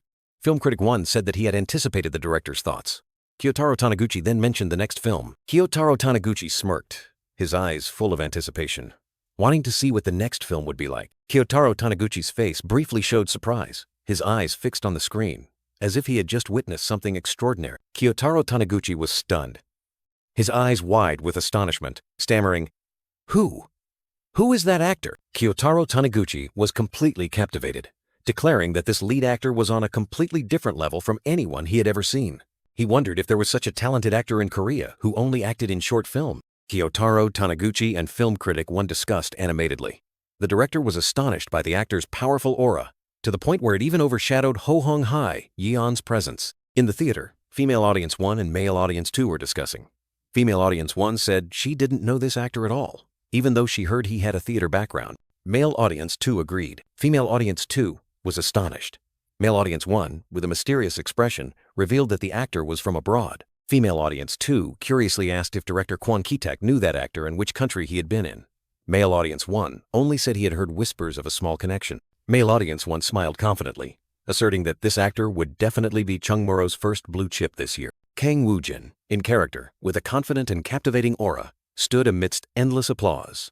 The upcoming award ceremony promised to be highly anticipated. Finally, the momentous day of the closing and award ceremony for the Mise en Scène Short Film Festival arrived, with a magnificent high-rise building as the backdrop. On the red carpet, celebrities like Female Celebrity 1, Female Celebrity 2, and Male Celebrity 1 were posing under the dazzling flashes of countless cameras. A photographer, Photographer 1, was busy at work, continuously clicking away to capture the stars' moments. Two reporters, Reporter 1 and Reporter 2, were eagerly discussing whether Ho Hong Hai-yeon and Park Jong-hyuk would appear. Reporter 1 believed Ho Hong Hai-yeon would come, but was unsure about Park Jong-hyuk. Reporter 1 continued the conversation, her face full of contemplation about the guest list. The two reporters were eagerly discussing the upcoming award ceremony.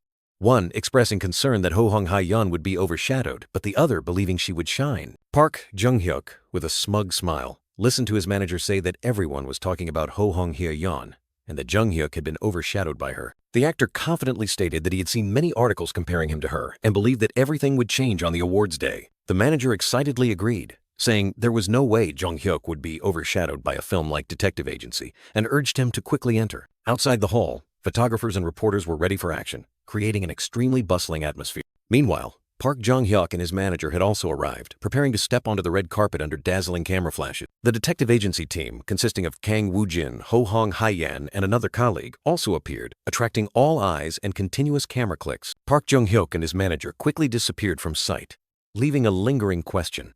Jung-hyuk was just here, wasn't he? Kang Woo-jin felt overwhelmed by the chaotic crowd, secretly thinking this place was crazy, and he was starting to feel nauseous. Ho Hong Hai-yeon turned to Kang Woo-jin, remarking that his reaction was too crude for his first time at this prestigious Mise en Scène film festival, making him secretly wonder if she had just called this place crude while he was extremely anxious. Reporters surrounded Ho Hong Hai-yeon, continuously questioning her about her reason for participating in a short film and asking her to pose. Ho Hong Hai-yeon gently nudged Kang Woo-jin, signaling him to stay calm and cooperate with the reporters. She whispered that she knew he didn't like it, but he had to appear friendly to the reporters, while Woo-jin replied that he would do whatever she needed, with the mischievous thought that at least now he had something to brag about to that hopeless trio. A receptionist warmly welcomed the detective agency team, guiding them into the auditorium. The auditorium doors slowly opened, revealing a vast space. Inside, the audience filled the seats, creating an atmosphere of lively whispers and discussion. The receptionist continued to guide the detective agency team towards the center of the auditorium. Kang Woo-jin sat down, feeling all eyes on him. Or perhaps it was just that he wasn't used to it yet. Ho Hong Hai-yeon asked Kang Woo-jin if everyone had settled down, and he only managed to reply yes before the MC announced the official start of the awards ceremony. Applause echoed throughout the hall as the MC congratulated the Gold Award winners. The MC continued to announce a new award category for new actors, and first would be the Best Actress Award. A man in a black pinstripe suit walked onto the stage, introduced as Director Kwon Ki-taek, who would present the award. Director Kwon Ki-taek smiled warmly, saying that this year's award ceremony was particularly lively, and he would announce the winner. With an excited tone, Director Kwon Ki-taek announced, "The Best Actress Award goes to Ho Hong Hai-yeon from Detective Agency." Congratulations, the audience buzzed with discussion. Surprised by Ho Hong Hai-yeon's win, and wondering if Park Jong-hyuk would win Best Actor, Ho Hong Hai-yeon walked onto the stage to receive the award from Director Kwon Ki-taek, thanking him. On the podium, she smiled radiantly, extending her sincere thanks to everyone, especially director Shin Dong-chun, who created the wonderful detective agency, along with the entire crew and cast. Then Ho Hong Hae-in unexpectedly added, "Oh, one more thing. Congratulations to him in advance," which surprised Kang Woo-jin, who was sitting in the audience. The audience buzzed with discussion again, not understanding who the congratulations were for, while Kang Woo-jin sat in a daze, wondering why she was congratulating. The MC continued to announce the Best Actor award, and director Kyotaro Taniguchi, who had just arrived a little late, would be the presenter. Ho Hong Hae-yeon radiantly informed Choi Seong-jeon that she had received the Best Actress award, which left him in awe. CEO Choi confidently stated that this was the time to boost media promotion. But Kang Woo-jin next to him seemed a little overwhelmed by the jostling crowd in front. Suddenly, the MC announced the Best Actor award, and the name called out stunned everyone: Kang Woo-jin of Detective Agency. The entire hall buzzed. Many couldn't help but wonder, who is Kang Woo-jin? While he had already sprung to his feet. Ho Hong Hae-yeon and Choi Seong-jin looked at Kang Woo-jin with expressions of both surprise and pride, and the girl even praised his confidence. Kang Woo-jin still stood there, his face cool and bewildered, while the audience continued to buzz about this mysterious actor. Director Kyotaro Taniguchi, the award presenter, approached to give flowers and congratulate Kang Woo-jin with a friendly smile. Unexpectedly, Kang Woo-jin replied in fluent Japanese, astonishing the director and Kyotaro assistant beside him. The female assistant exclaimed, asking if he knew Japanese, while Kang Woo-jin looked bewildered, unable to believe he had just spoken Japanese unconsciously. Director Kyotaro Taniguchi continued to ask if he had ever lived in Japan, because his pronunciation was so perfect it couldn't be from just casual learning. Kang Woo-jin humbly replied that it wasn't a skill to boast about, just enough for communication. But director Kyotaro Taniguchi still praised his native-like Japanese ability profusely. The talented director expressed his astonishment at Kang Woo-jin's acting talent and language skills, and also wondered why he only participated in short films, which again caused the audience to buzz. Another audience member was also astonished, wondering if Kang Woo-jin was Japanese or if he had worked there before. Ho Hong Hae-yeon and Choi Seong-jeon were also discussing animatedly, curious if Kang Woo-jin was a Korean living in Japan and knew director Kyotaro Taniguchi. From afar, Ho Hong Hae-yeon watched Kang Woo-jin, her eyes full of curiosity about the young man's mysterious past. Kang Woo-jin stood there, his face pensive, seemingly lost in thoughts about his own past. A staff member signaled Kang Woo-jin to step onto the podium, startling him out of his thoughts. Director Kyotaro Taniguchi smiled, apologized for the interruption, and invited Kang Woo-jin to share his thoughts. Kang Woo-jin stepped onto the podium, his mind racing with thoughts of the most serious and polite speech possible. Camera flashes continuously flickered like lightning from the audience, and Kang Woo-jin decided to say appropriate words and express his gratitude. He began his speech, thanking the wonderful people who had always been by his side, and promised to continue striving. The MC congratulated Kang Woo-jin, then announced the next major award for her work, while he stepped down amidst resounding applause. The audience applauded enthusiastically, and Ho Hong Hae-yeon and other members of the detective agency team also joyfully congratulated Kang Woo-jin. A team member asked who would win the grand prize, and Ho Hong Hae-yeon confidently asserted, "Of course, the award must go to the detective agency team." Immediately, the MC announced that the biggest award went to detective agency amidst resounding applause. A member of the detective agency team couldn't hold back tears, sobbing with happiness and pride. The entire hall erupted in endless congratulatory applause, a moment of resounding victory celebration. As the award ceremony drew to a close, reporters quickly spread the breaking news around the world. 2 citizens were watching the news on their phones with expressions of extreme surprise, unable to believe what they were reading. Another group of people was also deeply shocked, mouths agape in astonishment as they looked at their phone screen. Kang Woo-jin sent a message boasting about his award from a short film festival, humbly calling it no big deal, but still full of pride, seeing it as an opportunity for his name to be recognized. A towering modern building appeared, making someone exclaim, "Whoa," in surprise. Kang Woo-jin sat thoughtfully at the table, scrolling through his phone, and couldn't help but be surprised that the article about him was still hot. His popularity was no joke. He realized that thanks to the Mise en Scène Short Film Festival in Ho Hong Hae-yeon, his popularity had significantly skyrocketed. His phone continuously vibrated with a flurry of congratulatory and inquiring messages from family, friends, and colleagues, making Kang Woo-jin briefly think, "I'll probably be getting messages for a long time." Sighing, Kang Woo-jin decided to put aside those annoying messages, telling himself he'd deal with them later because he had an important meeting today. Director Kwon Ki-tak rushed in, apologizing for being late, while Kang Woo-jin merely glanced at him. The director asked about CEO Choi, and Kang Woo-jin curtly replied that he was in the restroom. Director Kwon Ki-tak smiled meaningfully, suggesting they both start the meeting first. He secretly thought that instead of asking too many questions, it would be more interesting to let time prove Kang Woo-jin's growth. The director smiled and congratulated Kang Woo-jin on his recent award, and he politely returned the thanks. Director Kwon Ki-taek changed the subject, asking Kang Woo-jin's thoughts after reading the script, and the young man unhesitatingly replied that it was very interesting. The director continued to probe, asking if he liked the script, then curiously wanted to know which character in the story had attracted him the most. Kang Woo-jin silently pondered. Without hesitation, Kang Woo-jin revealed, "It's the character with multiple personalities." This answer surprised director Kwon Ki-taek. Director Kwon Ki-taek subtly smirked, warning that the role would not be easy, then directly asked why he chose such a challenging part. Kang Woo-jin pondered for a moment, then replied unexpectedly, "The reason? I chose it because I find it fun. And I think I like villains." Director Kwon Ki-taek exclaimed in surprise, not expecting Kang Woo-jin to share his thoughts. He revealed that he had already considered him for the role, then directly invited him to join the new project. Kang Woo-jin was momentarily surprised, then nodded repeatedly, decisively accepting the attractive offer. Just then, CEO Choi rushed in, apologizing for an urgent call. Director Kwon Ki-taek smiled, saying he arrived at the perfect time. Director Kwon Ki-taek immediately suggested signing the contract today, emphasizing that the main villain role perfectly aligned with both his and Kang Woo-jin's thoughts. CEO Choi froze, stammering, "What? A main role?" Director Kwon Ki-taek gave a meaningful smile, explaining that Kang Woo-jin was the first actor confirmed for his work, then invited CEO Choi to sit down to discuss the upcoming schedule. CEO Choi was still in shock, a flurry of questions swirling in his mind. Not a supporting role, but a main role? A master director entrusting a main role to an unknown actor? Meanwhile, Kang Woo-jin remained calmly seated. CEO Choi looked at Kang Woo-jin, secretly thinking about his leap forward and the sensation this news would cause. He couldn't help but wonder why Kang Woo-jin could be so calm. CEO Choi continued to stare at Kang Woo-jin, who maintained an unusually serene expression. Kang Woo-jin's golden brown eyes flashed with calmness, mixed with a hint of calculation, as if everything was within his expectations. CEO Choi gave a cunning smile, suddenly realizing, "That's right. If I keep working with him, shocking, things like this will become commonplace." He understood that Kang Woo-jin was implicitly telling him not to be too surprised, but to focus on his own work. CEO Choi cleared his throat, telling director Kwon Ki-taek that he appreciated the offer, but thought signing the contract today might be a bit premature. The director was momentarily surprised. CEO Choi suggested only a verbal agreement today, with details to be discussed later. He turned to Kang Woo-jin, asking meaningfully, "Woo-jin, this is what you want, isn't it?" CEO Choi gave a sly smile, secretly understanding Kang Woo-jin's intention. He wants to increase his own value, not just sign safely, like the Hanryang contract. Since his reputation isn't exclusive yet, he wants to postpone signing the contract until Profiler Hanryang airs its first episode, right?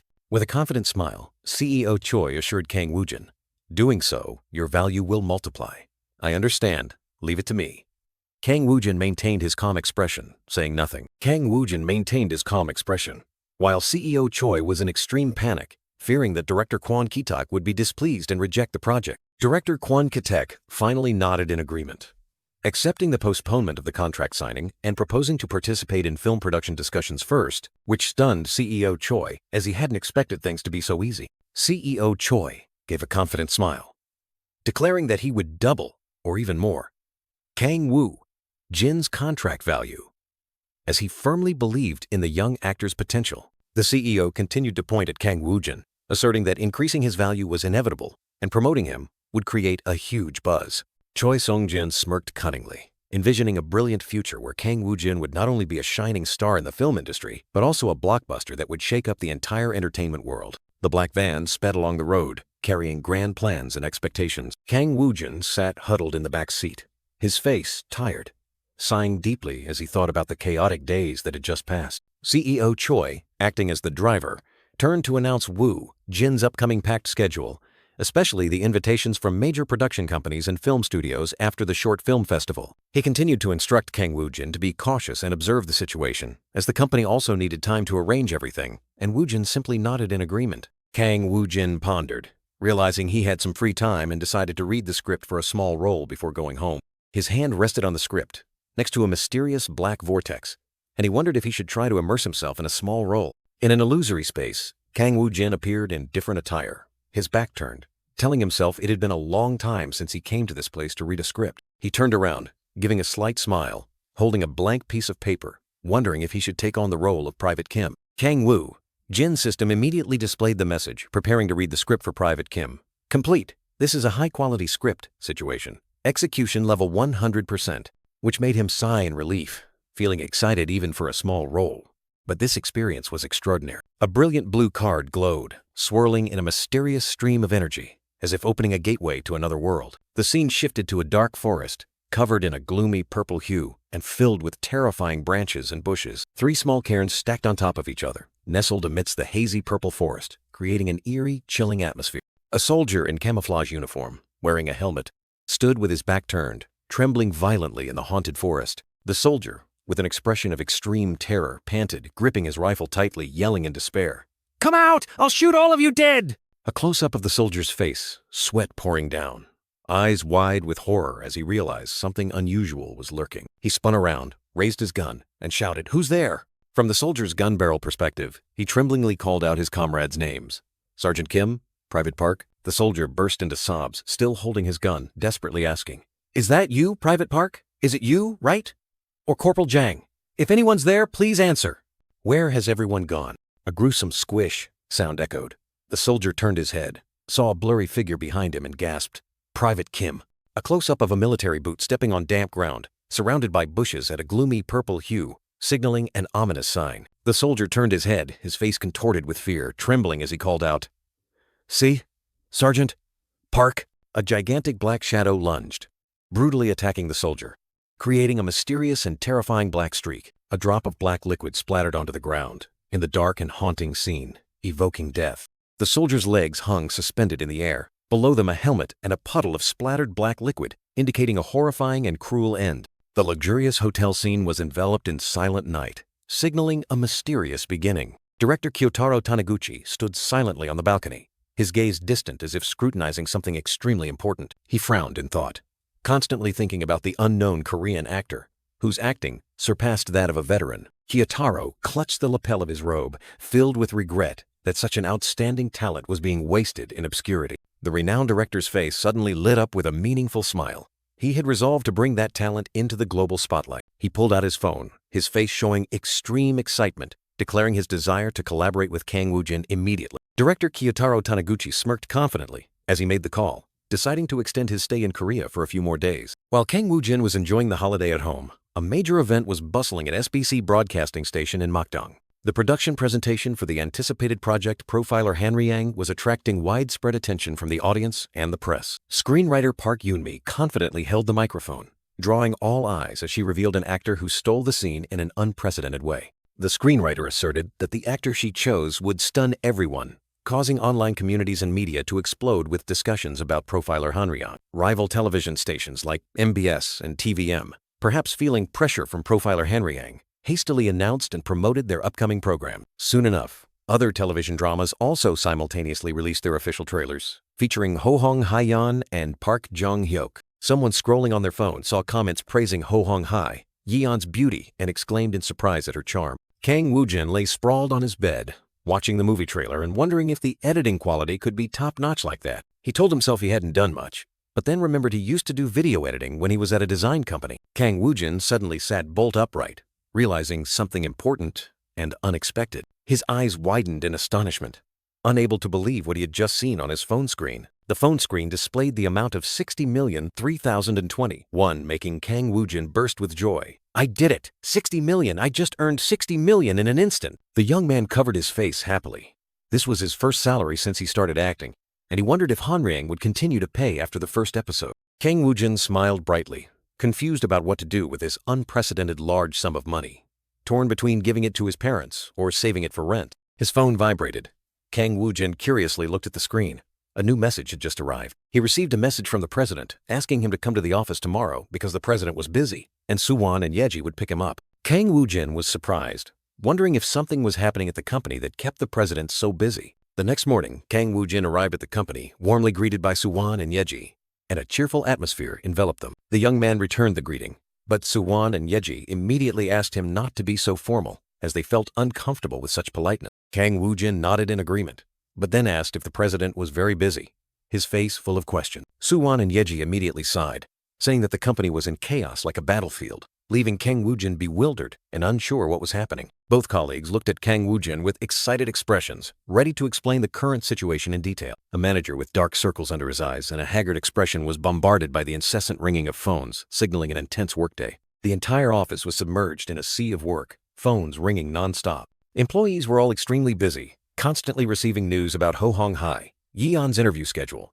projects related to Kang Woo-jin, and dizzyingly urgent requests. In the midst of the frenzy, a delivery person appeared, arms laden with a towering stack of boxes.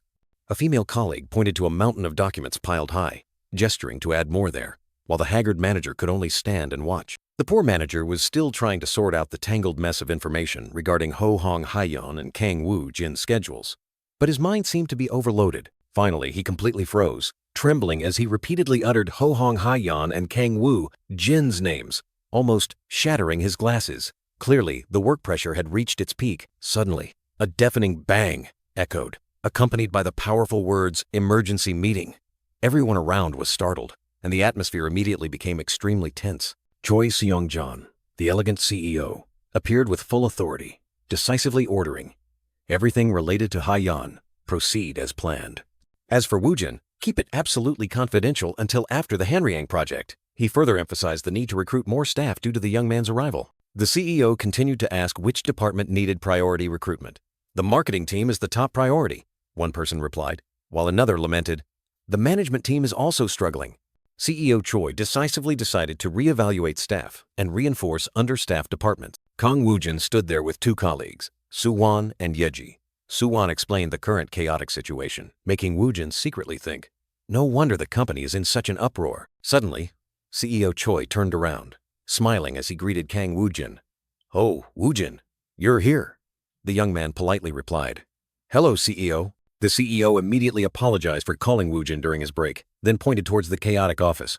"I know you've seen it, but it really is a complete mess," he exclaimed. CEO Choi pointed to a mountain of stacked scripts and interview schedules, explaining that they were all for Kang Woo-jin. The young man looked at the enormous pile of documents, feeling overwhelmed. Wow, that's a lot. Kang Woo-jin honestly expressed that he wasn't ready for interviews, feeling a bit overwhelmed. CEO Choi nodded in agreement, suggesting that maintaining a mysterious image would be better, because the reaction won't be too big. It will only wear down your image. CEO Choi reminded Woo-jin about the expected timing, which was after Hanryang's release for director Kwon Ki Tae-ek's project. He emphasized keeping everything confidential, especially with only 2 days left until Hanryang's first episode aired. "Even with your closest friends, you must be careful with your words," he warned. Then, CEO Choi moved on to the topic of next projects, pointing to 2 separate stacks of scripts, one for melodrama and one for romantic comedy, confidently stating that he had filtered out the meaningless ones. Kang Woo-jin looked at the towering pile of scripts, sighing, "When will I ever finish reading all of these?" CEO Choi reassured Woo-jin, telling him to just use his intuition to pick a few, not necessarily melodrama or romantic comedy. He explained that director Kwon Ki Tae-ek's project was still in its early stages, so there's plenty of time to squeeze in a few short projects. Kang Woo-jin suddenly flinched, pointed at a script, and asked the CEO, "This one." "CEO?" CEO Choi looked on in surprise, replying, "What? I thought that was just a cameo role." CEO Choi continued to explain that he couldn't talk long with the director, but he knew they'd already started filming.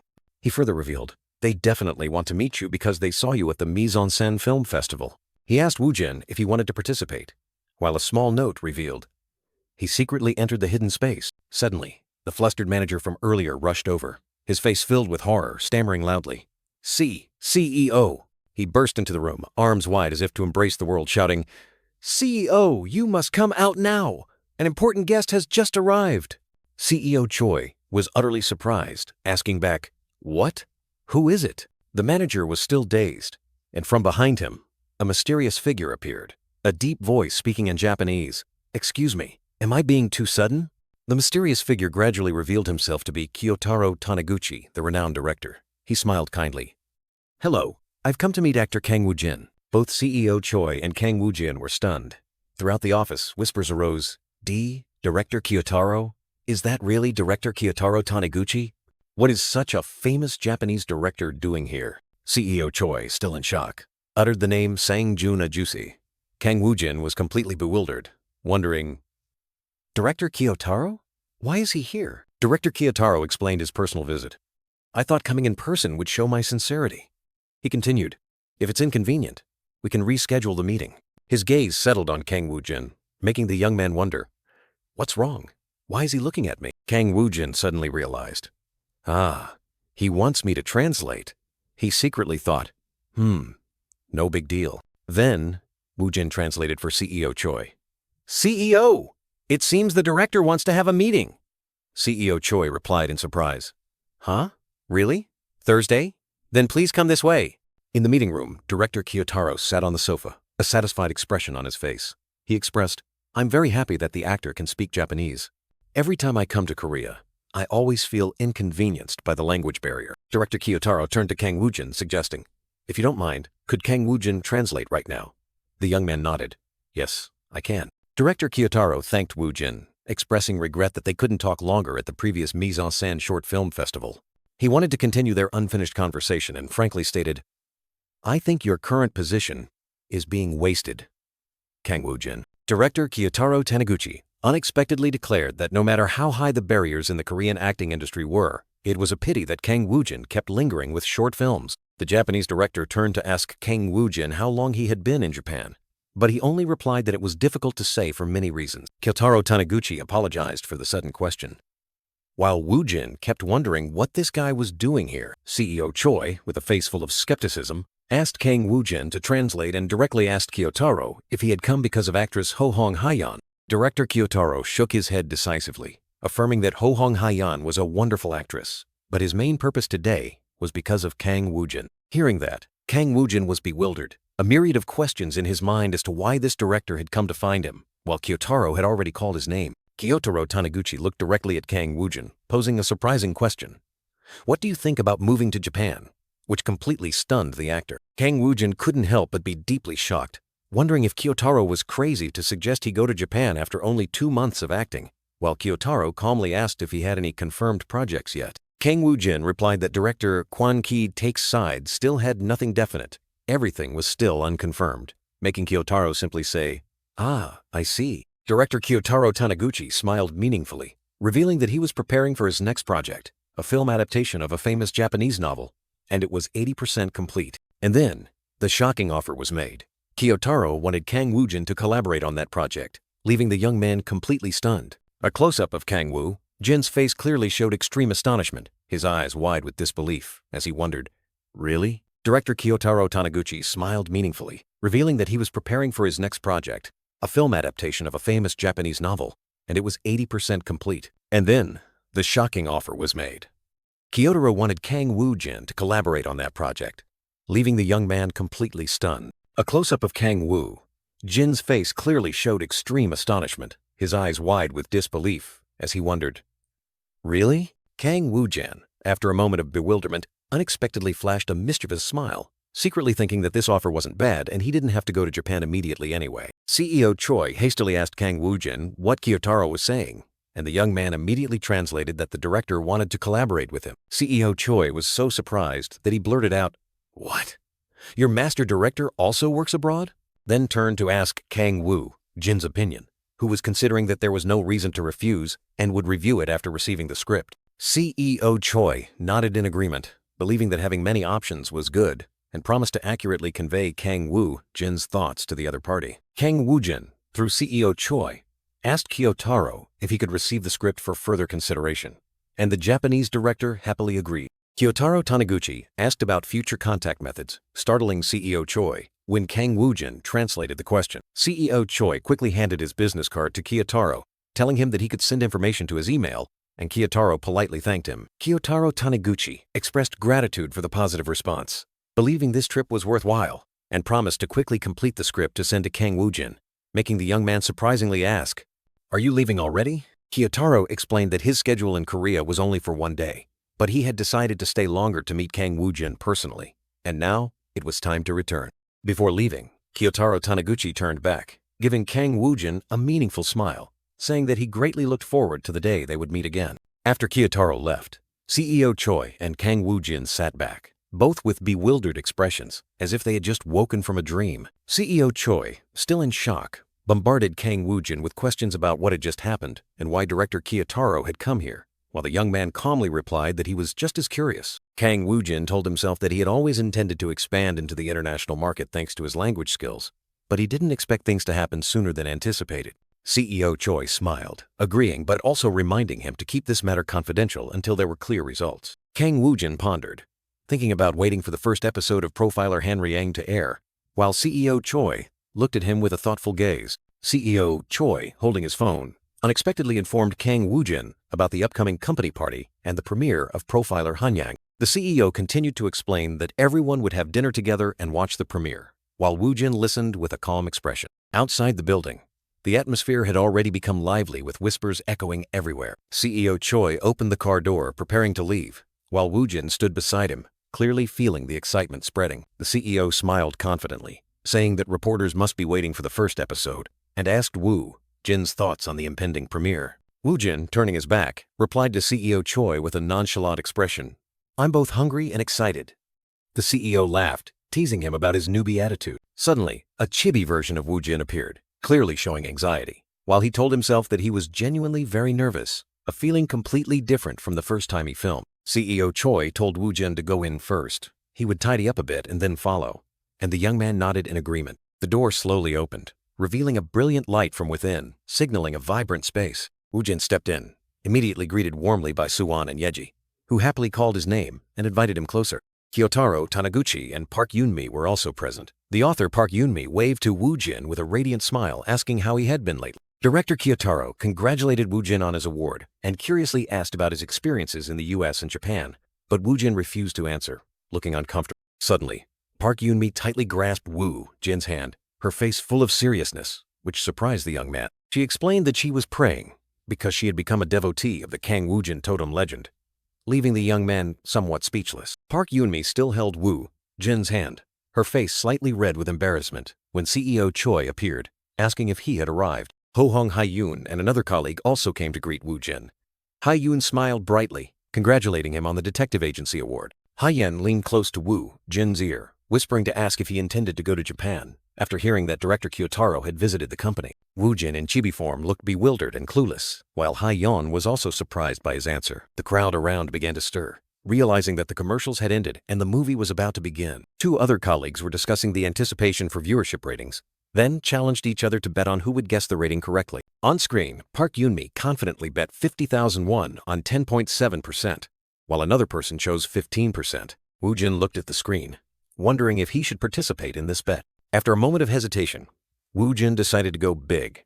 He decisively bet 50,000 won on 20%. The colleagues around were so astonished that their mouths hung open, stammering back, 20%! 20%! They burst into laughter, thinking that 20% was too high, as no film had achieved that in 3 to 5 years, making Woo-jin a bit confused as he asked back, "Is it really that much?" Someone shouted that the movie had started, and all eyes immediately turned to the screen. Woo-jin also looked up, his eyes full of anticipation, telling himself that it had finally begun. The screen displayed Profiler Han Ryang, officially announcing the premiere of the highly anticipated film. Kyotaro Taniguchi and Park Yoon-mi appeared on screen, with a comment that Profiler Han Ryang would spread nationwide, unlike Detective Agency. 3 audience members gasped in astonishment, one even dropping a half-eaten chicken drumstick, unable to believe what was unfolding on screen. Another girl was also holding her phone, her eyes wide with shock, as if the whole world was witnessing this extraordinary event. From behind, 3 figures silently watched the large screen, a tense atmosphere enveloping. 2 other viewers whispered amongst themselves, their faces showing extreme curiosity and surprise at the number of people who had watched the film. In an office, a reporter sighed in exasperation, remarking that the acting was too good, making the article less dramatic, while a colleague next to him vaguely wondered if he had seen this actor somewhere before. Suddenly, the reporter snapped to attention, immediately recognizing him as the young man who won the acting award at the Mise en Scène Short Film Festival, but struggled to recall his name. A moment later, Kang Woo-jin's name was announced, accompanied by an image of him smiling confidently and charmingly. Audiences everywhere fixed their gaze on the screen, marveling at the young actor's talent. At the party, Park Yoon-mi and a colleague enthusiastically praised the exceptionally brilliant film, even asking Kyotaro Taniguchi what the director had indulged in to create such an outstanding work. Kang Woo-jin stood amidst the crowd, telling himself that the film was truly captivating, and although he felt a bit awkward appearing at first, the more he watched, the more immersed he became. Suddenly, Kang Woo-jin's phone vibrated incessantly, with countless notification messages pouring in. The young man was so surprised that his mouth fell open, wondering what was happening as his family, friends, and even people from his old company were all sending messages in quick succession. Kang Woo-jin looked up and around, seeing Kiyotaro Taniguchi also engrossed in his phone, and a strange premonition arose within him. He wondered why everyone suddenly turned to look at the director and started buzzing with conversation. As a strange silence enveloped the space, Director Kiyotaro Taniguchi maintained a calm expression, scrolling through his phone as a staff member eagerly asked about the viewership ratings. Kiyotaro Taniguchi slowly read out the viewership ratings of other channels. MBS 5.9%, TVM 2.7%, then paused dramatically, preparing to announce their own numbers. Director Kiyotaro Taniguchi smiled triumphantly, loudly announcing his film's viewership rating, 20.3%. 4 audience members around him gasped, their eyes wide with disbelief at the 20% figure that had just been announced. The scene shifted outside the building in the pouring rain, but the atmosphere inside still erupted with cheers and extreme astonishment at the 20.3% figure. Once again, Kiyotaro Taniguchi scrolled past the competitors' numbers. MBS 5.9%, TVM 2.7%, then looked up meaningfully, preparing for the shocking announcement. A smug smile still lingered on his lips as he repeated the figure 20.3%, as if to engrave it into everyone's minds. The crowd of viewers was still in shock, their faces dazed by the 20% rating they had just heard. The rain continued to fall outside, but it seemed unable to extinguish the fire of excitement and the exclamations of astonishment. 0.3%, burning within everyone. Park Yoon-mi and another colleague couldn't hide their excitement, eagerly asking Director Kiyotaro Taniguchi if he was joking, and he firmly affirmed, "That's right, 20.3%. Park Yoon-mi was so astonished she was speechless, wondering how many years it had been since a film achieved a 20% rating, especially right from the first episode. Director Kiyotaro Taniguchi smiled and explained, attributing this success to the extensive promotional campaigns from the television stations and effective media attention. He continued to analyze, suggesting that viewers had tried other programs but ultimately chose to stay with their film, and particularly emphasized that Park Yoon-mi's appearance in the latter half spectacularly retained the audience. Park Yoon-mi and her colleague cheered excitedly at the praise, while another colleague turned to Kang Woo-jin, wondering why he was so calm. But inside, Kang Woo-jin was completely exploding. He was utterly astonished, wondering if this 20% figure was real, and his system simultaneously announced S rank. He was not calm at all. Kiyotaro Taniguchi and a staff member were discussing in amazement how Kang Woo-jin had won an acting award at the Short Film Festival, and now his debut film had incredibly achieved a 20% rating. Kiyotaro Taniguchi continued to express his profound shock, reiterating that Kang Woo-jin had even won the bet by accurately predicting the 20% figure down to the millimeter. Director Kiyotaro Taniguchi frowned, his face full of skepticism as he recalled Kang Woo-jin accurately predicting the 20% rating, wondering if this wasn't a totem, but rather a supreme ability to foresee the future. Kang Woo-jin, with his usual calm expression, stood amidst the crowd, while Kiyotaro Taniguchi was still lost in thought about the young actor's prophetic ability. Kiyotaro Taniguchi looked at Kang Woo-jin with suspicion, wondering if he was truly human for hitting the number spot on, while Kang Woo-jin merely chuckled to himself, having guessed randomly and gotten it right. Park Yoon-mi, with a radiant and excited expression, grabbed Kang Woo-jin's arm and exclaimed that he was truly a totem of good luck, making him just sigh in exasperation. Park Yoon-mi continued to happily chat and laugh beside Kang Woo-jin, who was trying to ignore her disturbance amidst the crowd, while those around them also chuckled at the screenwriter's excitement. A notification appeared with the text, "This bet concludes with Assistant Manager Park's victory," along with a promise to distribute 500,000 won in prize money, making a chibi character gleefully exclaim, "Free money!" Breaking news. The drama series War Among the Three Stations concluded with the overwhelming victory of Profiler Hanryang, the film that had captured everyone's attention. Another article had a big headline, "Who is Kang Woo-jin, the actor playing Assistant Manager Park?"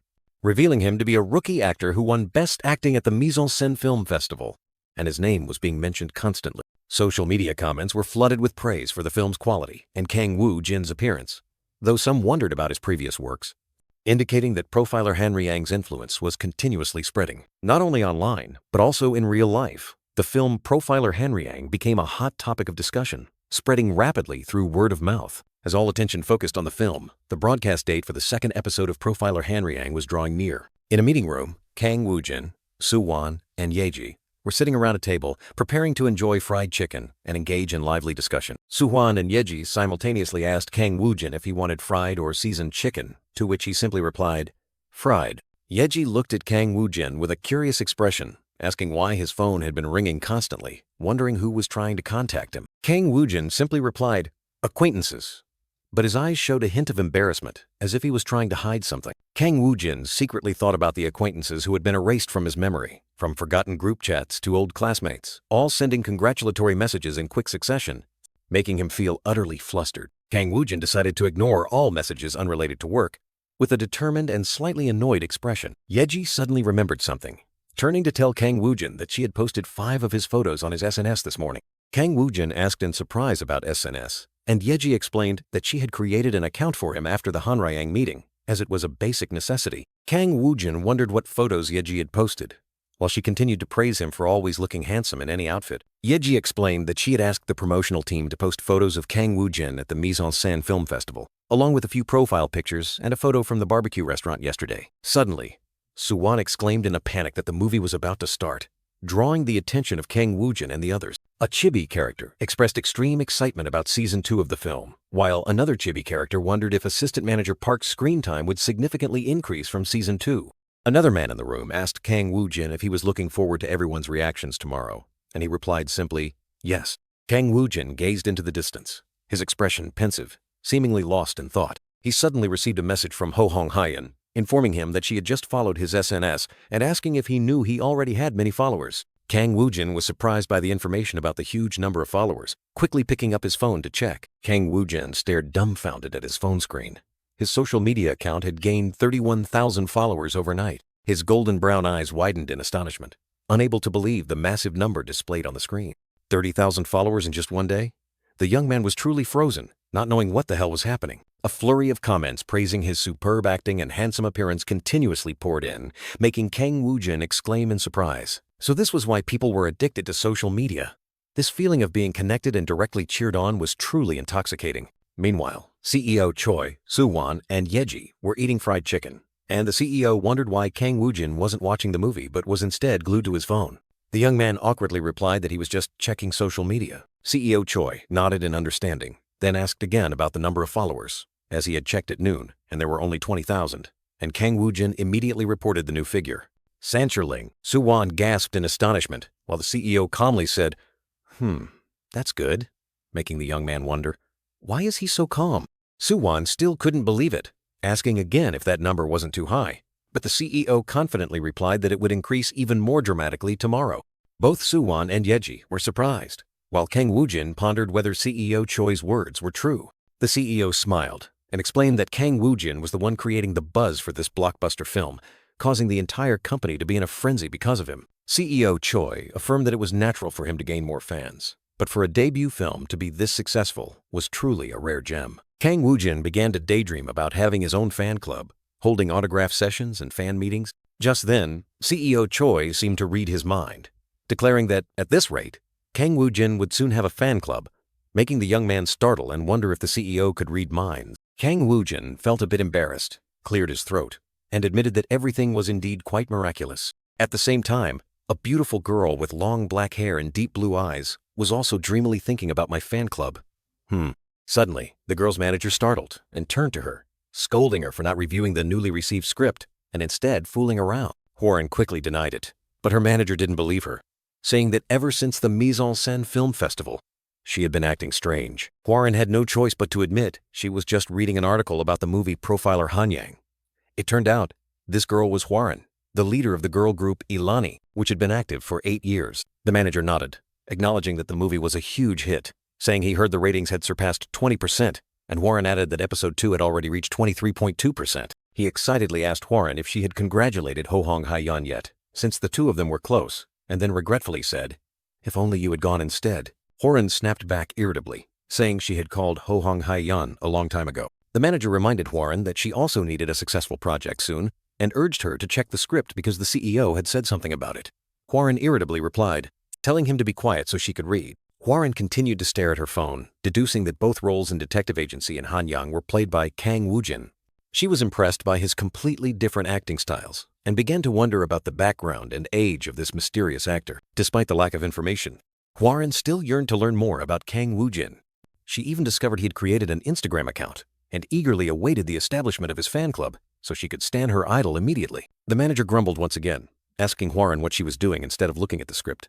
She flinched and quickly replied that she was looking at it now. Hwarin reluctantly picked up the script, mumbling its title. The script's title clearly appeared, Friendzone. She frowned, wondering what genre it was. Amidst the clear blue sky, a tall building stood majestically, like a sigh of relief for the unexpected events that had just unfolded. Kang Woo-jin sat on his bed, looking tired after going through a pile of delayed messages, deciding to ignore unnecessary, ambiguous relationships. He gleefully looked at his phone. The number of social media followers was about to reach 50,000. With sharp eyes and a self-satisfied smirk, Woo-jin admitted that getting a lot of attention was truly enjoyable, even though he also had a few fleeting worries. Putting everything aside for a moment, Woo-jin reached for the stack of scripts on his bed, thinking it was time to start reviewing them. And so, a swift script culling took place. E-grade script? Next. D-grade? Next too. Woo-jin contemplatively looked at the pile of papers, realizing that after eliminating all scripts below C-grade, not many were left, but the A and S-grade scripts were truly top tier. He flipped through a script, titled Drug Dealer, rated B+, a film about drug trafficking. He recalled that this might be the cameo role he had heard about, and CEO Choi also confirmed that the director had seen him at the film fest. Woo-jin pondered, wondering if a B+ grade script had a chance to be improved later. He read intently, his golden brown eyes widening in surprise as he realized it was a crime horror film, which sounded captivating and extremely interesting. Just then, CEO Choi called, asking about the script review status, and Woo-jin replied that most were not good, except for Drug Dealer, which was acceptable. CEO Choi nodded, accepting Woo-jin's choice of this cameo role, even though it seemed he was misunderstanding something. Woo-jin slightly frowned, feeling a bit uncomfortable that CEO Choi trusted his intuition too much, which seemed to have reinforced some misunderstanding. He suggested to CEO Choi that director Kim of Drug Dealer seemed a bit rushed, and a quick meeting should be arranged. Suddenly, CEO Choi mentioned a name that utterly surprised Woo-jin. Producer Yoon Byung-seon, a big shot in the entertainment industry. Producer Yoon Byung-seon's profile appeared, one of the rare, powerful producers whose variety shows always achieved massive ratings and whose every plan was the center of attention. Woo-jin looked confused, wondering why such a prominent producer would want to meet him, even though he had watched some of his shows before. CEO Choi explained that the main actors of profiler Hanryang would appear on producer Yoon Byung-seon's YouTube channel Sports Day for promotion. And this would be a combination of a variety show and a talk show. Woo-jin flinched. A variety show? He worried if this would affect his image. He pondered, finally realizing that he would have to participate in variety shows at some point anyway. And this was a golden opportunity to build a foundation early, especially with producer Yoon Byung-seon behind it. With resolute eyes, Woo-jin declared he would do his best and accepted the offer. The clear blue sky with fluffy white clouds heralded a promising new day. Kang Woo-jin and CEO Choi entered an old building, preparing for the important meeting. Both bowed formally before a red-haired woman, who was director Kim Do-hee. Director Kim Do-hee, the person behind the film Drug Dealer, smiled warmly, welcoming Kang Woo-jin and thanking him for his valuable time. At the tea table, director Kim remarked that Woo-jin looked much calmer and more composed than when she saw him at the film festival, which made CEO Choi laugh and explain that it was his usual personality. CEO Choi continued to praise Kang Woo-jin, asserting that he completely transformed when acting and was a rare versatile actor. Kang Woo-jin felt puzzled as director Kim Do-hee kept staring at him, wondering if it was a staring contest. Director Kim Do-hee gave a meaningful smile, admitting that seeing Woo-jin in person made her realize he was even more suitable for the role, and she was greedily wanting him to participate.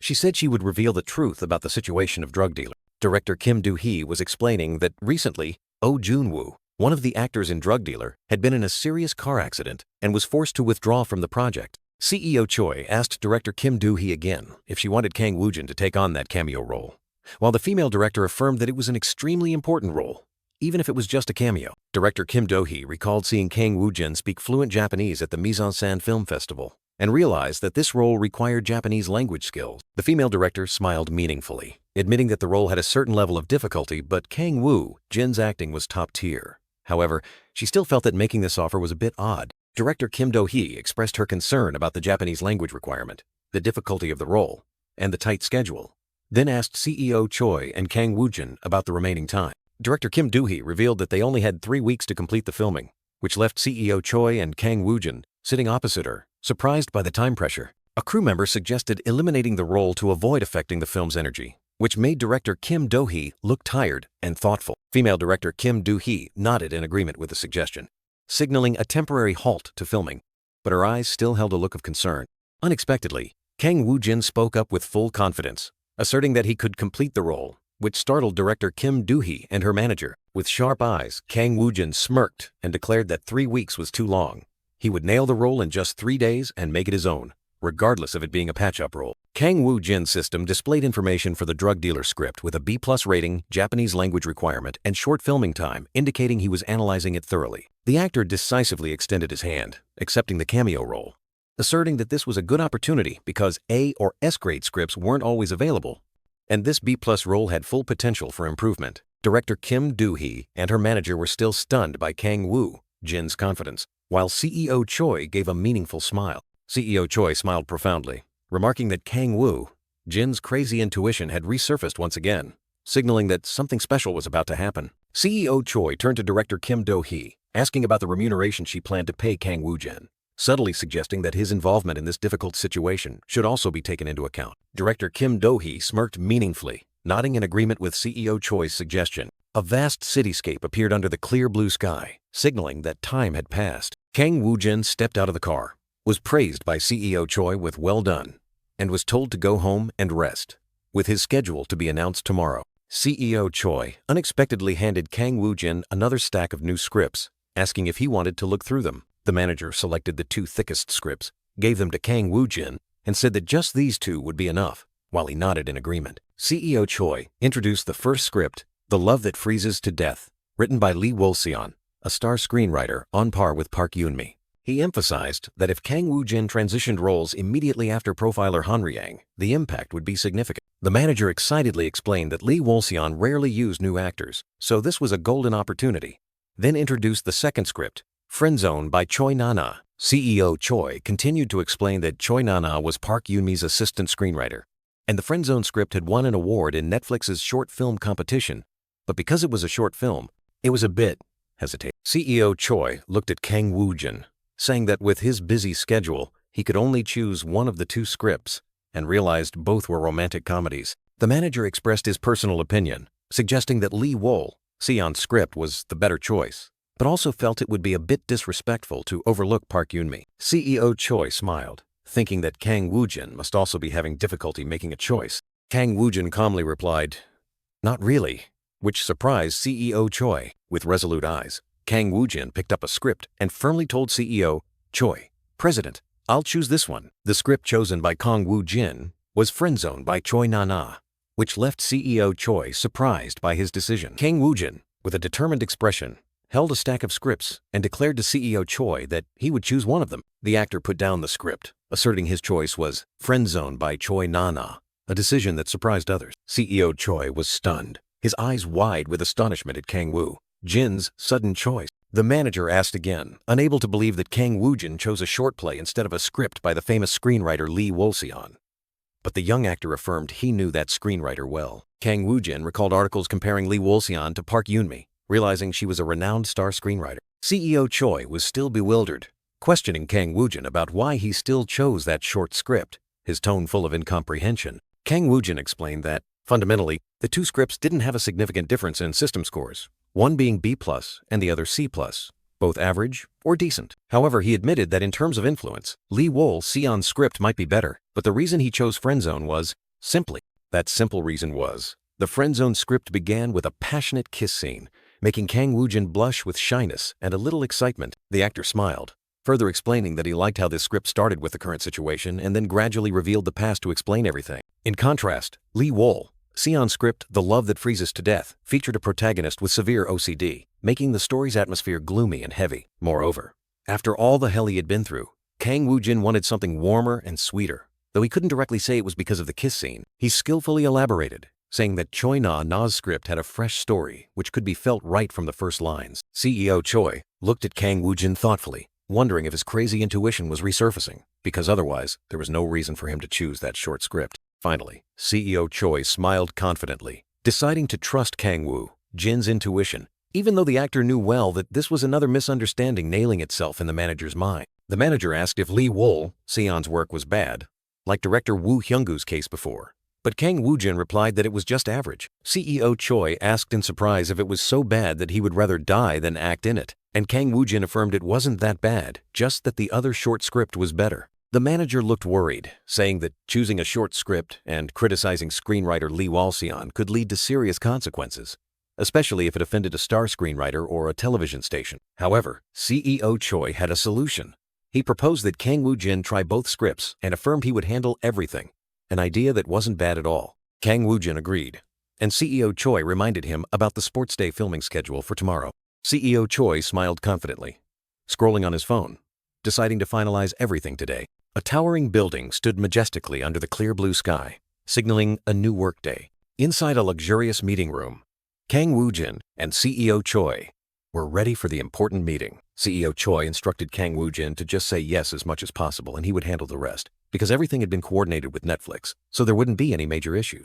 From Kang Woo-jin's perspective, he saw a powerful woman enter, who was screenwriter Lee Woo-jin, the author of The Love That Freezes to Death. CEO Choi immediately stood up to greet Lee Woo-jin politely, while Kang Woo-jin also bowed to introduce himself, meeting the talented screenwriter for the first time. Lee Woo-jin smiled brightly, saying she had heard rumors about Kang Woo-jin's pickiness and found them to be true, which startled the actor a little, making him feel as if his mother was there. The screenwriter continued, expressing surprise at receiving the sudden call, and CEO Choi quickly praised her script as unbelievably excellent. Lee Woo-jin turned to ask Kang Woo-jin for his thoughts on the script, her eyes full of anticipation. The actor replied, praising the script as impressive from the first line and the portrayal of the protagonist's OCD as unique, which pleased the screenwriter. Lee Woo-jin smirked meaningfully, secretly noting that Kang Woo-jin had a very different aura compared to the actors she had met before. The author continued to observe Kang Woo-jin, wondering why he didn't seem like an actor yet possessed a strange charm that captivated her. Lee Woo-jin regretted not meeting Kang Woo-jin sooner,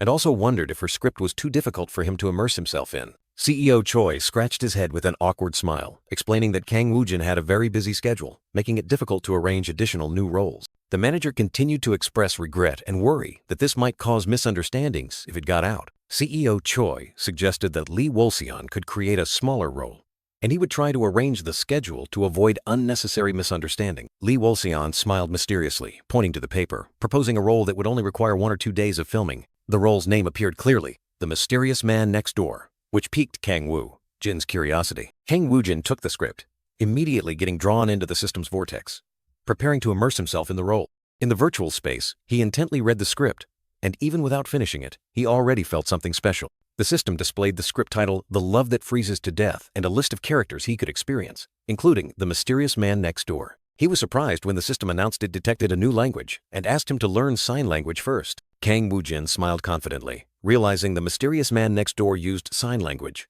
and he thought that more languages were always useful. He excitedly thought this would be a great advantage in the future. A rare skill, the system began the process of reading and learning sign language, a vortex of light enveloping the script. Kang Woo-jin stood still, his body seemingly absorbing a massive amount of information. His eyes sharpened, feeling a powerful surge of energy washing over him. A series of luminous hands reached out from nowhere, enveloping Kang Woo-jin, symbolizing the intense sign language learning process underway. He groaned in pain, his body reacting violently to the influx of information, but then the learning process concluded. Kang Woo-jin looked down at the script, his expression thoughtful. He felt his body a little heavy but not overly tired, and realized that learning sign language this time was much more pleasant than learning Japanese. Kang Woo-jin was confident that he could start acting immediately, affirming that the subspace system was not a scam. Lee Woo-jin explained that this role was not light, even if it only required 1 or 2 days of filming, because the character was very important in the first 2 episodes. CEO Choi and Kang Woo-jin listened, realizing the role still had much to learn about character development. CEO Choi was startled, asking in surprise if Lee Woo-jin was referring to sign language.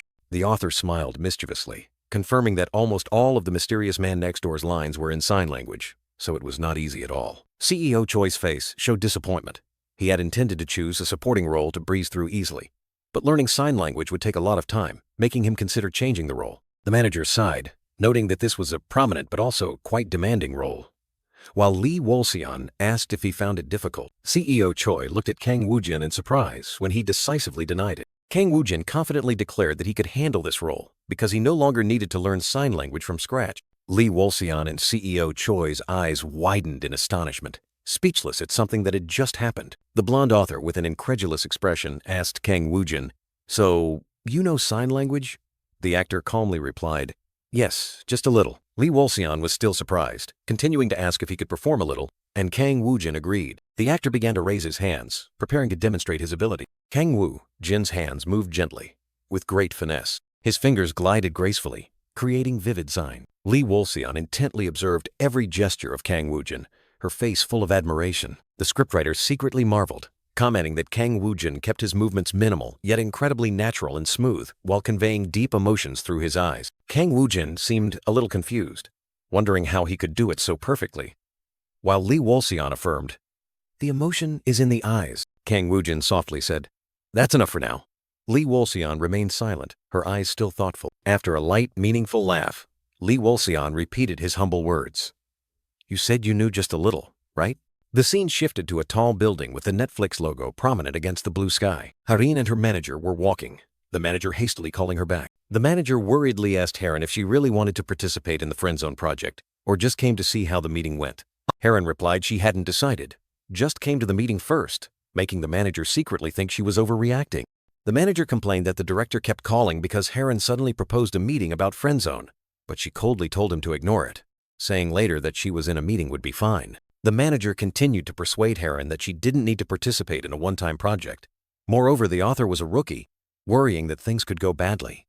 Harin replied that their album was selling well, so it was fine. Harin frankly declared she wasn't here to play, but to see how the project was progressing, who the main actor was, what the author's style was like, and how much Netflix was supporting it. The manager asked about the kiss scene. Harin decisively said she would ask to cut it if possible. If not, she wouldn't care because she wasn't going to act in it anyway. A female staff member smiled and greeted Harin, saying that the general manager's meeting was not yet over. The female staff member suggested Harin wait here for a moment, but she confidently asserted that she would handle it herself, as it was highly likely she wouldn't participate in this project. The female staff member asked Harin in surprise why she came to this meeting room, while Harin just looked bewildered. In the meeting room, Lee Wol-seon secretly thought that Harin had gone to the wrong room and should have been directed to another one. Harin was stunned to realize Kang Woo-jin was sitting in the meeting room, exclaiming in surprise, Kang Woo-jin, why is he here?" Kang Woo-jin looked at Harin, secretly thinking, "Wow, it's Harin. She's so beautiful, but why is she staring at me like that?" Kang Woo-jin wondered if he should greet her, then said,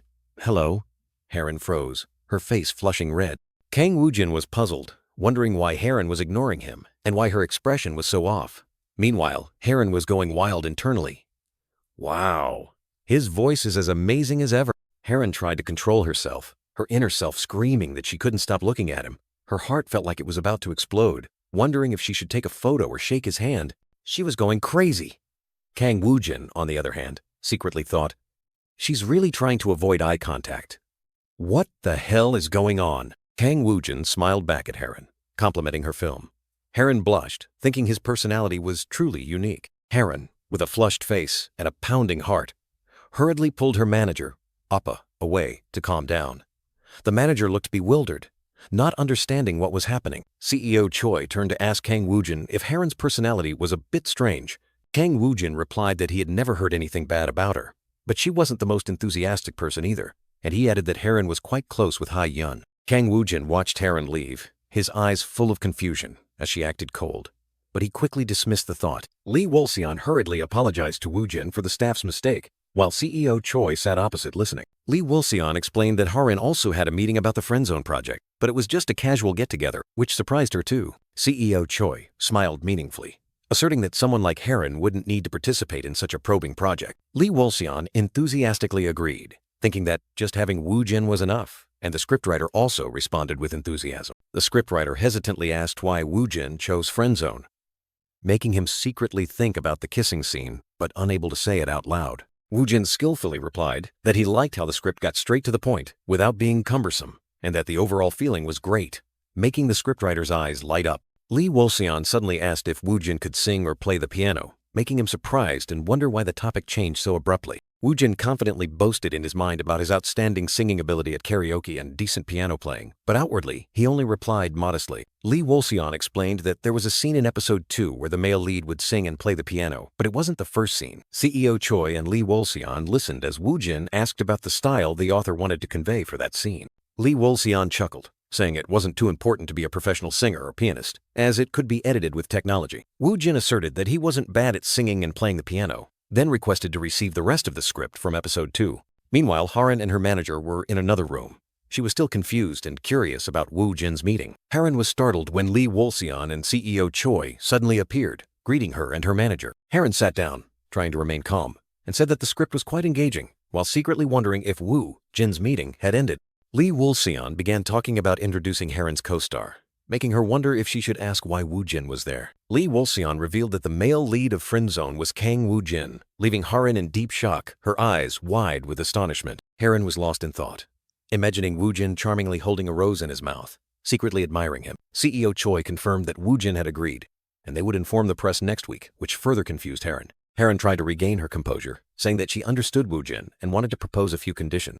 Haran began to request the removal of the kissing scene from the script, but her manager frantically rushed to stop her. Haran's manager stepped on her foot as a warning, trying to prevent her from saying inappropriate things. Haran glared at her manager, coldly ordering him to be silent, her eyes full of murderous intent, which frightened him. After the meeting, Woo-jin sat in the car, fastening his seatbelt, thinking about the content of episode 2 of the script. He decided to check the script immediately, reaching out as if activating a mysterious system. A system interface appeared, displaying the script name Friend Zone and the text Let's See. Woo-jin was surprised to see that the Friend Zone script, episode 2, was rated B+, accompanied by the praise a meticulously crafted television drama script. He wondered in surprise why the script score had increased from B to B+ compared to yesterday. Woo-jin realized in astonishment that this change might be due to his confirmation as the male lead, wondering if his talent was truly awakening. Kang Woo-jin stared at the system in shock, wondering if this change was due to him, and what about other projects? He checked other scripts like Drug Dealer and The Love That Freezes to Death, realizing they still maintained B+ and C+ ratings. The actor frowned in confusion, thinking about how only Friend Zone had increased in score, wondering if there were any other special conditions. Suddenly, the Friend Zone script before him burst into brilliant light, signaling an impending surprise, and then an extreme shock. The Friend Zone script had jumped to an A rating, terrifying Kang Woo-jin to the point he couldn't believe his eyes. Woo-jin was stunned, his eyes wide open, completely not understanding what was happening, and telling himself to leave this place immediately. In the car, Kang Woo-jin thoughtfully read the Friend Zone script while Soo-won focused on driving. Soo-won was on the phone, confirming his identity, then quickly said he understood. Manager Soo-won turned to ask Kang Woo-jin what was wrong, his face full of curiosity. Soo-won announced that he had just received a call from the Netflix creative team, saying that Haran had decided to join Friend Zone, which surprised Kang Woo-jin due to its suddenness. Kang Woo-jin frowned in annoyance, wondering if Haran knew he was the male lead, as she had seemed indifferent to him in their previous encounter. Soo-won reassured him, explaining that they had told Haran that during the meeting, Kang Woo-jin was still surprised, not understanding why she decided to join. Manager Soo-won chuckled to himself, thinking that Haran's participation was good but also a bit unexpected, while Kang Woo-jin maintained an annoyed expression. Kang Woo-jin deduced that perhaps it was precisely because Haran joined that the script was elevated to an A rating, but he still found her beautiful yet a bit strange in personality and felt disrespected. He told himself that even if the male lead wasn't outstanding, the actor just needed to perform well, but he still didn't want to give up this A-rated script, deciding to focus on acting despite his diminishing motivation. After signing contracts for The Love That Freezes to Death and Friend Zone, Kang Woo-jin appeared in promotional images for profiler Hanryang with a black-haired girl. A vast film set with countless cameras, equipment, and a large number of staff and audience members created an extremely professional and vibrant atmosphere. Kang Woo-jin stood amidst the crowd, his face surprised and slightly anxious at the overwhelming number of cameras and the fact that they had already started filming. He appeared in chibi form, telling himself to calm down, take a deep breath, and not forget the concept, as he was very nervous. Soo-won patted Kang Woo-jin's shoulder, reassuring him that he didn't need to worry because he had watched many sports day shows. Kang Woo-jin replied that he was so worried he felt like throwing up. Soo-won laughed, saying that he should just do it his way, no need to overdo it or add anything extra. Kang Woo-jin nodded in agreement. Manager Soo-won instructed Kang Woo-jin to focus on the concept and not make any mistakes. He replied, "All right." Director Yoon Byung-seon smiled as he greeted Kang Woo-jin, saying he was very happy to meet him and praising him for convincingly portraying Manager Park. Kang Woo-jin, in chibi form, felt everyone's eyes on him, telling himself to focus and stick to the concept. Director Yoon Byung-seon continued to praise Kang Woo-jin, saying that the role must not have been easy. The actor stood opposite, listening. Kang Woo-jin thought about how to react so the camera could capture it best, trying to find the right expression. He simply replied, "Yes," which surprised Director Yoon Byung-seon with his straightforwardness. Director Yoon Byung-seon laughed heartily, remarking that Kang Woo-jin seemed straightforward and asking if he was too nervous, as this character was very difficult. Kang Woo-jin was confused by the question about self-feeling, only able to reply that he would do his best, which again surprised Director Yoon Byung-seon. Director Yoon Byung-seon wondered if this was an outburst of determination or a disaster, then asked Kang Woo-jin to sit down. He replied, "Yes." Director Yoon Byung-seon pondered, wondering if Kang Woo-jin was truly a strange actor, while a voice, audience member general, from behind, cheerfully called his name. Ho Hong Hae-in and Ryu Jung-min appeared radiantly, waving to the director, signaling that the cast had fully gathered. A voice rang out, asking all actors to put on their microphones and settle into their seats, announcing that filming was about to begin. Director Yoon Byung-seon called for the start.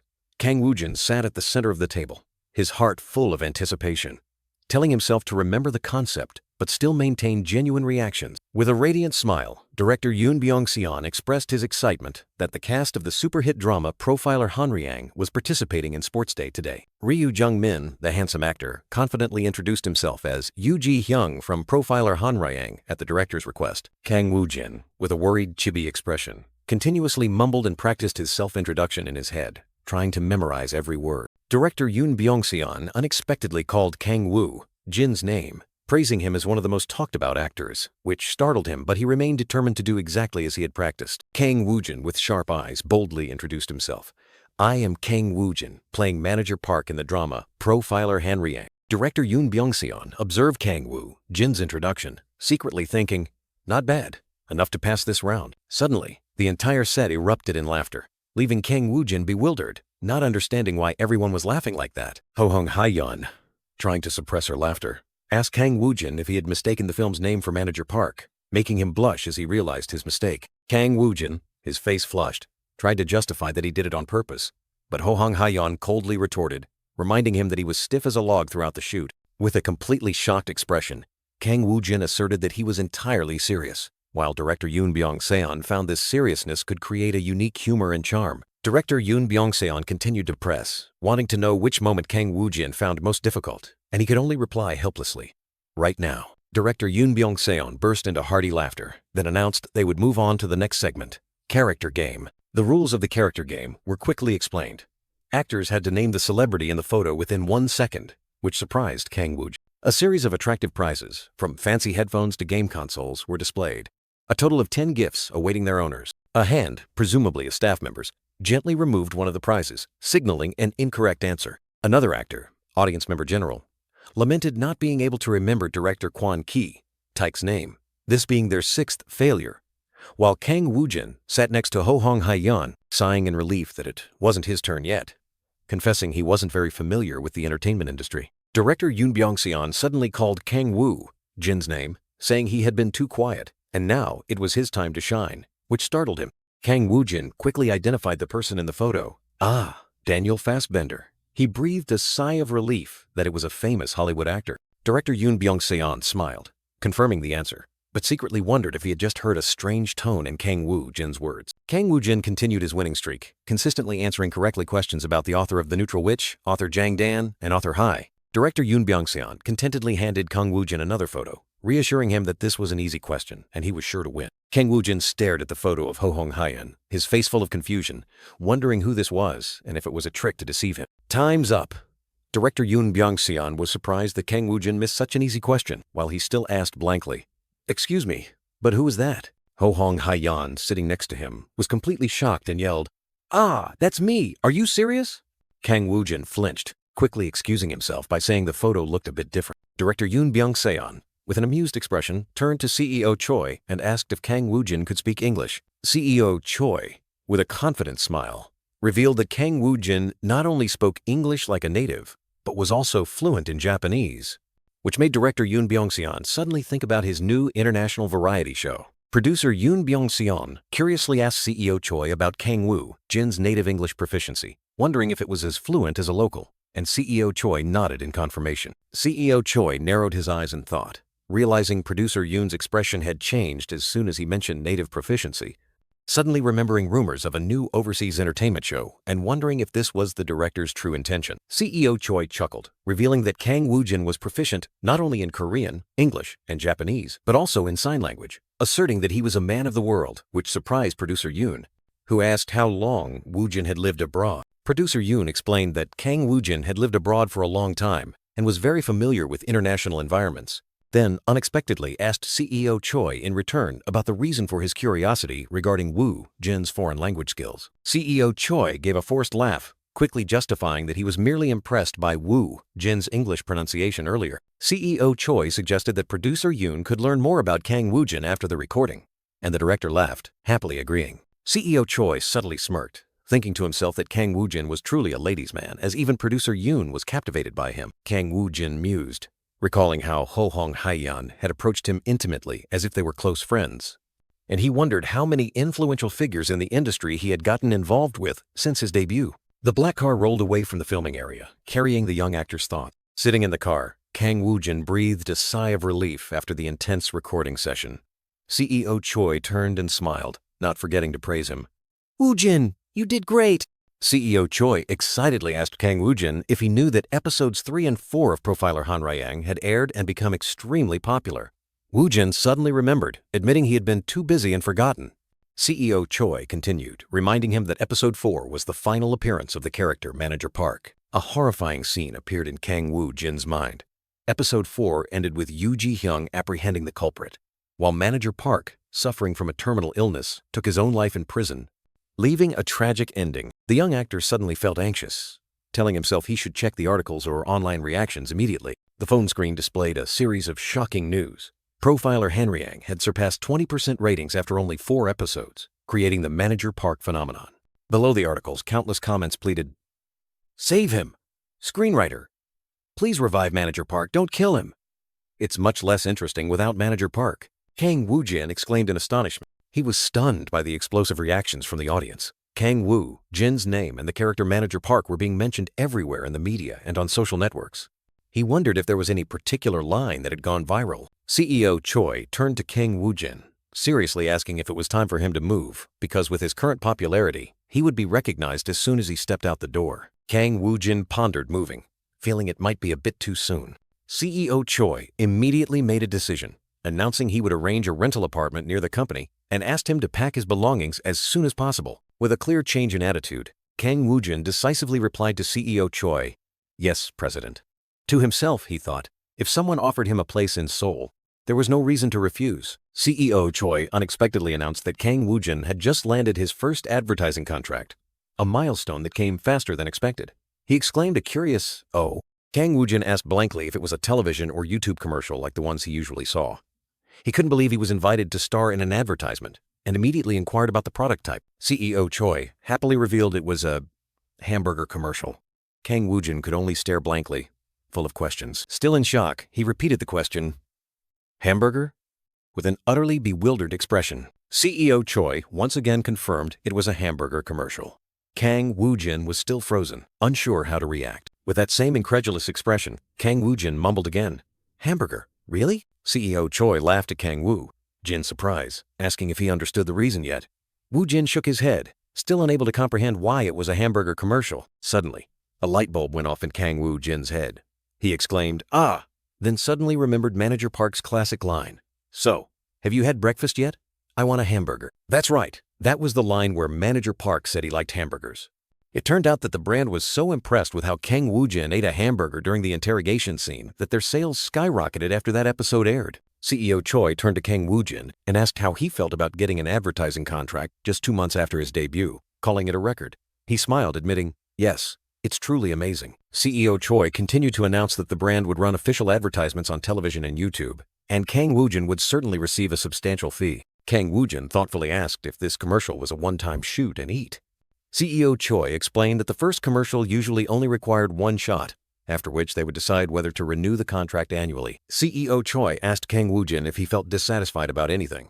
To himself, he thought, even if the commercial failed, there was nothing bad about it, because at least Kang Woo-jin was guaranteed tremendous exposure. Sitting in the car, Kang Woo-jin confusedly asked about the format of his upcoming commercial. CEO Choi then explained that the idea was inspired by the image of Assistant Manager Park comfortably enjoying a hamburger. The elegant CEO smiled, revealing that he had cut all minor entertainment schedules and interviews, because with Kang Woo-jin's skyrocketing status, participating in those would only be a loss. Kang Woo-jin nodded in agreement, while CEO Choi continued, saying he had arranged several magazine photo shoots and promotional activities for Profiler Han Ryang to accelerate his exposure. With sharp eyes, CEO Choi concluded, Hanryang is over. Now is the time to boost promotions to attract maximum attention. Just as CEO Choi had said, the next day, the media exploded with numerous articles about Kang Woo-jin. A major article headlined, asking about the next project of rising star Kang Woo-jin, making the young man look at the screen with a worried expression. Another article showed fans' curiosity about his silence,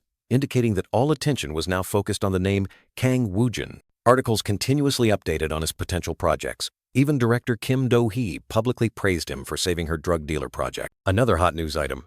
Kang Woo-jin would participate in screenwriter Lee Wol, Seon's new project in a supporting role, following his resounding success with screenwriter Park Yoon-mi. Public and media reactions to this news were mixed.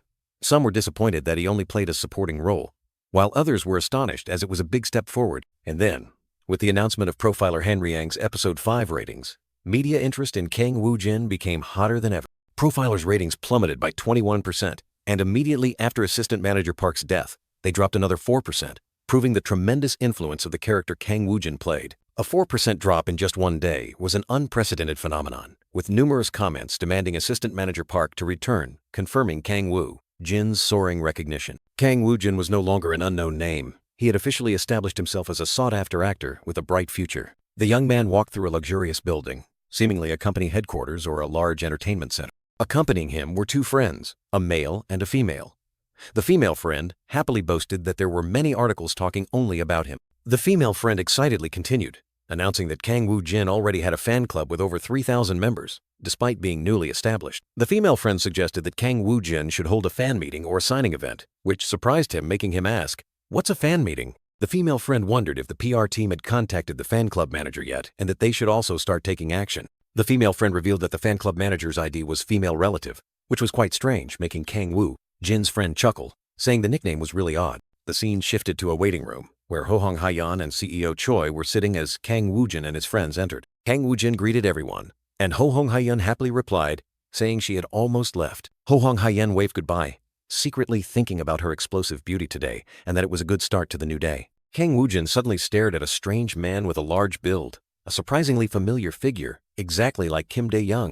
The strange man, presumably Kim Dae-young, smiled meaningfully and mischievously. Kang Woo-jin was so astonished that his eyes widened, unable to believe what was happening before him. Ho-hong Ha-yeon happily recognized the man as Kang Woo-jin's friend, who had accompanied him to the super actor audition, making Kang Woo-jin frantically try to stop her. But Ho-hong Ha-yeon continued to reveal that on the audition day, this friend had said Kang Woo-jin was a designer, making Kang Woo-jin's friend give a forced laugh in confirmation. Kang Woo-jin was so flustered he didn't know whether to disappear or pretend not to hear, but as he tried to change the subject, his friend's eyes changed, becoming sharp and inscrutable. Kim Dae-young looked at Ho-hong Ha-yeon and CEO Choi with a puzzled expression, muttering that he understood. Ho-hong Ha-yeon suddenly exclaimed that Woo-jin had become much more cheerful, startling Kim Dae-young, who was standing next to him. Kang Woo-jin cried out in alarm, trying to stop Ho-hong Ha-yeon from saying more, while she still wondered if that was cheerful, and Kim Dae-young chuckled. Ho-hong Ha-yeon curiously asked Kim Dae-young about Kang Woo-jin's past, wondering if he used to be different, and CEO Choi immediately confirmed, stating that Woo-jin was much quieter before.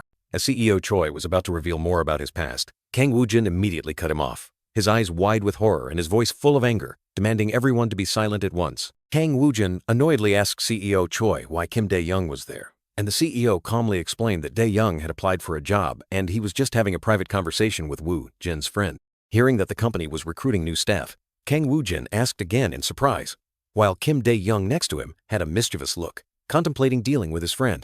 Unable to bear it any longer, Kang Woo-jin sternly requested CEO Choi to allow him to speak privately with Kim Dae-young, and the CEO immediately agreed. Ho-hong Ha-yeon curiously asked Kim Dae-young why he brought Woo-jin to the audition, as she knew Woo-jin would never proactively suggest. Kim Dae-young broke out in a cold sweat, secretly thinking about the real reason but unable to say it, while also pondering Woo-jin's design talent and feeling it was a pity he only acted in his spare time. As Kim Dae-young was about to reveal more, Kang Woo-jin frantically pulled his friend away, trying to stop the unnecessary words in front of a surprised Ho-hong Ha-yeon and Haiju. Ho-hong Ha-yeon pondered, wondering how dark Woo-jin's past was, and CEO Choi agreed, remarking that Woo-jin's past seemed worse than he had imagined. CEO Choi continued to express admiration that Woo-jin had rebuilt his self-esteem and learned acting on his own, while Ho-hong Ha-yeon was still confused but clearly stated that Woo-jin was becoming brighter. CEO Choi affirmed that Woo-jin had proven his talent, making Ho Hong Hae-yeon wonder if acting in his spare time was what saved him, while the atmosphere around them had become as complex as a Mafe fortress. In another scene, an exit sign appeared, signaling a change. Kang Woo-jin angrily questioned Kim Dae-young about his sudden appearance, but Dae-young replied that since Woo-jin had shocked everyone with a series of news from movies to dramas, he also wanted to try his luck. Kang Woo-jin irritably intended to beat up Kim Dae-young, while his friend casually said that Woo-jin had almost ruined things, making Woo-jin question if Dae-young was trying to challenge him. Kim Dae-young seriously asked Woo-jin why he acted cool in front of Ho Hong Hae-yeon, wondering if it was because he wanted to maintain his image after his debut, but Woo-jin could only sigh, admitting that things were already done, and there was no turning back. Kim Dae-young continued to ask about Woo-jin's interview at his company and Woo-jin's old job, and Woo-jin explained that he had already intended to change jobs and was always interested in the entertainment industry, so everything happened at the right time. Kim Dae-young confidently stated that he wanted to work with Woo-jin as an actor, but since the company wasn't hiring for that position, he proposed to be a management assistant and bodyguard, and CEO Choi agreed. Woo-jin surprisingly asked when Dae-young would start work, and his friend replied that it would take about a month to finish his old job and he would join the company next month. Woo-jin couldn't believe his ears, asking Dae-young if he was serious, and Dae-young cheerfully affirmed, "It's true." Kim Dae-young confidently declared that now no one could challenge Woo-jin anymore, likening them to wild bears, while Woo-jin pondered, thinking that having someone who understood him wasn't so bad. Kim Dae-young asked if Woo-jin intended to continue maintaining this serious image, and Woo-jin sighed, saying that there was no turning back, and Dae-young should also get into character if he wanted to work with him. Kim Dae-young chuckled, thinking it sounded fun but worrying that other acquaintances would recognize him, while Woo-jin reassured him that elementary school friends were fine because he moved schools a lot, but a note revealed he had been friends with this trio since middle school. Woo-jin explained that he transferred schools in his second year of middle school and thought that middle and high school students wouldn't know about his private life, but Dae-young agreed, warning that people he had met might find it strange, as long as Woo-jin played the bad boy role well. Woo-jin clutched his head in helplessness, exclaiming that he didn't know what to do but would find a way, as always. A colleague asked Hae-ju about the model meeting tomorrow, and Hae-ju confirmed she knew but curiously asked for the model's identity. The colleague revealed the model was the rising star, Kang Woo-jin, which greatly surprised Hae-ju, who asked for his name again. The colleague wondered if there was a problem, but Hae-ju just shook her head, revealing a shocking truth. Kang Woo-jin used to be her university classmate. Outside a modern building, crowds bustled back and forth. Whispers and chatter echoed everywhere, signaling an important event was about to take place. Eyes scanned eye-catching advertising posters, from the garage car repair shop to delicious hamburger, showing this was a place with diverse services. In a room, Kang Woo-jin and CEO Choi were waiting. Kang Woo-jin's mind still bewildered at the thought of becoming a model again, while CEO Choi pondered life's unpredictability. From outside, Hae-ju and Hae-ju's co-worker, meeting, couldn't help but exclaim in admiration upon seeing Kang Woo-jin through the glass, his handsome appearance astonishing them. CEO Choi smiled smugly, secretly thinking about Kang Woo-jin's growing popularity and suggesting he should sign autographs for fans after the meeting. The door opened, and Kim Dae-young entered with an unfamiliar woman, smiling as they greeted Kang Woo-jin and CEO Choi, beginning the important meeting. Suddenly, Hae-ju, acting as a service staff member, approached Kang Woo-jin and asked if he had been waiting long, leaving him bewildered and unsure of what was happening. Kang Woo-jin stared at Hae-ju, secretly wondering why she was looking at him with such a strange gaze, questioning if he was imagining things. Hae-ju directly asked Kang Woo-jin if he remembered her, but he remained completely confused, unable to recall who the woman in front of him was. Like a bolt from the blue, Hae-ju revealed that they had studied in the same department at university, leaving Kang Woo-jin utterly stunned and unable to believe his ears. Kang Woo-jin was utterly panicked, telling himself that he had almost revealed his true nature, and he kept wondering why this girl remembered him so clearly. Memories flooded back, and Kang Woo-jin recalled that in university, he was a loner in the design department, where female students outnumbered male students, but no one paid him any attention. Fear surged as Kang Woo-jin worried Hae-ju would reveal every detail about his university life, but he tried to reassure himself that he hadn't done anything wrong.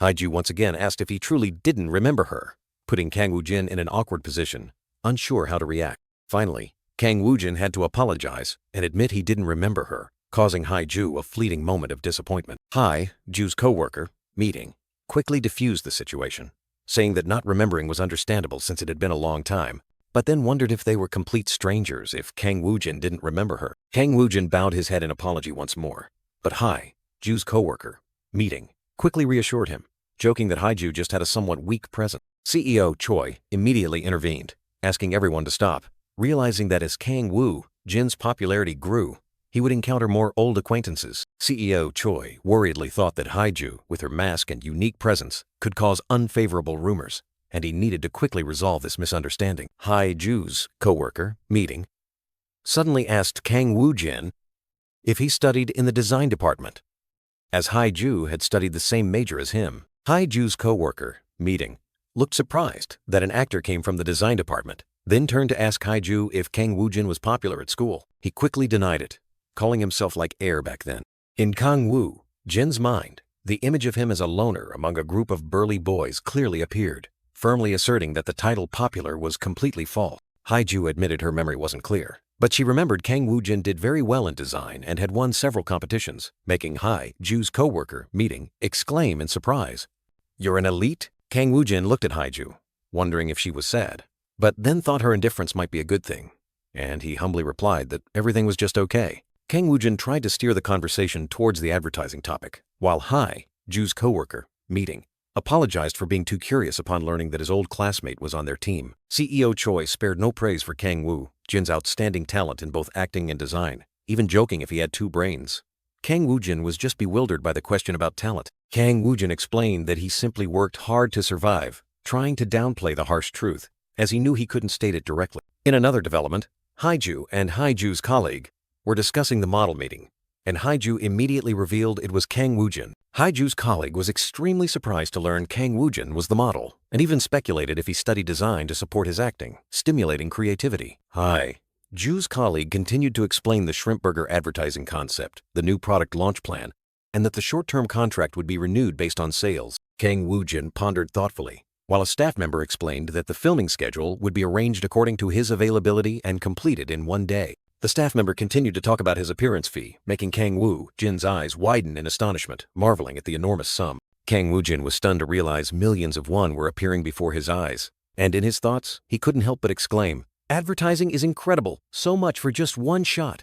What a steal." At the meeting table, Kang Woo-jin was still signing the contract, while CEO Choi and Kim Dae-young listened to the partner's opinion, who affirmed that all agreements could proceed as planned. After completion, the partner expressed anticipation for working with Kang Woo-jin, who bowed and replied professionally, "I will do my best." The partner said goodbye, promising to see Kang Woo-jin on the filming day, then left with Kim Dae-young and another woman. As soon as Kang Woo-jin and CEO Choi left, Haiju and Haiju's co-worker, meeting, began discussing him animatedly, praising his impressive presence and warm voice. Haiju's co-worker, meeting, curiously asked Haiju about her relationship with Kang Woo-jin, especially why he didn't remember her. Haiju explained that they weren't close, and in university, Kang Woo-jin was an unpopular loner, even though many girls in the department were interested in him. Haiju's co-worker, meeting, surprisingly asked if Kang Woo-jin knew he was popular, and Haiju commented that he was quite reserved, not appearing heavy or cynical at all. Her colleague continued to speculate that Kang Woo-jin might have just worn a work mask at school,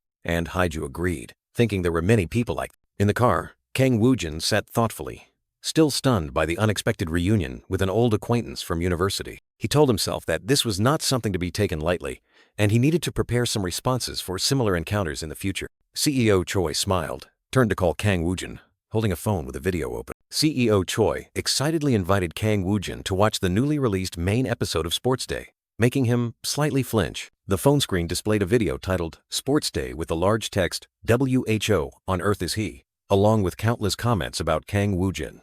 CEO Choi revealed that over half of the comments were about him. Kang Woo-jin looked at the phone in surprise, wondering if something big had happened during the filming day for him to have so much screen time. CEO Choi explained that Kang Woo-jin's coolness had become a humorous point, making him appear both cool and sharp, yet also a bit clumsy. Kang Woo-jin looked bewildered as he read a comment comparing him to a mischievous golden retriever.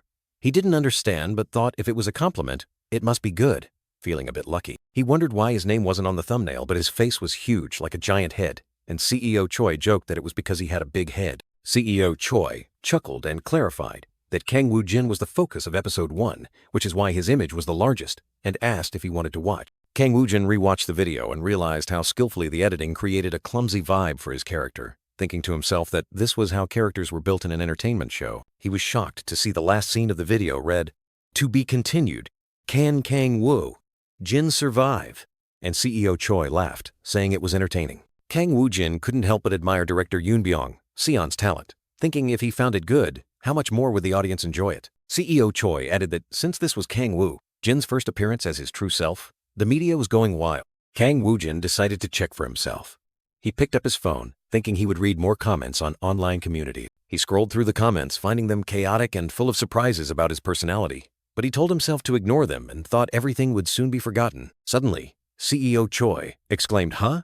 as his phone rang. He answered, realizing it was director Yoon Byung-seon, and greeted him politely. Director Yoon Byung-seon asked CEO Choi if he had watched the first episode of Sports Day, Hanryong, and CEO Choi immediately praised him for capturing Kang Woo-jin's personality very well.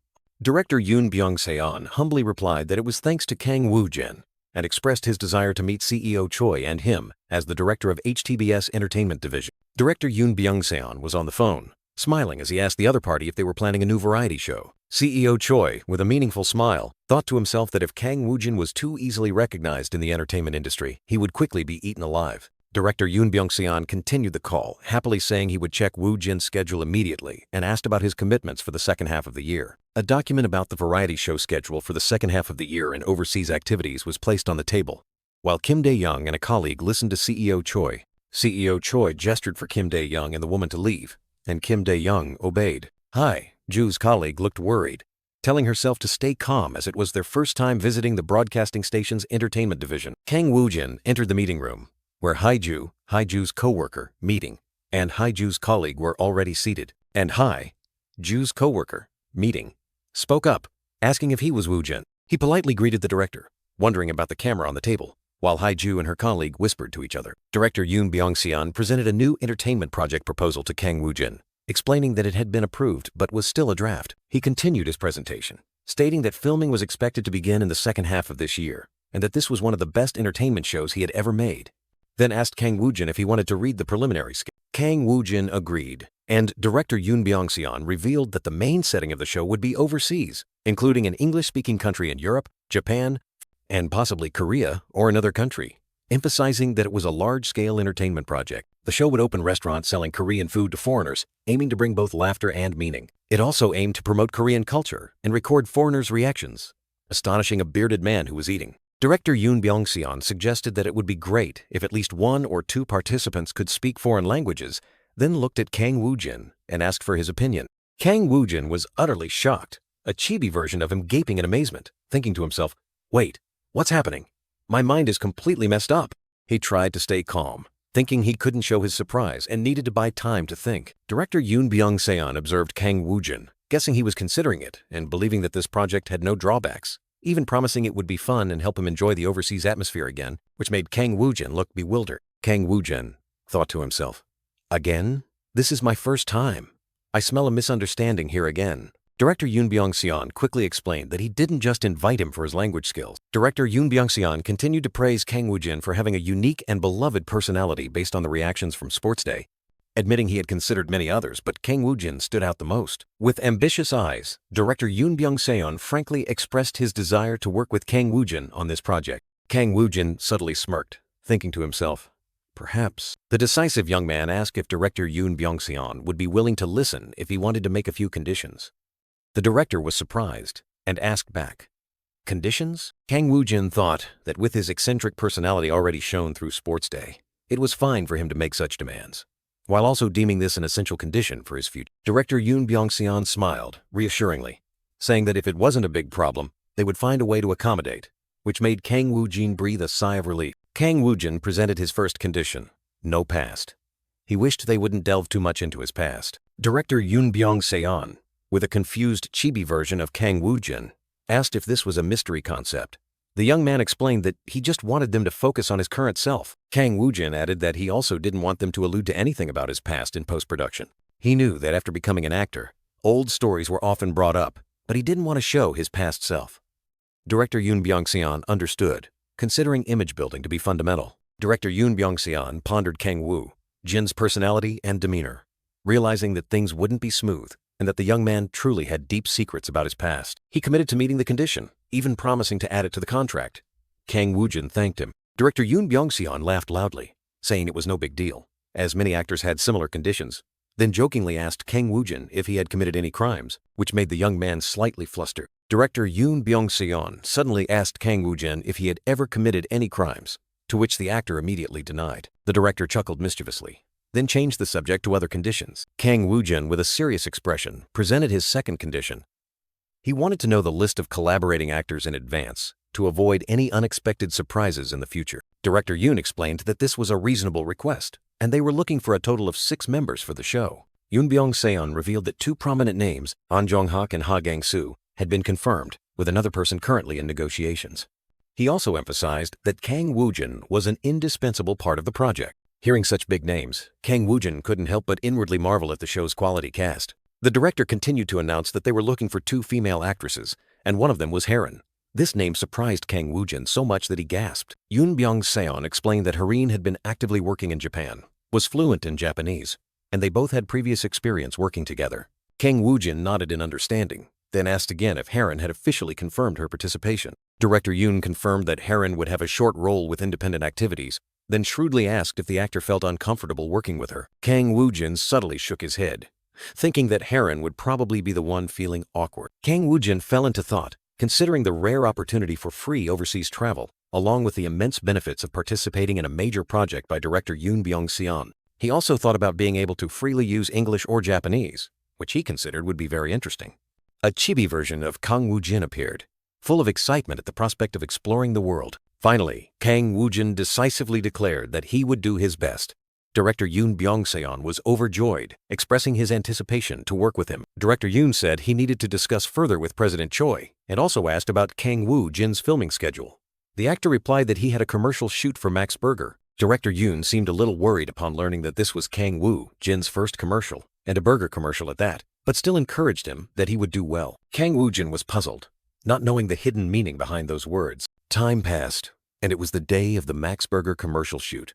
Kang Woo-jin, with a tired and dejected expression, held a burger in his hand as a decisive cut rang out. The director asked Kang Woo-jin to focus more on the burger for more takes.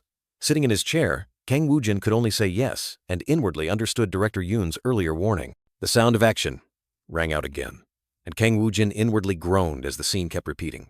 He realized he had underestimated commercial shoots, feeling it was no different from arduous manual labor in the film industry. Cut! Excellent! This time, try a different expression, the director enthusiastically said, asking him to smile more intensely. Kang Woo-jin tiredly replied, yes, feeling the fatigue piling up inside him. In the actor's mind, a thought flashed. Honestly, filming television dramas or movies is much better. Continuous cut, action, sounds rang out incessantly, pushing his patience to its limit. Finally, the shoot ended with thanks from the crew. Kang Woo-jin breathed a sigh of relief, feeling exhausted after a long day. Kang Woo-jin's manager smiled and offered him a new Max Burger product, but the actor flatly refused, feeling that just looking at a burger was enough to make him want to vomit. The manager then moved on to another topic, handing Kang Woo-jin a folder of documents and saying that it had just arrived. Kang Woo-jin was astonished to realize that it was the official script for director Kyotaro Taniguchi's next work. He wondered if that Japanese director had really sent the script, and recalled that it was an adaptation of a famous novel in Japan. The script title was clearly visible. The Strange Sacrifice of a Stranger. Director Taniguchi Kyotaro. Written entirely in Japanese. The actor felt the name was strangely familiar, as if he had heard it somewhere before. Kang Woo-jin flipped through the script, noticing that it was entirely in Japanese. This didn't bother him, as he could read and speak the language fluently. Kang Woo-jin's manager smiled and explained that director Kyotaro had sent an email to arrange a meeting after he finished reading the script, which meant the director would be coming to Korea again. Kang Woo-jin asked in surprise, "He's coming again?" The manager said that Kyotaro might change his mind, but for now, Kang Woo-jin needed to know this information. The actor confusedly asked if it was because of him. The manager affirmed that director Kyotaro was indeed very fond of him. The manager said that he would decide after reading the script, but also hoped that the crazy feeling director Kyotaro once had would resurface. Kang Woo-jin's manager looked at him meaningfully, already envisioning the scenario if the actor collaborated with director Kyotaro, everything would overturn Korea. A dramatic scene unfolded, with Kang Woo-jin standing amidst blank scripts, full of confidence. He softly mumbled, "Let's see," then was surprised. Huh?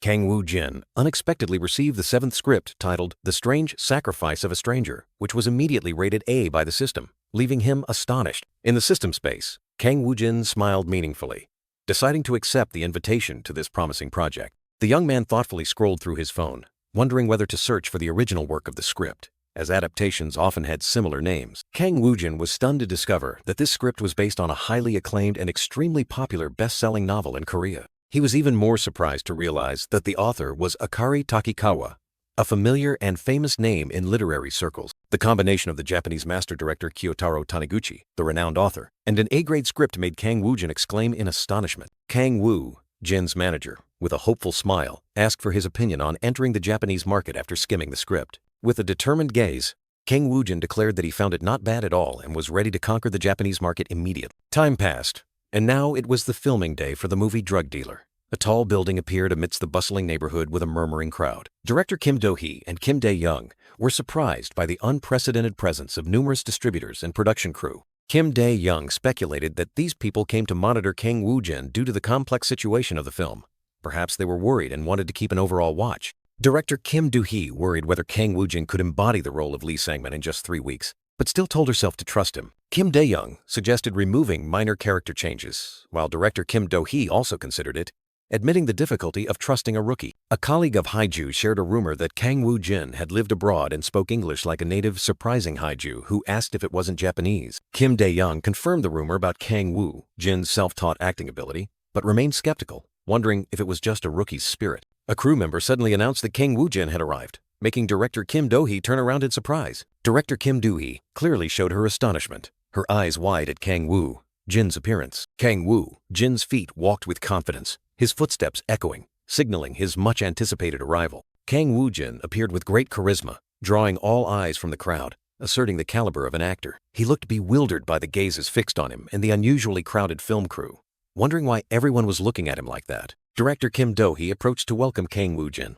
praising him for arriving early, while his manager was also present. Director Kim Do-hee was about to introduce the main actors, but seemed to have something to say to Kang Woo-jin first. Director Kim Do-hee hesitantly announced changes in the script related to the character Lee Sang-man, and allowed Kang Woo-jin to choose the original script if he found it difficult. Kang Woo-jin calmly took the revised script to review, his expression unchanged. He looked at the script, while director Kim Do-hee worried that her request was too sudden, wondering if Kang Woo-jin was frozen in shock. Director Kim Do-hee continued to worry, but Kang Woo-jin suddenly declared that he only needed 5 minutes to grasp the new script. Director Kim Do-hee was completely shocked, unable to believe her ears when Kang Woo-jin said he only needed 5 minutes to finish. The surrounding crowd began to whisper, thinking Kang Woo-jin was too arrogant to say he could learn the script in 5 minutes. Kang Woo-jin calmly declared he was done, further astonishing and confusing director Kim Do-hee. With an absolutely confident expression, Kang Woo-jin declared he was ready for the revised script and wanted to start filming immediately, stunning everyone. The scene outside a building. The street was deserted, but there seemed to be an event attracting attention, with murmuring voices echoing. A water spray truck was moving on the road, creating artificial rain, surrounded by men in black suits holding umbrellas. The director shouted loudly, signaling everyone to prepare and start the scene, while a man in a baseball cap crouched, operating equipment. The feet of an elegant man in a dark red suit and black shoes walked slowly on the wet ground. The decisive sound of action rang out. Under the artificial rain, Kang Woo-jin as Lee Sang-man appeared, a cigarette in his mouth, his hand covering his mouth as if suppressing something, his eyes sharp and cold. Lee Sang-man's face clearly showed a cold demeanor, his sharp golden brown eyes and a cigarette on his lips, as he was immersed in his role in the thriller Drug Dealer. The film's setting was revealed.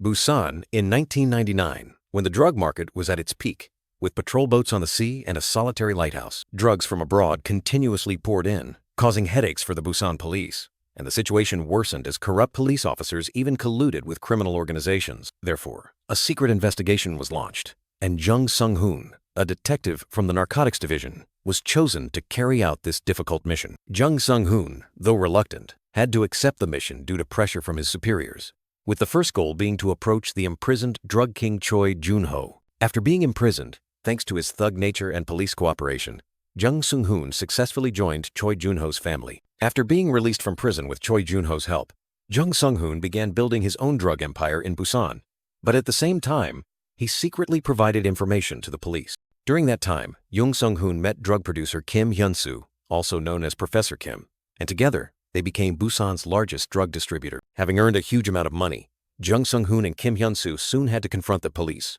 forcing Jung Sung-hoon to find a way to expand the market to Japan. And this is when Lee Sang-man, the character played by Kang Woo-jin, appeared to help Jung Sung-hoon expand the market to Japan. Lee Sang-man, leader of Bang Sang-man, Busan's largest gang, appeared with sharp, cold eyes and a cunning smirk. Thanks to his connections with the Japanese Yakuza, Lee Sang-man signed an agreement, paving the way for expanding operations to the land of cherry blossom. Although just a supporting role with a Japanese setting, Lee Sang-man is an extremely important character, playing a role in adding drama and anticipation to the first half of the film. Kang Woo-jin, as Lee Sang-man, his eyes flashed with a strange light, as if he had completely become his character. "That's right," he muttered to himself. "Right now, I am not Kang Woo-jin. I am Lee Sang-man." The resolute declaration echoed in his mind, affirming the actor's peak immersion. Lee Sang-man lightly puffed on his cigarette, his gaze distant, his hand slowly reaching inside his shirt. A dragon or snake tattoo coiled on his chest, hidden beneath his shirt, creating a mysterious and dangerous appearance. Lee Sang-man looked down, his eyes full of focus. He needed to inject something quickly. Yes, it must be done now, he told himself, his eyes wide with determination. Inject it, an inner voice echoed cruelly, as if urging him. You, that damn thing. Inject it into your arm. Lee Sang-man's hand trembled, clenching tightly. Needle marks etched on his skin, as if he was tormenting himself in an internal struggle. Then another inner voice echoed, cold and haunting. And free yourself. A subordinate wearing glasses rushed over in a panic, asking worriedly, Boss, are you all right? Lee Sang-man remained silent, his eyes still full of confusion, hesitant. Lee Sang-man turned to look at his subordinate, his eyes sharp and full of contempt. What? Do I look stupid? The subordinate quickly apologized, stammering that he just thought Lee Sang-man looked uncomfortable. The red-haired victim was utterly terrified, tears and snot streaming down his face, his mouth agape, unable to utter a word before the tragic fate awaiting him. A dark figure held the victim's head tightly, forcing his mouth open, while other figures with covered umbrellas stood around, creating a gloomy, chilling scene. Kang Woo-jin, as Lee Sang-man, coldly looked down at the coughing victim, holding a syringe, his tone full of cruelty. Eat this and fatten up a bit. You look too skinny now. He casually ordered, waving his hand lightly as if talking about a trivial matter. Pour concrete on him and throw him into the sea. The victim was still desperately coughing. Lee Sang-man walked away decisively, leaving the victim struggling with a dry cough, and asked about the important item. What about the item? Is it on top of the building? A voice replied, Yes. Lee Sang-man's sharp eyes turned back to look at the tall building, which seemed to be his next target. A contemptuous and malicious smirk appeared on Lee Sang-man's face, and he uttered a cold word, Run. A figure dashed across the dilapidated rooftop under the pouring rain, trying to escape a cruel fate. But then, a blood-stained hand reached out. The red-haired victim's face contorted in fear, a white skull spirit hovering behind, signaling a horrifying end. Death. Lee Sang-man's sharp eyes turned back to look at the tall building, which seemed to be his next target. A contemptuous and malicious smirk appeared on Lee Sang-man's face, and he uttered a cold word, Run. A figure dashed across the dilapidated rooftop under the pouring rain, trying to escape a cruel fate. But then, a blood-stained hand reached out. The red-haired victim's face contorted in fear, a white skull spirit hovering behind, signaling a horrifying end. Death. The scene ended. Kang Woo-jin stood in the middle of the set, his eyes thoughtfully looking down, awaiting the film crew's reaction. The crowd of film crew members whispered, everyone's face clearly showing extreme astonishment. One person exclaimed, This is crazy. What the hell am I looking at? Haiju and her colleague also couldn't hide their astonishment, discussing Kang Woo-jin animatedly. He's truly amazing. He only glanced at the revised script for a moment and acted like that. How is that possible? His acting technique, his expression, it's not like a rookie at all. Another colleague of Haiju, along with a blonde-haired man wearing a hat, also exclaimed, Ah, that scene was truly legendary. Yes, the role of Lee Sang-man is a tough challenge, but it seems we don't need to worry anymore. A crew member thought to himself, Kang Woo-jin's face appearing full of confidence. With acting like that, as soon as Lee Sang-man appears on the big screen, he will completely capture the audience's attention. Kang Woo-jin tilted his head, looking around with a puzzled expression, wondering, what's wrong? He thought to himself, confused by the film crew's unusual silence. Did I make a mistake? The continuous shot is over, so why is everyone so quiet? Number. I definitely didn't make any mistakes. Director Kim Do-hee, after a moment of hesitation, suddenly shouted, Ah, damn it, cut! Director Kim Do-hee rushed to Kang Woo-jin, calling his name excitedly, Hey, Woo-jin! He just looked bewildered. The female director grabbed Kang Woo-jin's hand, her face beaming with joy. You did it! What the hell? You only just looked at the new script for a few minutes. Kang Woo-jin replied in surprise. I just did what the script said. Director Kim Do-hee burst out laughing, unable to believe it. But that's ridiculous. Director Kim Do-hee looked at Kang Woo-jin with eyes full of admiration and pride.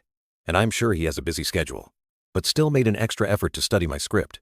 The role of Lee Sang-man, I can't believe it. She decided to repay Kang Woo-jin appropriately, declaring that they would reshoot the scene. Well then, I should repay him accordingly. We will shoot that scene again. This time, we will reduce the lighting and focus the camera on the front. An inner voice echoed, affirming determination. Lee Sang-man, the cold monster he desperately portrayed, will be depicted even more realistically. Kang Woo-jin calmly replied. All right. Director Kim Do-hee, chibi form, enthusiastically suggested increasing the rain effects, while a staff member, chibi form, worried about working overtime. Let's make it rain even harder. It seems her passion has increased. Wait, so does that mean I'll be going home late? I don't want that. Before continuing, Kang Woo-jin turned to the red-haired man, politely asking, right, before that. Excuse me. Yes? Kang Woo-jin asked with concern. Is your throat all right? I wonder if you feel any discomfort or anything. The red-haired man quickly replied, a little surprised. No, I'm fine. Kang Woo-jin calmly apologized to the red-haired supporting actor for scaring him, while also assuring that he would finish the scene quickly and without any mistakes. But Kang Woo-jin insisted that he had to do it, surprising the supporting actor with his attitude that was both cold and sweet. A mischievous smile flashed across Kang Woo-jin's lips as he secretly thought about going home early if there were no mistakes, while the surrounding crew members were still whispering praises for his acting and even his personality. Without hesitation, the director loudly called for immediate preparation for the next scene. The red-haired supporting actor nervously asked Kang Woo-jin if he was ready, as the next scene was extremely important, where the character Lee Sang-man would use drugs alone. With a resolute gaze, Kang Woo-jin affirmed that he was fine and wanted to start immediately to avoid delaying dismissal, leaving the supporting actor with no choice but to agree. Sitting down on the sofa, Kang Woo-jin let out a sigh, staring at the bottles of pills and syringes scattered across the table, ready to immerse himself in the role. Kang Woo-jin's golden brown eyes deepened, as if he was looking through two parallel worlds existing in Lee Sang-man's mind. One world was a cruel reality, where Lee Sang-man, elegant yet full of melancholy, stood amidst blurry figures. The other world was death, where he sank deep into a vortex of despair and darkness. Kang Woo-jin pondered, telling himself to delve even deeper into the character's heavy, melancholic emotions. Lee Sang-man's world shattered into chaotic fragments, especially the abyss of death. And then, a trembling hand reached for the syringe, the director's voice echoing, "Action!" Kang Woo-jin's hand trembled violently, his cramped fingers touching the cold syringe. A heavy gasp escaped from between his teeth, his face contorted by the internal struggle. His arm twitched incessantly, the artistic tattoos seemingly dancing with each tremor. Kang Woo-jin's figure collapsed onto the chair, his entire body convulsing violently, illusory flashes tearing through the space. His eyes rolled back, foam at his mouth, each terrifying seizure tormenting his body. His entire body writhed,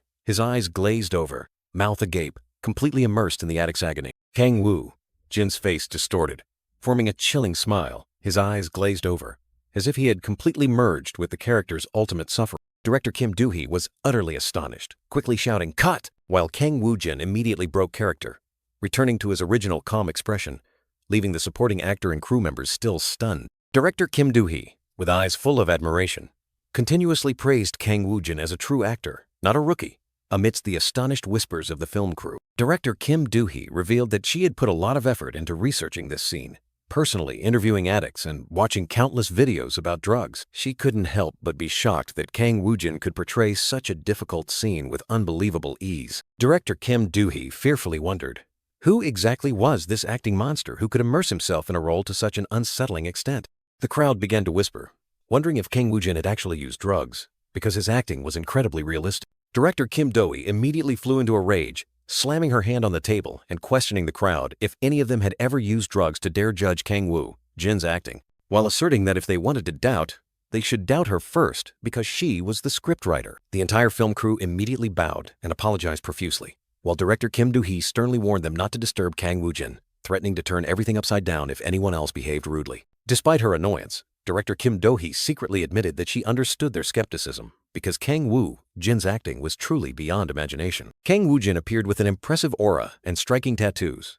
A voiceover affirming his acting was terrifyingly realistic. The red-haired supporting actor anxiously asked Kang Woo-jin if he was okay, and the actor simply replied, "I'm fine," while internally screaming to go home and sleep. The red-haired co-star patted his shoulder, advising him to rest after the intense scene, and even offered him a cigarette to relax. But Kang Woo-jin coldly refused, stating that he didn't smoke at all, leaving the red-haired man frozen in surprise. He asked again, bewildered. Then, why did you look so natural smoking as Lee Sang-min? And Kang Woo-jin simply replied curtly, I was acting. The red-haired co-star let out an awkward laugh, realizing he had also been fooled just like everyone else by Kang Woo-jin's superb acting. Meanwhile, an airplane soared across the clear blue sky, signaling a new journey about to begin. On the ground, a luxurious van was waiting at the airport area, its door open to welcome passengers.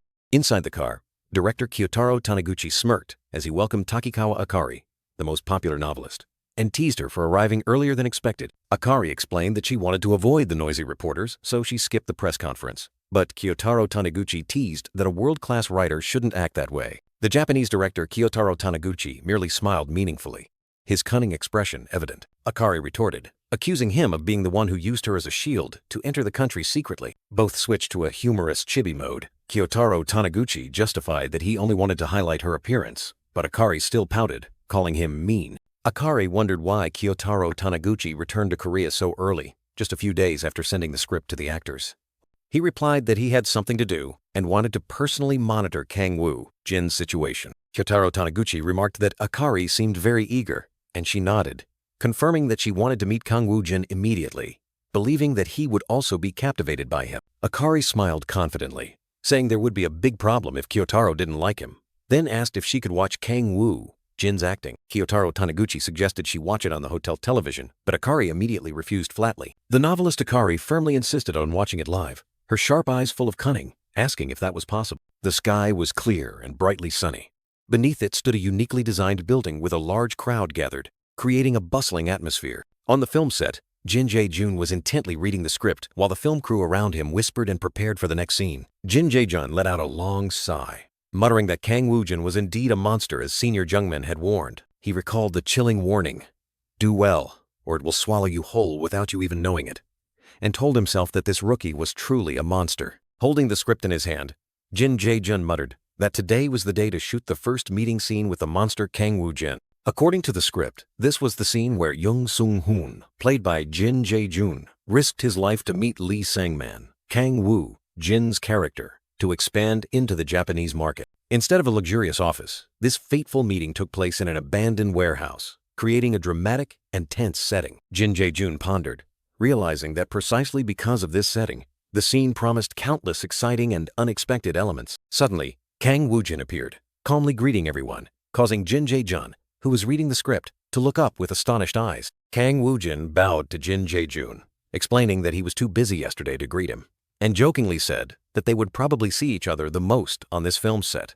Jin Jae-jun could only nod. Jin Jae-jun secretly thought about Kang Woo-jin's unique aura, unable to guess what he was planning, and didn't forget to marvel at his junior's deceptively small face. The supporting actor handed Kang Woo-jin a knife, explaining that during the actual shoot, fake blood would be added for realism, and the young actor simply replied coldly, "All right." Even though it was just a rehearsal, the supporting actor couldn't help but shiver when looking at Kang Woo-jin, telling himself, "It's time." A close-up of Kang Woo-jin with sharp, cold eyes, holding a blood-stained knife, exuding the aura of a monster rookie that sent shivers down viewers' spine. Two knives, one already stained with blood, the other still pristine, hinted at a dramatic scene about to unfold. In the rehearsal scene, the supporting actor sat opposite Kang Woo-jin, placing the knife on the table with a tense expression. Kang Woo-jin, in character as Lee Sang-man, looked directly at his opponent with a challenging gaze, asking, "What's wrong with you?" Lee Sang-man coldly declared that he came to sell drugs and wanted to open a path to Japan, while his opponent remarked that the Japanese were quite picky.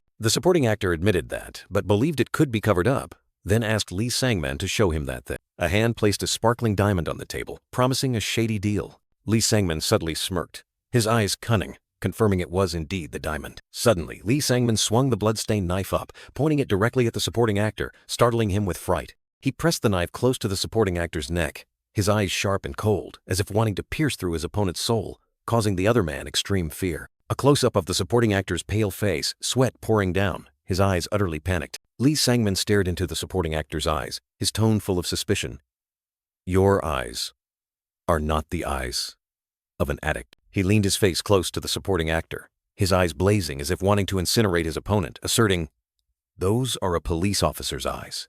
You're a cop, aren't you?" From a distance, the rehearsal scene unfolded with intense tension. Kang Woo-jin and the supporting actor seemed to be living in another world, separate from the film crew. The supporting actor was so terrified he couldn't believe what was happening, wondering if this was truly just a rehearsal because it was chillingly realistic. He looked at Kang Woo-jin, feeling immense pressure weighing down on him as he had to act opposite his opponent's captivating gaze. A close-up of Kang Woo-jin's blazing, powerful eyes like a black hole capable of devouring everything. The supporting actor flinched, his eyes reflecting horror, wondering if this acting talent was innate. He felt as if a sinisterly smiling ghost was hidden deep within Kang Woo-jin's eyes, an extreme chill running down his spine. Kang Woo-jin's hand gripped the supporting actor's arm tightly, as if pulling him into a bottomless abyss.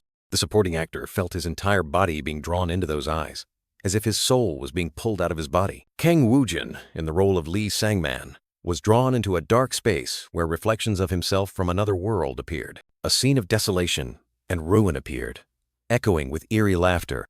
Ha ha ha. Dark figures lay scattered on the ground, and a man in a suit laughed sinisterly. He, amidst the ruin. Lee Sang-man, with a demonic smile and bloodshot eyes, pressed the knife close to the supporting actor's face, repeating the haunting question. Those are a police officer's eyes, aren't they? The supporting actor tried to remain calm, telling himself that this was just a trap to expose him. He challenged Lee Sang-man, his tone firm. You're right. I'm a police officer. Stab me. Stop talking nonsense. Get to work. You must have thoroughly investigated me before meeting, right? Kang Woo-jin, in the role of a gangster boss, his eyes, as sharp as razors, declared that he had thoroughly investigated his opponent, from his past addiction to the person backing him, then coldly remarked, Now, facing me, you bear the appearance of a cunning gangster. A sharp, blood-stained knife flashed across the frame, like a cruel reminder. He continued to assert that he didn't trust people, only events that had occurred, and emphasized that trust must be the foundation of all transactions. He smirked, suggesting his opponent create a fun event sensational enough to make headlines. The red-haired man with a bewildered expression could only ask again, how? Kang Woo-jin's eyes suddenly turned vicious. He laid down a condition. If you gut the person behind you with your own hands and pull out his entrails, I will trust you. But if that old drug lord doesn't die, the price will be your head. The red-haired man was so terrified he couldn't speak, only able to accept the order.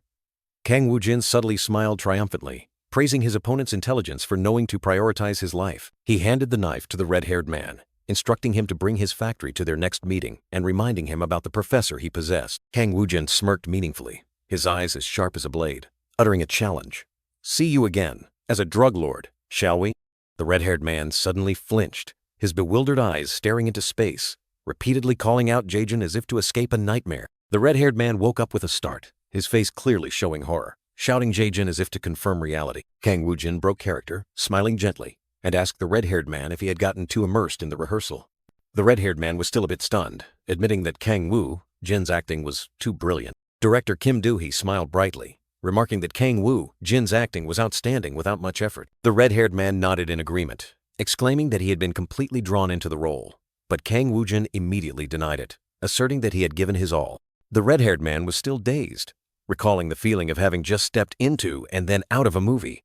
This was the first time he had been so deeply immersed, even though it was just a rehearsal. The red-haired man looked up, wondering if that was still normal acting, as it had far surpassed method acting. An elderly man standing nearby secretly marveled, thinking that despite being a rookie, Kang Woo-jin was truly extraordinary. The red-haired man was surprised to see the elderly man appear, asking if he was also present. The old man replied that he also had a scene with Lee Sang-man and was curious how he would act in the villain role. The red-haired man suddenly remembered, asking if Lee Sang-man was the one who would kill Professor Kim.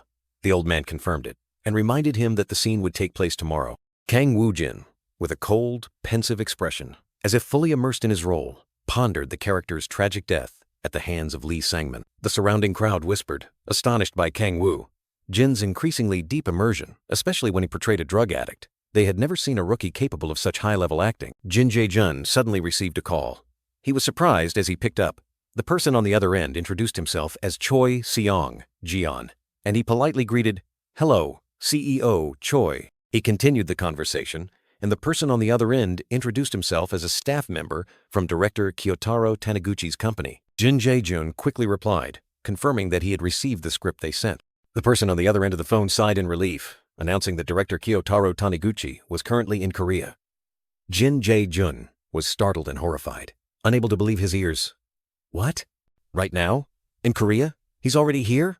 Amidst the scene of a dilapidated warehouse, the voice from the other end continued to explain that the director would not meet Kang Woo-jin immediately as he had his own plans, but he and his guest wanted to personally watch him act. Then asked if Kang Woo-jin was currently filming. Jin Jae-jun pondered the mysterious guest, certain it must be an extraordinary figure.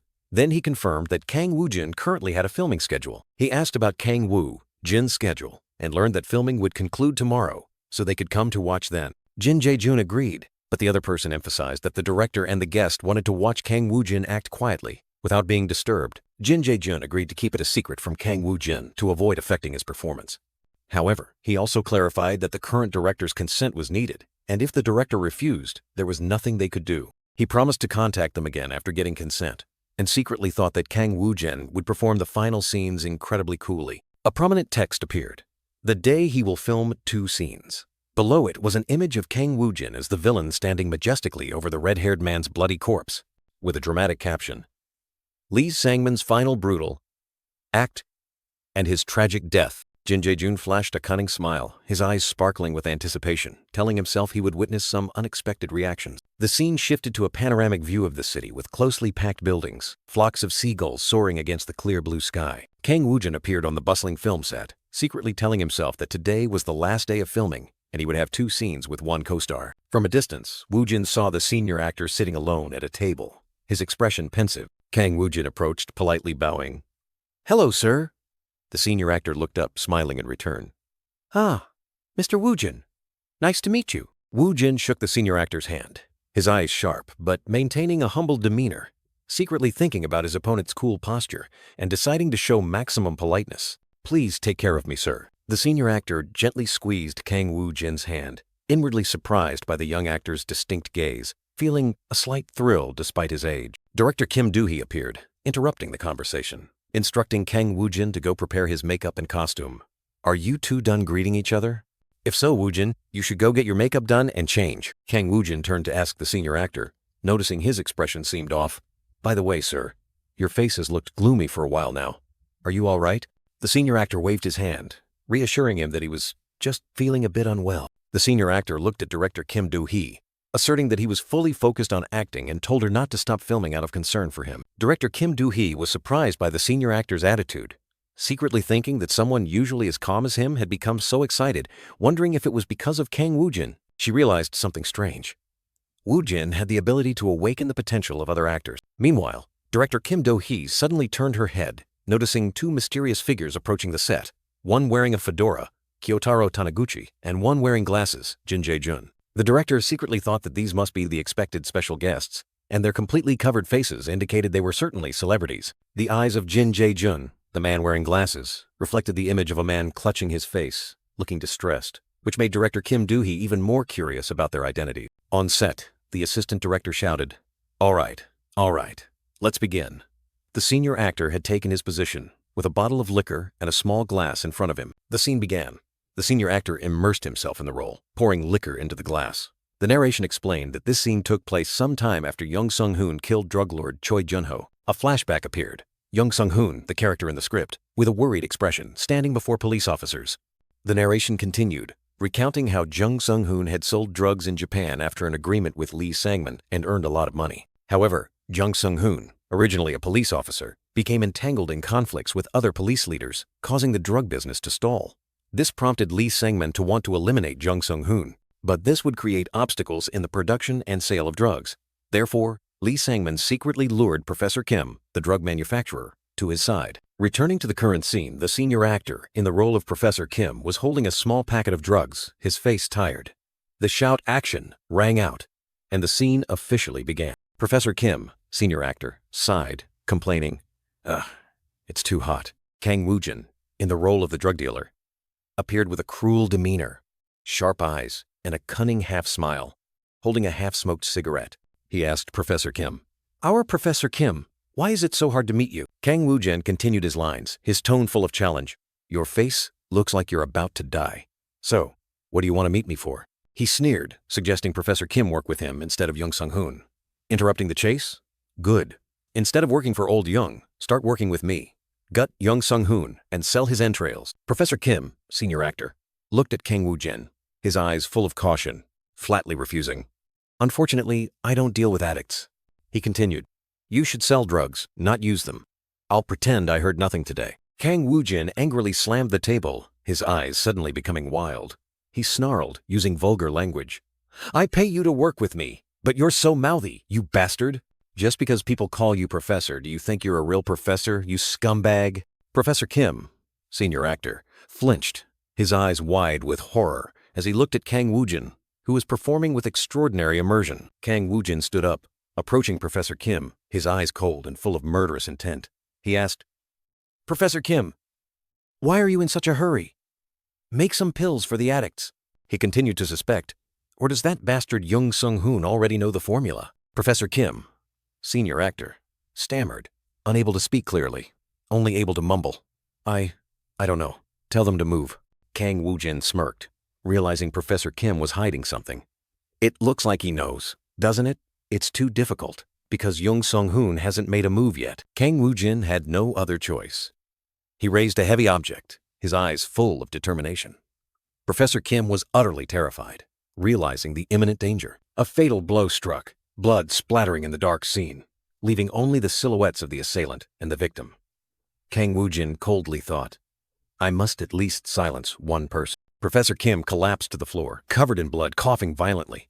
Kang Woo-jin looked down, his eyes contemptuous, secretly thinking, can organs be sold if they're old? Is it because he smells stale?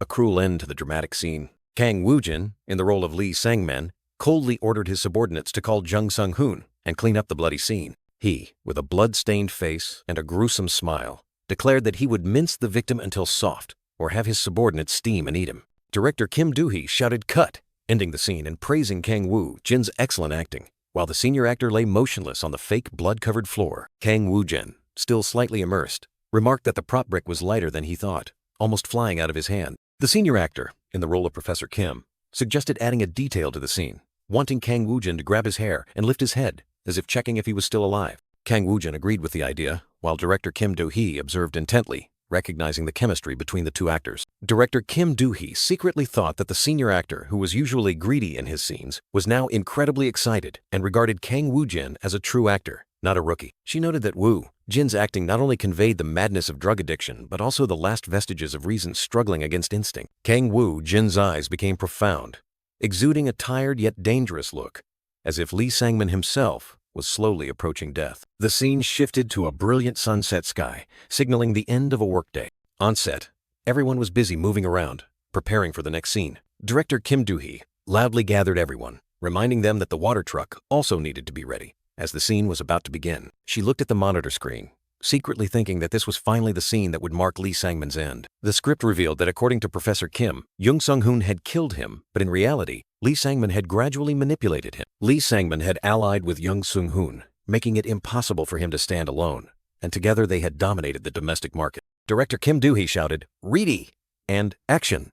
signaling the start of the final scene. In the pouring rain, Lee Sang-man, played by Kang Woo-jin, looked down at his hand, where a small object rested. A subordinate appeared under an umbrella, reporting to Lee Sang-man that Jung Sung-hoon had arrived. Lee Sang-man turned to look at Jung Sung-hoon, remarking that he looked much thinner, and Jung Sung-hoon replied indifferently. He turned his back, his gaze sweeping across the desolate scene in the rain, as if searching for something. Lee Sang-man asked if that person had left or had never been there, his face full of suspicion. The subordinate confirmed that that person had never appeared, and told Lee Sang-man he had worked hard. Lee Sang-man sneered contemptuously, pulled out a sharp knife and said, "Nonsense, a terrible farewell." The system displayed a "the end" notification with a dazzling effect, signaling the most important scene. Lee Sang-man, without hesitation, plunged the knife straight into Professor Kim's chest, blood splattering in the rain.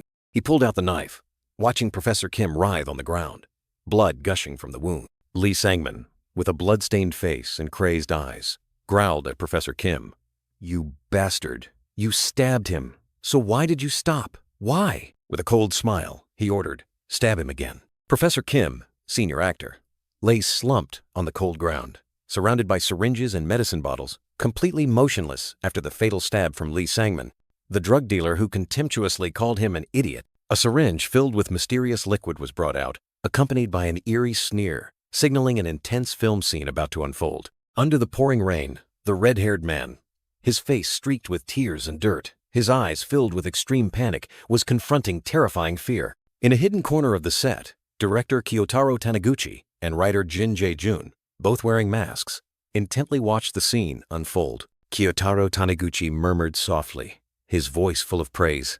"Indeed, it's fortunate we came to watch it live. It's vastly different from watching it on video." He turned to ask Jin Jae-jun for his thoughts. Jin Jae-jun, still keeping his face hidden behind the mask, replied mysteriously, "That, I'll tell you later." He secretly thought about Kang Woo-jin, a rookie actor who was flawless, even exceeding expectations, his ideal type. Jin Jae-jun's eyes flashed with determination as he clenched his fist, hoping Kang Woo-jin would accept the role of Kyoshi in the project The Strange Sacrifice of a Stranger. Applause echoed throughout the set as the scene concluded, a crew member shouting, "Everyone did great!" The crowd applauded, especially for Kang Woo-jin, who had just brilliantly completed his role.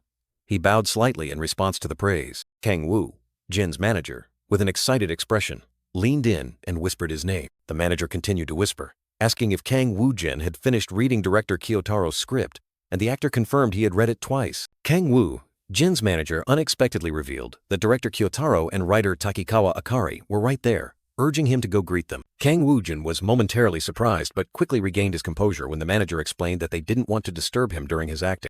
In that moment, a chibi version of Kang Woo-jin and his manager appeared, the manager looking surprised by the actor's bland calmness, asking if he wasn't worried at all. The manager gently urged Kang Woo-jin, asking if they should go meet the two distinguished guests right away, and he agreed. Kang Woo-jin, his manager, and CEO Choi Seong-jeon walked out of the building towards a luxurious black car. CEO Choi Seong-jeon politely bowed to director Kyotaro Taniguchi and Takikawa Akari in Japanese, expressing his honor at meeting them. Kang Woo-jin also introduced himself and thanked them for coming. Takikawa Akari, sitting in the car with Kyotaro Taniguchi, smiled and thanked them for the impromptu meeting, then introduced herself. Takikawa Akari did not hesitate to express her deep impression of Kang Woo-jin's acting, making him think he should return the compliment. Kang Woo-jin smiled, thanked her, and unexpectedly revealed that he was a fan of the writer, which surprised Takikawa Akari. Takikawa Akari observed Kang Woo-jin subtly, noticing that despite being a rookie, he was incredibly calm, showing no signs of tension, making it difficult for her to guess his thoughts. Director Kyotaro Taniguchi turned to ask Kang Woo-jin if he had read the entire script, and the actor confirmed he had finished it. Kang Woo-jin frankly commented on the script, saying it was quite well adapted and engrossing to read, but couldn't be called A grade. Director Kyotaro Taniguchi listened thoughtfully, nodded slightly, and asked again, "Is that so?" With sharp eyes, director Kyotaro Taniguchi officially extended a collaboration offer, inviting Kang Woo-jin to join his project. Kang Woo-jin's emotions erupted internally, astonished by the opportunity to expand into Japan, feeling like he was living in a movie, and decided he would go all out with this project. Kang Woo-jin looked directly at Kyotaro Taniguchi, his eyes firm. "Director, if you have given me this opportunity, I will definitely accept." Director Kyotaro Taniguchi burst into hearty laughter, expressing great expectations for Kang Woo-jin, and revealing that the film The Strange Sacrifice of a Stranger would be released simultaneously in both Korea and Japan. Director Kyotaro Taniguchi officially offered Kang Woo-jin the role of Kyoshi, this being the first casting invitation for the role. Kang Woo-jin was so astonished he couldn't believe his ears, asking Kyotaro Taniguchi again if Kyoshi was the main role, and received a definitive confirmation. Director Kyotaro Taniguchi announced that the character Kyoshi would be adjusted to suit Kang Woo-jin, even having a Korean vibe, and asked if he could take on this role. Kang Woo-jin, with sharp eyes, confidently replied that there was no problem, secretly thinking about this main role and what it could bring. His system screen appeared, focusing on the 7th script titled The Strange Sacrifice of a Stranger, posing a dramatic question: what will happen next? After Kang Woo-jin confirmed his participation in The Strange Sacrifice of a Stranger project, the entertainment industry was abuzz again with news that he and Hworin would star in the short romantic comedy Boyfriend, and Netflix also officially announced this project. While everyone was busy praising Woo-jin, the media released a series of clickbait articles questioning his value despite his soaring influence, even mentioning troubles on the Hanryang page. Amidst the spreading rumors and speculative articles, director Kwon Ki-tak, with an annoyed expression, was holding his phone and clearly dissatisfied with the situation. Director Kwon Ki-tak, with a less than happy expression, decided to release an article to counter the situation because Woo-jin's issues would soon directly affect his film, The Island of the Missing. Immediately, a sensational exclusive article was released. Rookie sensation Kang Woo-jin joins director Kwon Ki, takes next legendary film, The Island of the Missing, a piece of news that instantly sent shockwaves through the previously peaceful film industry. In the blink of an eye, public opinion exploded, social media comments showing extreme excitement, from disbelief that Woo-jin would star in director Kwan's film right after Han Ryang, to eager anticipation and praise for his potential. Meanwhile, PD Yoon Byung-sun, an elderly man wearing glasses with a confident smile, was holding his phone and believed the time was ripe for action. PD Yoon Byung-sun immediately released a massive bait related to the Island of the Missing, an exclusive article confirming Kang Woo-jin's participation in the large-scale project of the entertainment industry's most influential star, shaking up the entire showbiz world. As a result, Kang Woo-jin became the center of discussion everywhere, both online and offline, and his influence skyrocketed uncontrollably. This was inevitable.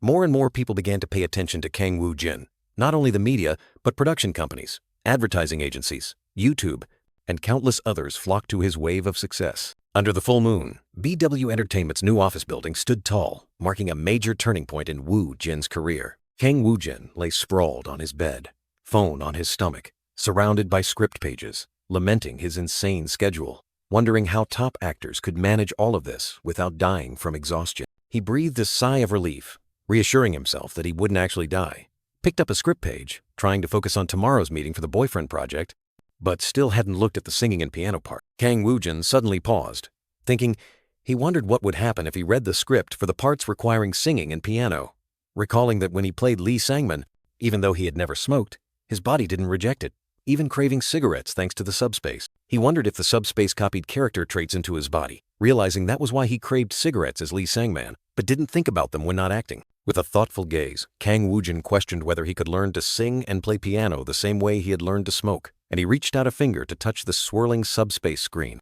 He decided to check immediately, and the system screen appeared, displaying information about the main role, Han In-ho. The system displayed the sixth script he had chosen, Boyfriend, along with a list of available characters and experiences. The system continued to announce that it had detected abilities far exceeding basic parameters, and would prioritize strengthening singing ability and piano first. Kang Woo-jin, in his virtual form, appeared surprised. He asked in astonishment if singing and piano abilities could really be strengthened. He clicked his tongue, admitting he didn't have high expectations as these skills required innate talent, and couldn't help but exclaim, "Subspace, you're freaking awesome," and wondered what its limits were. The system announced preparation complete and began the process of strengthening singing ability and piano.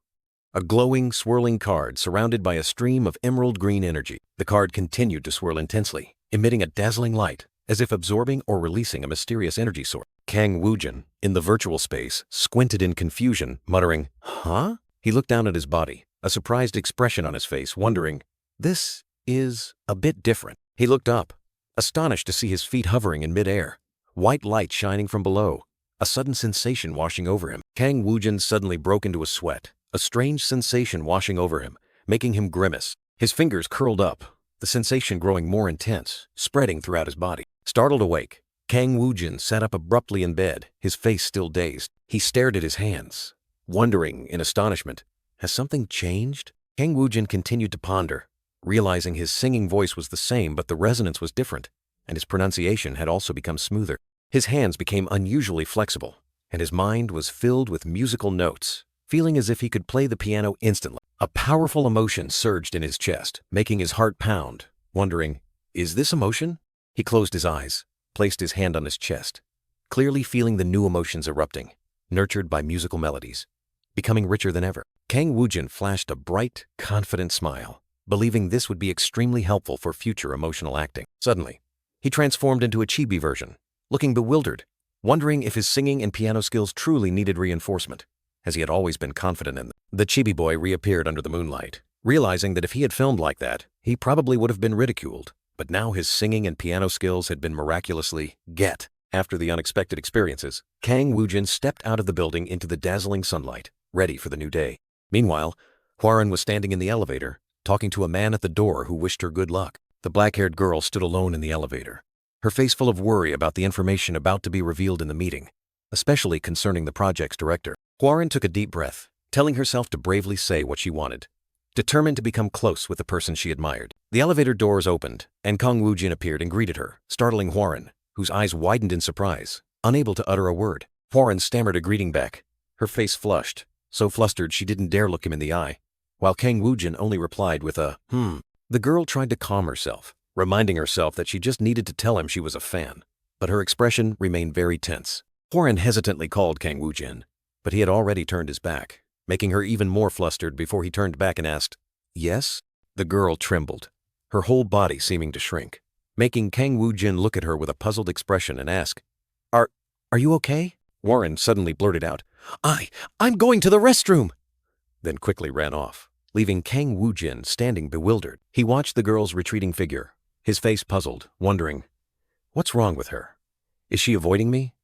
That's absurd. Kang Woo-jin looked down at the floor and found a sparkling silver bracelet. Wondering if it belonged to Hwarin, he bent down to pick up the bracelet while Hwarin was hiding behind the wall, thinking to herself, I can't say it. Never. Hwarin continued to ponder, worried that if she said she was a fan, he would find her strange and she would lose her image. Kang Woo-jin looked up, gazing towards the corner where Hwarin was hiding, his face puzzled. A chibi version of Kang Woo-jin appeared in outer space, wondering, is Hwarin my fan? Did I mishear? He couldn't believe it because Hwarin was a top star, so why would she like a new actor like him? Kang Woo-jin stood up straight, telling himself, Hey, don't get too conceited. He decided that returning the bracelet later would be more natural. For now, let's just go to the meeting room. He walked on, but his mind kept dwelling on Hwarin, wondering if her initial coldness was due to shock, and if he had caused many misunderstandings by maintaining his acting role. Kang Woo-jin stood before the door, thinking about Hwarin, assuming she might be a fan but was too shy to say it, and he found that quite endearing. He continued to ponder, wondering if Hwarin would reveal it herself when the time was right, then smiled and greeted someone. A man with curly black hair, Shin Dong-chun, appeared with a friendly smile, greeting Woo-jin and saying it had been a long time, making the young man surprised to realize this was director Shin Dong-chun. Woo-jin and Hwarin stood next to each other. She greeted him awkwardly, while he was still surprised by the director's presence. Woo-jin handed the bracelet to Hwarin, gently saying she had dropped it, which startled and flustered her. Hwarin awkwardly took the bracelet back from Woo-jin, while those around them began to whisper about their somewhat awkward interaction. In the meeting room, everyone was seated. Hwarin was still blushing, and the crowd continued to chatter, assuming they weren't close yet. The female staff with blue hair introduced Shin Dong-chun as the director of the A-Guy Friend project and asked Woo-jin if he knew him. Woo-jin was pensive, while Hwarin, sitting next to him, blushed, showing admiration for director Shin as the female staff with blue hair continued to present the project. The female staff with blue hair explained that the short film project would be released bi-weekly, starting with A Guy Friend, and they would pour their hearts into it. She continued with shocking news. The project was also planned for release on Netflix Japan, which greatly surprised Woo-jin, making him realize the project's scale had grown significantly. Woo-jin suddenly realized that this was why the A-Guy Friend script was rated A-class, possibly thanks to Hwarin's involvement and global release. The female staff with blue hair suggested Woo-jin participate in singing the OST for the film, revealing that Hwarin had already agreed, which made him surprised and ask about it. She explained the plan included 2 to 3 songs, with both duets and solos for the two main actors, Woo-jin and Hwarin, who would be the focus. The female staff with blue hair continued to persuade, emphasizing that the film included a scene where the character Han In-ho showcased his singing and piano talents, so participating in the OST was perfectly logical. Hwarin also nodded slightly, showing her desire for him to join. Woo-jin thought to himself that even though he had never done it before, it would surely be fine, because his singing and piano skills were now top-notch. He smiled and agreed. The female staff with blue hair smiled meaningfully, thinking that Woo-jin seemed very confident, and she needed to check immediately, so she suggested going to the recording studio to test his voice. At the recording studio, a group of people were present, including Woo-jin, Hwarin, the female staff with blue hair, and Choi Sing-jun, all whispering and chatting. Woo-jin stood before the microphone, wearing headphones, looking a bit tense and shy as all eyes were on him. He told himself to treat it like a normal karaoke room. The female staff with blue hair reassured Woo-jin not to overexert himself, as it was just a vocal range check.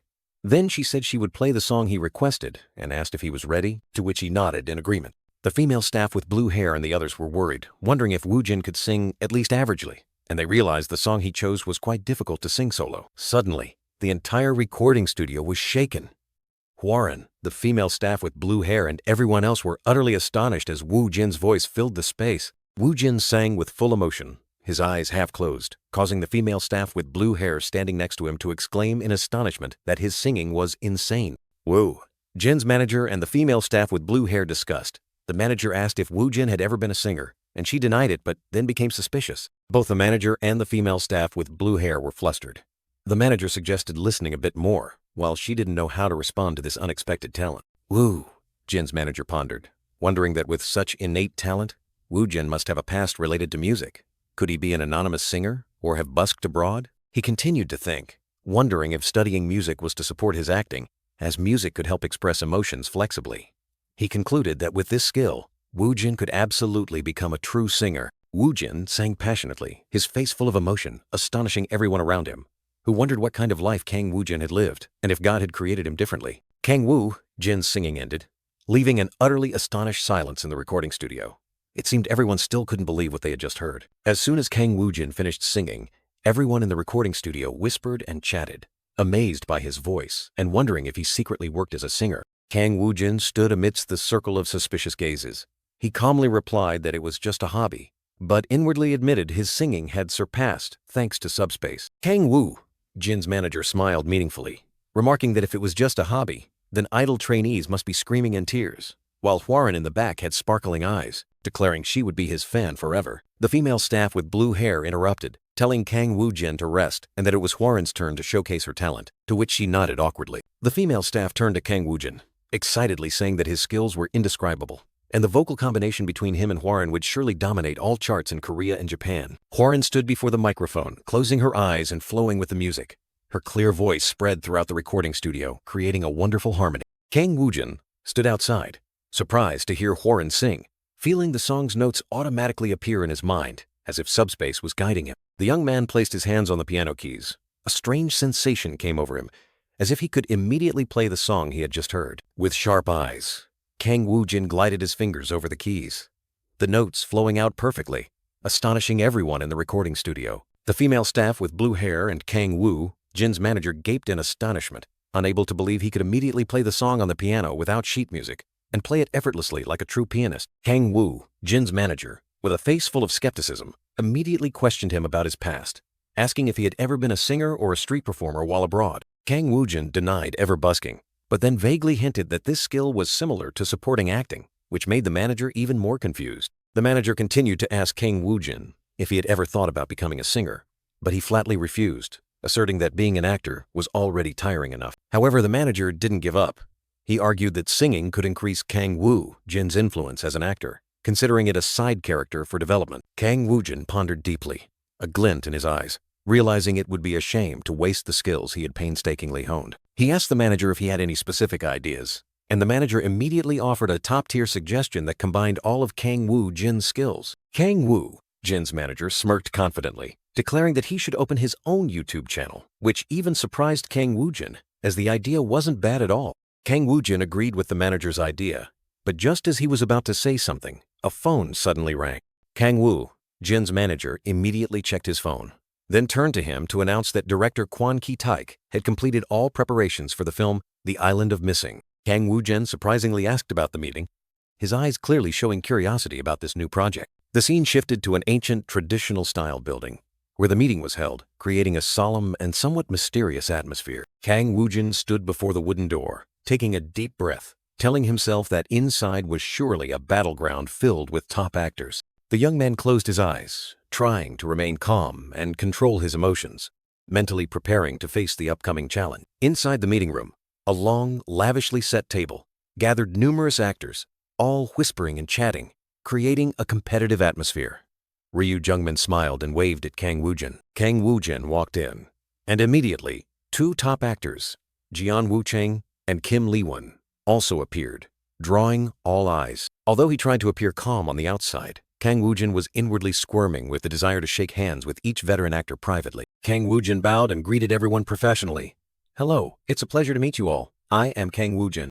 An older actor sitting opposite Kang Woo-jin, with a displeased expression, remarked that he was a bit late and shouldn't be so arrogant as a newcomer. Kang Woo-jin was surprised, his eyes showing a hint of confusion at this blunt remark, an inauspicious start to the important meeting. Seo Chae-eun, a top actress with a gentle appearance, unexpectedly flashed a meaningful smile, sending shivers down the viewer's spines. Kang Woo-jin secretly wondered if she was openly picking a fight, or if this was a classic case of old-timer bullying the newcomer. But either way, it didn't feel pleasant at all. He decided to respond to her unpleasantness with a similarly brazen attitude, but without being overly ridiculous. Standing tall in the middle of the meeting room, Kang Woo-jin bluntly asked Seo Chae-eun, "You probably don't like me, do you?" The unexpected question astonished the actress and everyone around them. Seo Chae-eun was so surprised, her jaw dropped, while Ryu Jungmin next to her secretly chuckled, praising Kang Woo Jin's boldness and my way style. Turning his back, Kang Woo-jin explained that he was merely commenting on her being the only one who was late, and if his early arrival was counted, he would be the earliest. He went on to reveal that he had arrived 45 minutes earlier and was talking to director Kwon Ki-taek, who was also about to arrive, completely stunning Seo Chae-eun. The actress stammered, suggesting Kang Woo-jin should have said so earlier, but he immediately retorted that she had attacked him right away, giving him no time to explain. The two stared at each other intensely. A fierce staring contest ensued, and Kang Woo-jin secretly thought it was truly difficult to maintain his character. Just then, director Kwon Ki-taek walked in, chuckling as he explained his lateness was due to a prolonged phone call. Everyone immediately stood up to greet the director, but Kwon Ki-taek waved his hand reassuringly, asking everyone to sit down. Director Kwon Ki-taek announced that he would get straight to the point since he was late, while Seo Chae-eun and Kang Woo-jin still maintained unpleasant expressions, secretly thinking about each other. Kang Woo-jin smiled with satisfaction, feeling that his character had been clearly portrayed through their recent exchange. Director Kwon Ki-taek announced that the script reading might begin as early as next month. The director expressed his wish for everyone to cooperate successfully until the film's release date, then invited everyone to enjoy the meal. Everyone started murmuring, while Kang Woo-jin calmly enjoyed his food, praising its deliciousness, completely ignoring Seo Chae-eun's displeased gaze. Seo Chae-eun, unwilling to give up, asked Kang Woo-jin again if he would be late and cause trouble when filming began. Kang Woo-jin smirked and retorted defiantly, asking if she would do that, then casually said he was eating and not to disturb him.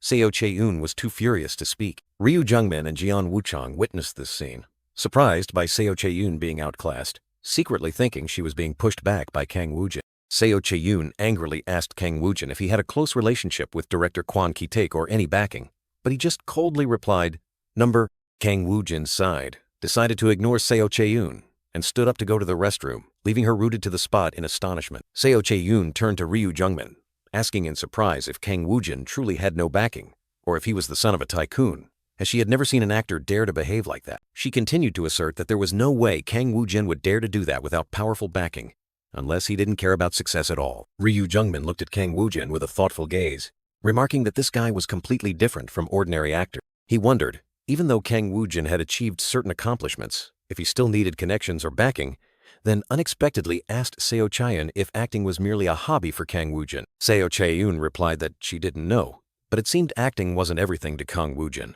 and she heard he was also good at English, Japanese, and even design. Ryu Jungmin continued to think that being an actor didn't seem to be everything for Kang Woo-jin, whereas he himself had to toil a lot to survive in the profession. He warned everyone to be cautious. Ryu Jungmin gave a meaningful smile, revealing that Kang Woo-jin actually had backing, and that was his skill. Seo Chae-eun still didn't believe it, thinking Kang Woo-jin was just a rookie without backing, and Ryu Jungmin was overestimating him. Ryu Jungmin merely scoffed, warning her that if she didn't change her hot-headed personality, she would run into trouble. Seo Chae-eun, the top actress, was looking down with a calculating gaze, harboring some kind of scheme. She smirked slyly, holding her phone, her expression as if she had just gotten a hold of someone's secret. The phone screen clearly displayed a message. "Ready. Come see me tonight at 11 p.m. Chae-eun exclaimed excitedly. "Ready!" A luxurious car sped through the silent night, its headlights illuminating the deserted road. The tires screeched loudly on the road, creating a piercing sound, as if signaling a secret meeting. Seo Chae-eun's feet hastily stepped out of the car, her demeanor rushed and cautious. The actress discreetly wore a hat, sunglasses, and a mask, carefully looking around as if afraid of being discovered. She quickly slipped into a building with a sign that read Dermatology Clinic, Plastic Surgery Clinic, specializing in cosmetic surgery and dermatology. Not far away, a white van was parked hidden in the shadows, its headlights off, lurking and waiting. Inside the car, a group of reporters was lurking, the female reporter holding a camera ready to work, the other two men looking tense. Seo Chae-eun emerged from the clinic, holding a paper bag, her expression unclear, but seemingly having accomplished her purpose. The reporter's car immediately started. Male journalist, the 1st of December, icy ordered, "Hey, follow her!" Male journalist 2 responded. Female journalist continuously clicked her camera.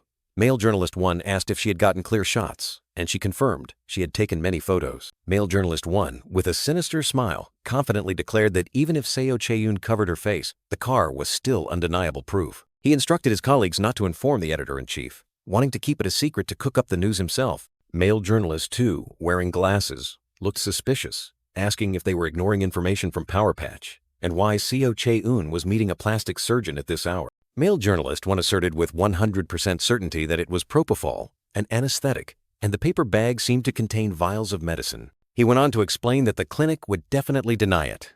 But it wasn't just Seo Chae-eun. Others were also involved. Female journalist asked when they planned to release the information, and male journalist one replied that after gathering enough ingredients about all the others, it would probably be next month. He laughed triumphantly, imagining Seo Chae-eun and the others would fall from grace immediately when this information bomb exploded. Kang Woo-jin was driving, his face pensive, wearing sunglasses, seemingly deep in thought about something. He was examining a document in the system space, surrounded by an ethereal blue light, creating a mysterious atmosphere. The system screen displayed information about the Island of Missing script with a D-grade rating, making Kang Woo-jin exclaim in astonishment, "What is this?" He was stunned when the script, originally A+, suddenly dropped to D-grade, wondering what was happening with this project. Kang Woo-jin stood in the system space, surrounded by display screens, feeling that something was happening but completely unable to find the cause. He wondered if it was due to director Kwon Ki-taek, but then dismissed it, reasoning that if so, the score would have been low from the start. He continued to speculate if it was due to the staff. He shook his head decisively, asserting that if it were the staff, the score wouldn't have dropped so disastrously. So, was it due to the actors? He recalled that Ryu Jungmin's Profiler Hanryang Part 1 script was still S-grade, ruling him out.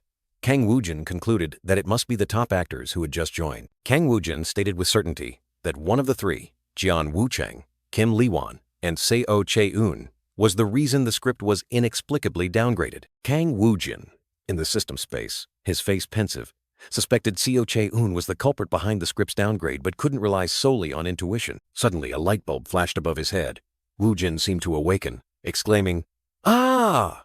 then immediately commanded exit from the system space. Back in reality, Kang Woo-jin sat in front of his laptop, his face tired, muttering that he was too exhausted and everything was so troublesome. Without hesitation, he immediately began his investigation, typing Seo Chae-eun into the search bar on his laptop screen. Woo-jin intently typed on the keyboard, his eyes sharp and determined, telling himself he must find clues from the projects Seo Chae-eun had participated in or would participate in. In the blink of an eye, he found two of Seo Chae-eun's projects, a romantic comedy called PMN and an action comedy titled The Prosecutor's Manual. Not stopping there, the actor continued to search for information about Jeon Woo-chang and Kim Lee-won, quickly discovering Jeon Woo-chang's drama Royal Company and Kim Lee-won's film Again Man. Kang Woo-jin stared at the names, his eyes flashing with seriousness. He knew he needed to get the scripts for all 4 projects to check through subspace. Surely one would be rated low. He immediately picked up his phone, deciding to contact the president for help, determined to get those scripts at all costs. In chibi form, Kang Woo-jin clutched his phone, his face both worried and resolute, telling himself he would save the Island of Missing script from its tragic fate. The scene shifted tonight. A full moon hanging high above the tall buildings. The words, "The Island of the Missing," appearing dramatically. A rapid knocking sound echoed, waking Kang Woo-jin, who was dozing off in the car. He woke up with a tired expression. His manager asked if he had slept well. Woo-jin replied no, he had just had a terrible nightmare about the subspace script. Kang Woo-jin tried to regain his composure, lying that he had slept very well, while his manager smiled and announced that he had some good news to share. First, the manager excitedly announced that the filming for Drug Dealer had concluded quickly, perhaps because Kang Woo-jin's outstanding acting had inspired the entire crew. Next, the manager revealed that the main OST for A Guy Friend had been decided, and they wanted Kang Woo-jin to come record it as agreed, which surprised him. And finally, the manager announced the most important news. Today was the day of his first fan signing event. Kang Woo-jin was so surprised he stammered a question, and the manager explained that this was a special event. A lot of effort had been invested because it was his first fan encounter before the official fan meeting. The scene shifted to a large event hall crowded with fans. The manager revealed that the event was sponsored by Max Burger, would take place for 3 hours in the building's lobby, and reporters along with the PR team would be there to film. Kang Woo-jin, in chibi form, his face utterly surprised upon hearing the manager announce that the number of fans attending the event reached 400 people. The manager went on to explain that about half of those 400 people were members of the official fan club and advised Kang Woo-jin to take this opportunity to get closer to them. Kang Woo-jin, in chibi form, wondered about the fan club manager's nickname, Family Lady, finding it quite unique and amusing when thinking about how they cared for him like family. The manager suddenly remembered something, saying, "Oh, right, finally this," which made Kang Woo-jin look at him with a puzzled expression. He reached out and handed Kang Woo-jin a thick stack of scripts, saying they were the scripts he had requested yesterday. Kang Woo-jin took the scripts, and his manager wondered why he wanted to look at them when his schedule was already so busy. He replied that he didn't want to participate in those projects. The manager became even more confused, asking what these scripts were for then. Woo-jin explained that they were to confirm the projects of the senior actors he had met at the Island of Missing meeting. The manager suddenly understood, asking if Kang Woo-jin wanted to see their acting styles and the projects they had done. Woo-jin confirmed, saying he wanted to understand their acting better. The manager was surprised because Kang Woo-jin had never done this before. Woo-jin, in chibi form, looked confused, trying to hide the fact that he was just curious about what they had filmed. The manager secretly thought that Kang Woo-jin was surprisingly quick at getting these scripts. Woo-jin thanked the manager for helping him, and the manager replied that it was nothing. The manager smiled brightly, cheerfully telling Kang Woo-jin that helping him was no big deal and he should feel free to ask for favors. Kang Woo-jin sat in the front seat, secretly thinking his manager was truly reliable. Kang Woo-jin pondered, holding the stack of scripts the manager had just given him, preparing to research them immediately. A whoosh sound echoed, and the surrounding space suddenly transformed, signaling that Kang Woo-jin had entered his system world. In the system's stark white space, Kang Woo-jin, with a thoughtful expression, looked at the two empty screens in front of him, awaiting the analysis results. The scripts appeared one by one with clear grade evaluations. Seo Che, Yoon's PMN, and the prosecutor's manual were both F grade, while Jeon Woo-chang's Royal Company and Kim Lee-won's Again Man were both C grade. Kang Woo-jin smiled confidently, secretly affirming that his intuition was correct. He stared at the empty scripts, inferring that the Island of Missing dropping to D grade was definitely related to Seo Che-yoon joining late, while her other projects were either completed or about to start filming. Kang Woo-jin rubbed his head, his face full of worry. Although he had identified Seo Che-yoon as the main suspect, the problem was that the time to find evidence of what she had done was too limited. He bowed his head, his eyes thoughtful.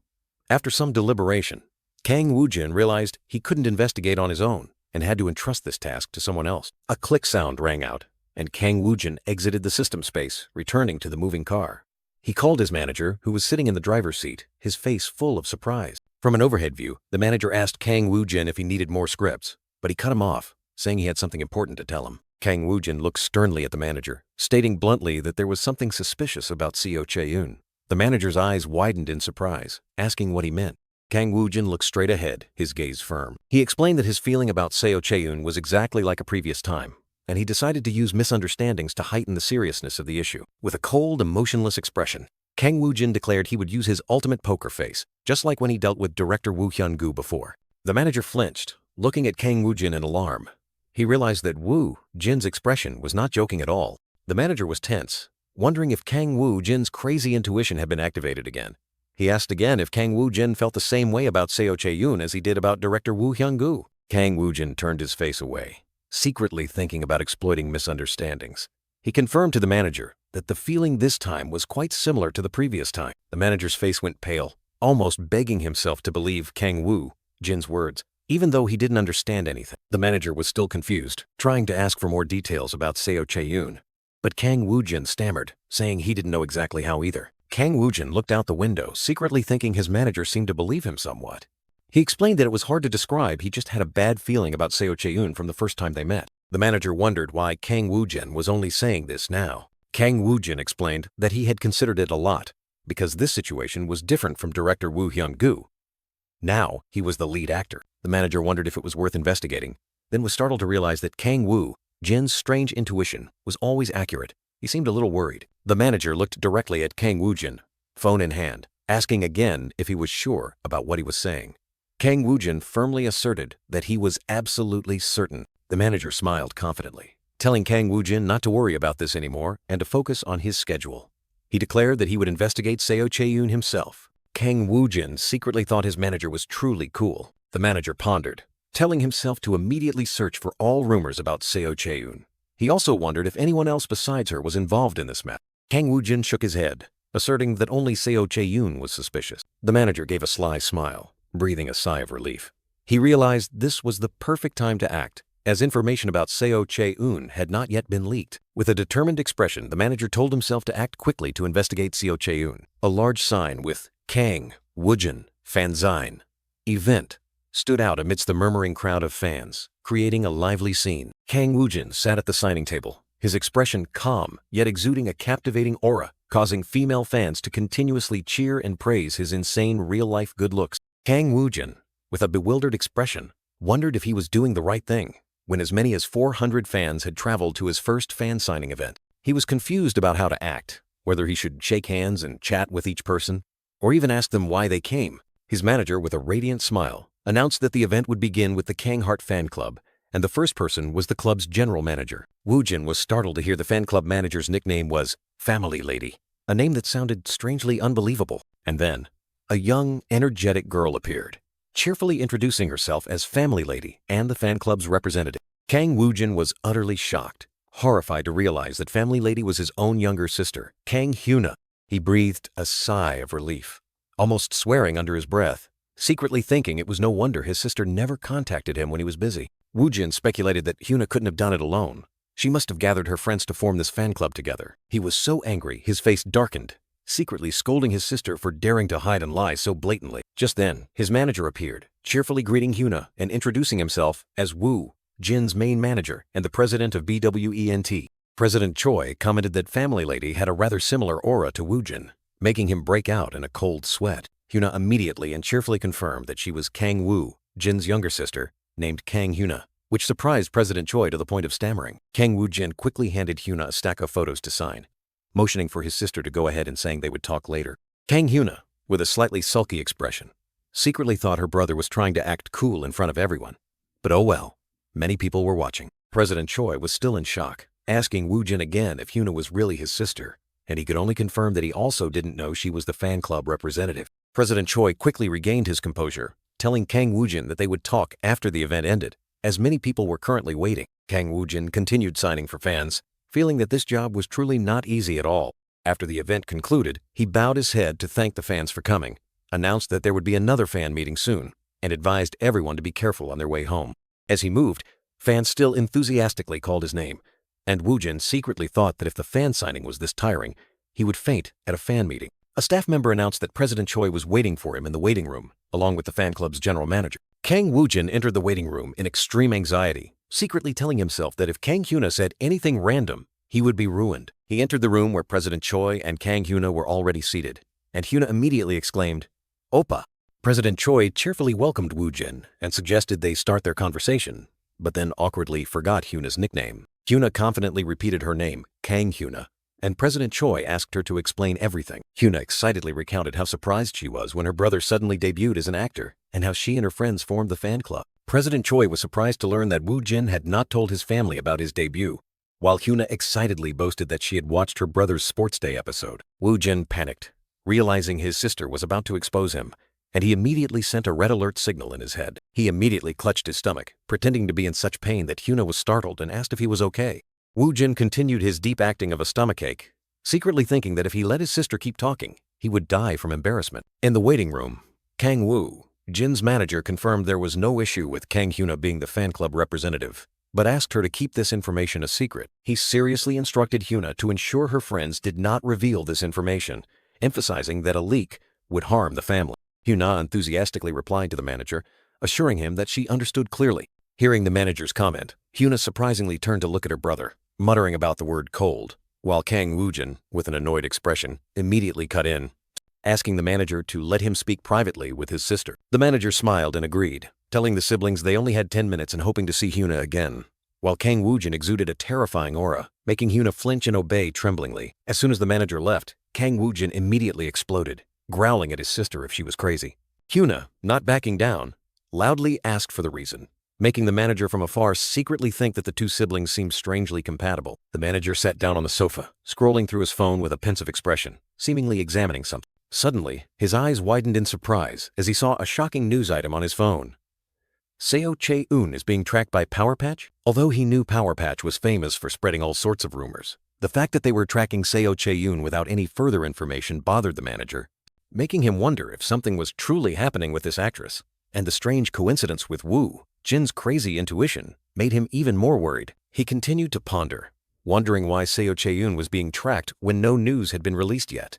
Whether that information was being shelved or being held back for the right moment, because verifying accurate information would take too much time. A terrible scenario appeared in the manager's mind.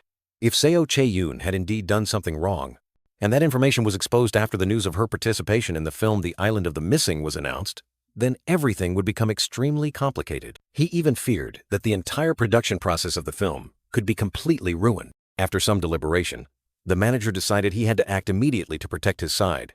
He was confident that he had enough credibility to handle this situation, and quickly took out his phone to make a call. The phone rang and director Kwon Ki takes office. He picked up, and on the other end was the voice of CEO Choi, Kang Woo-jin's manager, apologizing for calling abruptly and saying he had something to discuss. Director Kwon Ki calmly replied that it was fine and asked directly about the matter.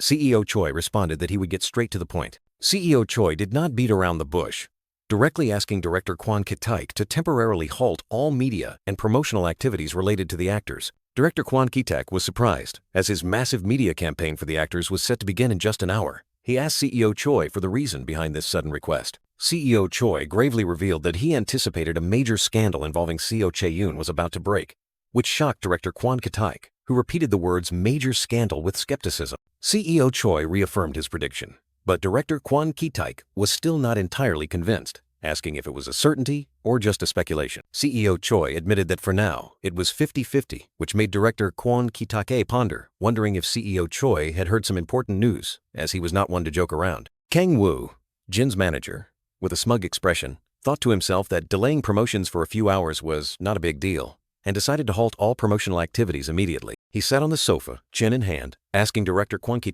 about the nature of the scandal he was referring to. CEO Choi briefly explained that he had gathered some disturbing information and believed that the media company Power Patch had sniffed out something unusual about Seo Chae-yoon. However, he needed to verify whether Power Patch was keeping quiet or waiting for the right moment to release the news. CEO Choi expressed his concern if things were left to unfold, and asked for director Kwon Ki-taek's opinion, with the director admitting he felt similarly uneasy. CEO Choi emphasized that the final decision rested with director Kwon Ki-taek, and whether the director trusted him or not, he would still do what he deemed necessary. Director Kwon Ki-taek realized that CEO Choi intended to investigate discreetly on his own, and asked about the time frame for results if he agreed to wait. CEO Choi replied that the earliest would be today, but it could take up to 3 days at the latest. Director Kwon Ki-taek agreed, stating he could postpone everything for 3 days. CEO Choi thanked him and promised to report the results soon.